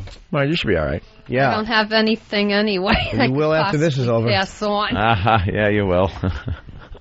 Oh, that's good. Dave from West Orange really helping us out. One of the pests. He told the Daily News that Howard has an ass cave. Well, thank you. That was a quote. All right. Well, we want all our quotes out there. All right. Are we ready? What do you want? I guess we start with the spanking. Well, yeah. I mean, let me see. Let's stand up and see how much hair she has to go. Yeah, Patty. Why don't you show us how much hair you got down I wouldn't mind spanking her once she's shaved. You're an old hat at the. Wait. Let's see your panties. Pull those up. They pull say those up. sexy on and them. Pull your shirt up a little bit. You got the famous. Well, the famous Carrie pair of pants they gave me after you did Carrie on me. What's on the back? What's on the underwear in the back? It says sexy. I know, but are they boy shorts? She's wearing superhero pants. It says sexy around the waistband. There are little stars of various colors all over them. Yeah, they're like boy shorts. Turn around. Turn around. Her ass looks good in those. That rump looks good. I'm going to give you... Oh, you really are spankable. It's like a juicy little rump. Well, I'm not ugly. The fuck are you wrestling for a living? Where you got so many black and blues on you? Yeah. Are you like, all bruised up on your legs? I don't like your appendix scar either. You look like me. Imagine after hours, Patty's into like a wrestling fetish club. Yeah, I got a fetish. No, I have a cat. She's not good with her fucking claws, tiger? and she gets excited and playful, and she accidentally scratches me. Yeah? But she doesn't do it on purpose. You ever put some Friskies down by your vag and let her... No. Little rough tongue? Sandy tongue? No. Right down on your clitoris? Watch the cat eat and then throw up? No. No, but she likes to lay down with me and put her head on my shoulder. Oh, that's she adorable. Should. Well, let's see how much hair you have. Those little sexy boys, they say sexy around them. Yeah, it says sexy all over them. They were picked out to me by Kenny's wife, who went clothes shopping to replace the clothes that were ruined during Carrie. Yeah. Yeah, at the PNC Bank Arts Center. I ripped those... Rip those down. Oh, yeah, you got some left there. Not bad. It's like you missed some. You got some left. Yeah, I didn't do She's a a great fat little job. puss. I just didn't. You always comment on how much you like her fat little puss. snatch. You shave like an old man who's like fucking, who's kind of hungover and shaking. Like you just miss half the beard and then fucking just go to work. Well, it's because I use a regular shaver. I don't really have one of those electric ones, you know. They're too expensive now. I can't afford them. Is this legal? It's like we're making fun of the retarded. Yeah. No, it's fine. You sure? And it is legal to make fun of the retarded. Absolutely. I'm not retarded. All right. Okay. Great. Does it smell? Tell me if it smells. Fuck you, Philly. Philly could go fuck themselves. Oh, fuck yourselves. What a little support. Jesus. How about telling a friend? Oh, shit. Just sit here. Fuckers. The old Flatline Express. See if we fucking take the virus back to Philly. Cocksuckers. Let you yell at our comic friends like that. Yeah, fuckers. All right, Patty. Well, yeah, so you shave, but you don't really shave the middle.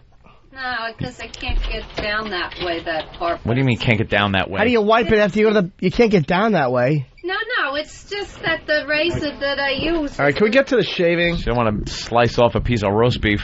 All right, what are we doing over there? Let him shave Just her. dry shaver with a Bic. Exactly, like Rambo. You're going to use the electric clippers? Yeah, I guess. Yeah. You wearing sexy on those underwear. That's like fucking Eric wearing underwear that says competent. Adult. Could you pull your fucking underwear down? So Please. Yeah. You're going to be pubes in them. Yeah. You're going to itch. Look inside those underwear. Are there any And shit stains? makes you itch. No. Danny? What's going on in there? Doesn't look like it. All right.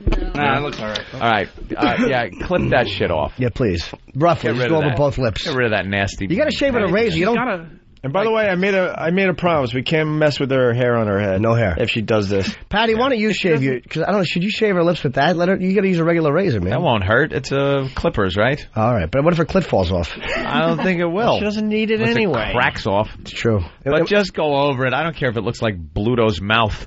She should probably sit. I mean, if I do it... sit down. All of the hairs is going to fall into Sit down and spread them like you're at the fucking gyno's Patty, office. just take off your shoes and your socks. Yeah, just throw one leg over the old chair thing. Can you sex it up a little bit? Is impossible. She looks like an 11-year-old girl getting naked to fool around with the boy. That's like the method she's using. 11? Yeah. Jesus. Just that stupid... childlike movement. Happened to those dances that were supposed to show me how to do something like that? They ran away. They retired. I'd love to Now, know. Patty, stop sitting like that. Yeah. There you go. Open up. Throw and your let, leg over the chair thing. Yeah, over the chair handle, armrest. Yeah, like show you... Jesus, this is That's so not how I do it awful. at home. No? What do you do at home? I just stand over the toilet and I just do it so that That thing's just yearning for a cock. That's a fat one. Look at too. it. She's a fat little puss. That thing is yearning. Yearning. Yeah. It needs a helmet in there. You should let Jimmy tag you. Yeah, should she? You should give Jimmy more money. You. Yeah. Just offering you up. Explain that to my cock when it's fucking wilting like fucking nitrous was dumped onto it. Someone wants us to check her panties for skid marks. I had Danny do that already. Yeah. Oh, you did? Okay. First thing I did when I saw white underpants. Of course. I don't have anything. Well, if you you might not wipe good. Who knows? You probably shed a lot. Everyone gets skid marks. Everyone plays a little game of bingo in their fucking underwear every once in a while. I like that. Happen. I prefer it. A man without skid marks isn't a man, I always say. Right. Isn't a true man. Anything else fun coming in?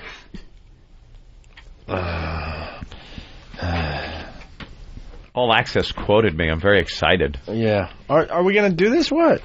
Yeah, let's go. There it goes. All right, no, Patty, what do you want me to do? You got to spread them. Like... Yeah, like wide. Like that? That's a wide shaver.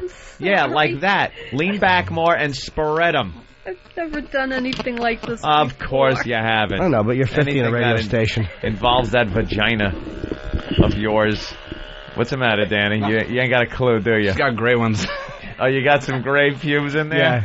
I don't know. It's not my fault. Shut up. I don't make it. You know what it looks like? It looks like Nick Nolte's mouth in his mugshot. That could be one reason why I tried to clear the area.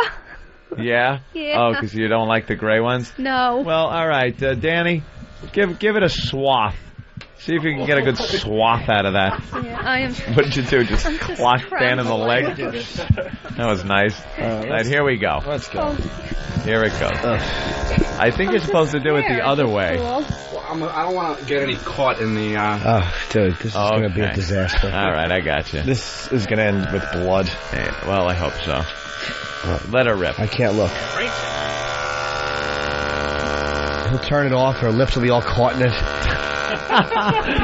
like when you get your ankle caught in the chain of a bicycle. Just be some meat. There you go. How does that feel, Patty?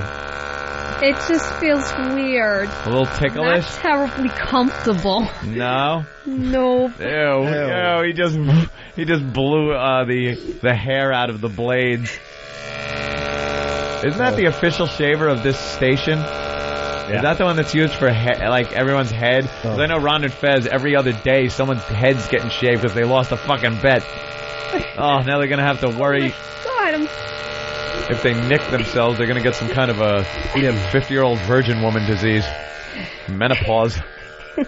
I'm sorry, sir, you've got menopause. Like shaking. Are you done over there? Shaking. Oh, no. You like the way it feels, Patty? You like that? Hey, Patty. No one is looking at it. Did that used to be, like, closed up more? What do you mean? Like, you see how it's kind of, hanging out? Yeah. Is that gravity over 50 years, or is that just... I don't know. Everybody says I look good for my age. They think you're 80. I don't look like one of those old ladies walking down the street no, where they your fucking really legs do are spread. In a radio station. In radio stations, of course you don't. Yes. Are you done? I don't Is that it? That's as far as I think I should go without getting any of that caught up in the blades. There's a lot going on down there. From the side, it looks like Mick Jagger enjoying the tequila worm. Exactly. Right. Why don't you slap some high karate on it? It's itchy. It's itchy? Yeah, so scratch it. Yeah. I'd rather shave a cadaver. He just did. I'm shaking all over. Yeah, huh? As an added bonus, she just brushed all the pubes onto the floor. I'm sorry, it was just a natural reaction. All right, it's time for the spanking. I want to spank her. All right, a little spanker. You got to spank her now. Part of the deal. Jimmy, now you have to, Jim. Yes, it is. She's all ready for you. This is purely not sexual. This is purely you did something wrong. Just brutal. How are we gonna do this? You want to come here and bend over, Patty? Yeah, Patty, go over to Jimmy now and bend over. Actually, bring the chair with you and hold on to the handrails and bend over. Horrific. Here you go. Yeah, she is such a. like Abu Ghraib prison inmate. Not quite as sexy. Now, face Jimmy. Did you shit today? I mean, no, with your ass. You didn't shit today? Why not? I didn't eat yet. Oh God! Jesus, I didn't eat yet. Patty, face the chair and grab the armrest on the chair. Look how long my toenails are. I saw that. Grab the fucking armrest. Now bend over. God, touch your head. Touch your head on the back of the chair. Touch your head on the back of the chair. I don't want to do this. It looks like he just ate a bad fucking... No, it's not. I wish you had a tub of lard. Jimmy, you could just lard up your fist. Doesn't she have to be over your knee? No, she doesn't. Why don't you bend this way, Patty? Like this way so I can... All right. Scared. Yeah, how do you think I feel? My hand has to go near that thing. You just get to stand there and feel the pain. I have to look at it and touch it. At least you're you. Mic on it.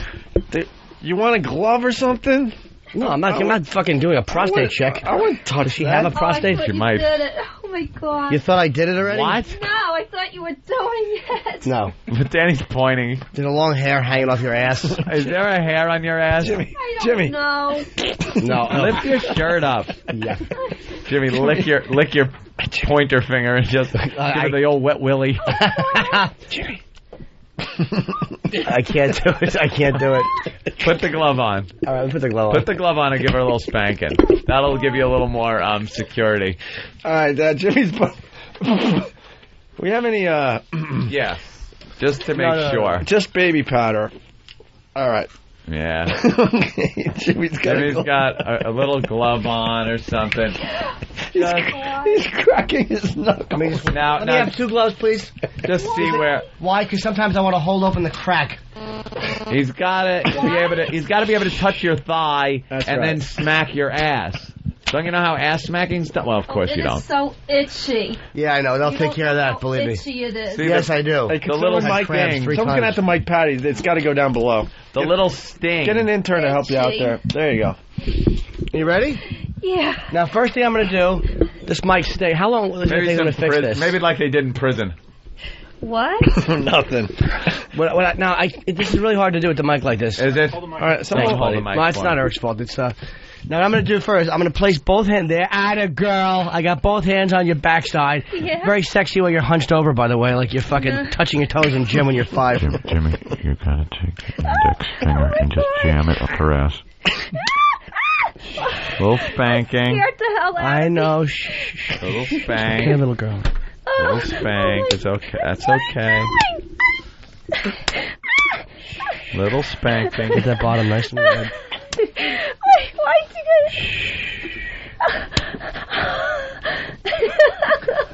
God, I've never been. Now watch, he's gonna do it really hard. No, I'm not. No. Scared. Yeah. Money shot. just a little bloop.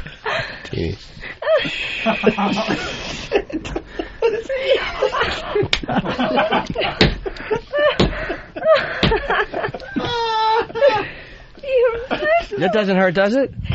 It just scares me. Just touch it. Just touch it. This scares the hell out of me. Just touch it. I've been so scared. It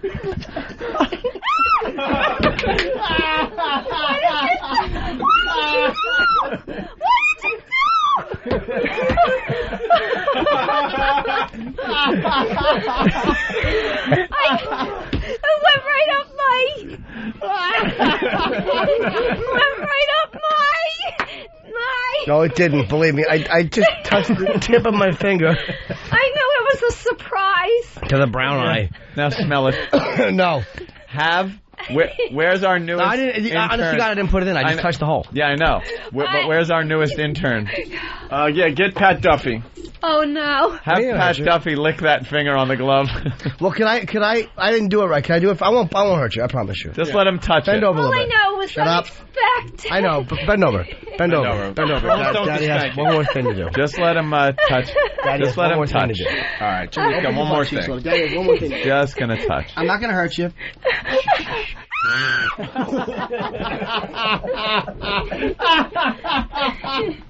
Holy fucking chimpanzee.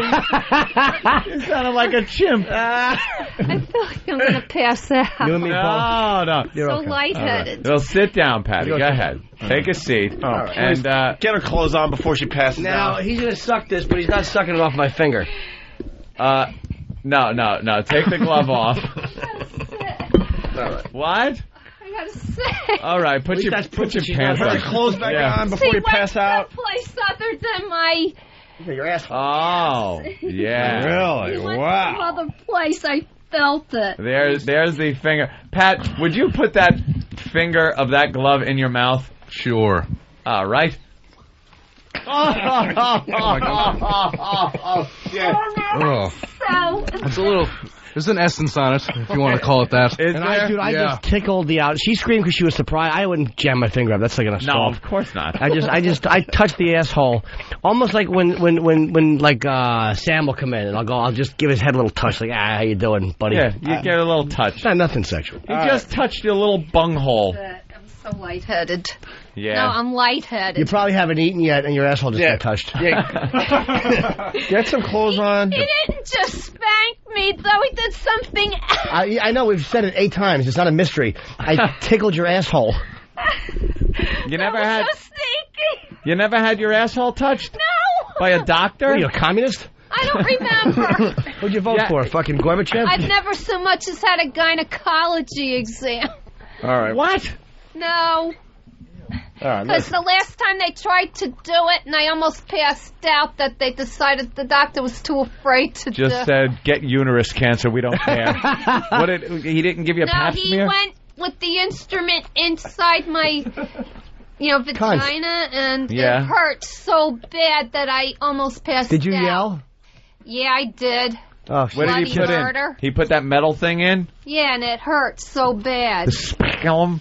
Hey, we got some phones here. Matt in Boston. What's up, Matt? Spoken like a true rapist, Opie. Put your clothes on before you pass out. Well, that was really, and Pat again. Yeah. Wow. Terrific. He gave it a sniff before he put it in his mouth, too. Yeah. What did it smell like? Vagina. Did it? Yes, it was disgusting. Because it was asshole. It was like... Doesn't matter. Exactly how you would imagine it smelled like... It smelled like vagina. It was disgusting. Well, no, 50-year-old vagina, as you would imagine it to smell. Steve in South Dakota. Yeah. Yeah, you guys are unbelievable. I forgot something. I'm heading to work. I get out of the car. We're cutting hair. I go inside. I come back out. We're shaving pussies and fingers in the ass. Yeah, it happens quick. That's the beauty of the show, sir. It's all about fun. Let's go to Doughboy. Doughboy. Hey, guys. Perhaps Uncle Paul is in studio and would like to do a little spanking. No,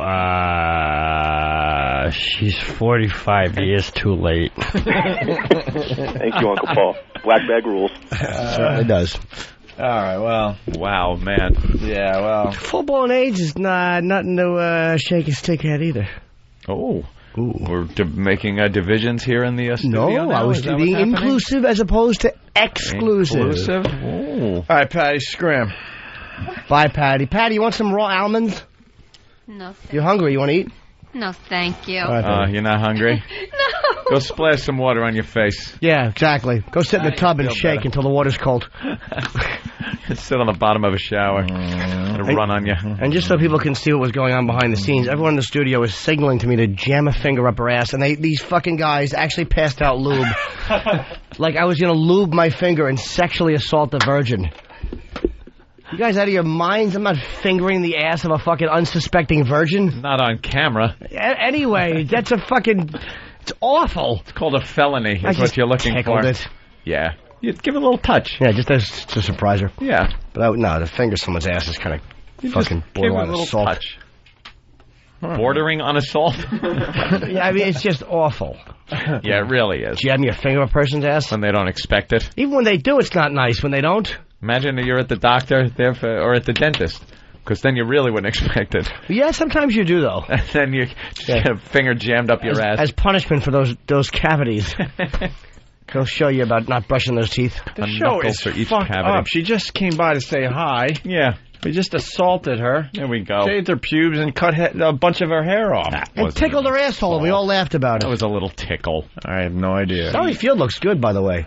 All right, listen, it's Bodog, I don't know what the fuck this is. BodogFight.com. It's a wonderful thing. It's BodogFight.com. Line of the day. Line of the day. Line of the day. Line of the day. Yeah, sponsored by BodogFight.com. It's a cool website. Check it out for yourself. Here's the runner-up line of the day. That's as far as I think I should go without getting any of that caught up in the blades. There's a lot going on down there. From the side, it looks like Mick Jagger enjoying the tequila worm. Ooh. Yes. We're gonna run her up? Exactly. Why don't you slap some high karate on it? That was the line. High karate. That was a trick. It looks like Anthony got it. That's a better line. He should have. We're always pulling it out of our ass late in the show. Well, late in the show. Jim. Slap some high karate on it. Pulling it out of the ass, putting it in. I like to wear high karate. We end today's show with Line of the Day, sponsored by BodogFight.net. Live from the Opie Tom! Wait. Oh, thank God, because Bill screwed up. Wait. What were you going to play? Line of the day. No, but what did you hit by accident? The Daily Dump. The Daily Dump, of course. Yes. Mm-hmm. Oh, look at him. He just goes... Yeah. I don't know. Obama! Told you. Oh. I was on the Obama thing early. If him and Hillary run on the same ticket, let me see, 50 states to none. Yeah. Republicans could run a fruit. Doesn't matter. All right, it's Line of the Day. BodogFight.com. A what or a what? Here comes Line of the Day, Line of the Day.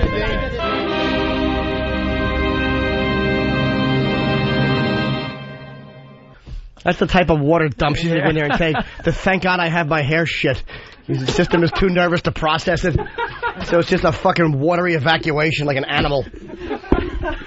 Like the way a fucking animal shits when a tiger's attacking you. It's like your asshole's just going to open up and it's going to spill like fucking soup through a trapdoor. Nice fucking stew dump. All right, it's obvious we got a hostage situation here. I got trapdoor. I got Line of the Day. Hostage, yep. Hostage situation here. That was it. Line of the Day was all right. So I get a victory today. Write it down. Right? That's how it works. Last line. Look at that. Sure. Oh boy. How are we going to tell him? All right, guys. We had fun today. Thank you. Yeah. Who the fuck knows? I do think we had a good time. I had fun. Who the fuck knows in the end? Ooh. Now it's time to take a nap. Yeah. An old napski. I have to buy my girlfriend a Christmas present, and I don't know what to get her. You might want to wash your hands first. Yeah, please, before you give it to her. And I know what she wants, but there's no way I'm opening my veins in a tub. Oh, Jimmy. Just get the engagement ring. Please hold. Hold on. There we go. Boy, could I set... What a fucking old setup punch boy. I deliver the setup, and then conveniently, I have a line to go with it. What a fucking cunt I am. Spoiler of the fun. I finger a chick's ass, and I can't be happy with that. I gotta get greedy with a fucking cornball line. You know. My parents moved, and I still can't find them. Can we just go? Yeah, I just want to see fucking Steve's ill-fitting shirt and perfectly smooth arms. Hello. Can we end one show professionally? Yeah. All right. Nice arms, dick. Thank you. Now we all know that Opie and Anthony Wow stickers are your tickets to seeing some beautiful bosoms. Well, yeah. Did you know that Wow stickers have many other uses? I use Wow stickers around the house to keep raccoons away from my garbage. Come here, little fella. Oh, God! Oh, God, it's biting my balls. Jesus Christ, my balls. Ouch, ouch, my balls. My balls are being bitten by a raccoon here, people. Raccoon ate my balls here. Raccoon on balls. Anybody? You see the raccoon dangling from my crotch.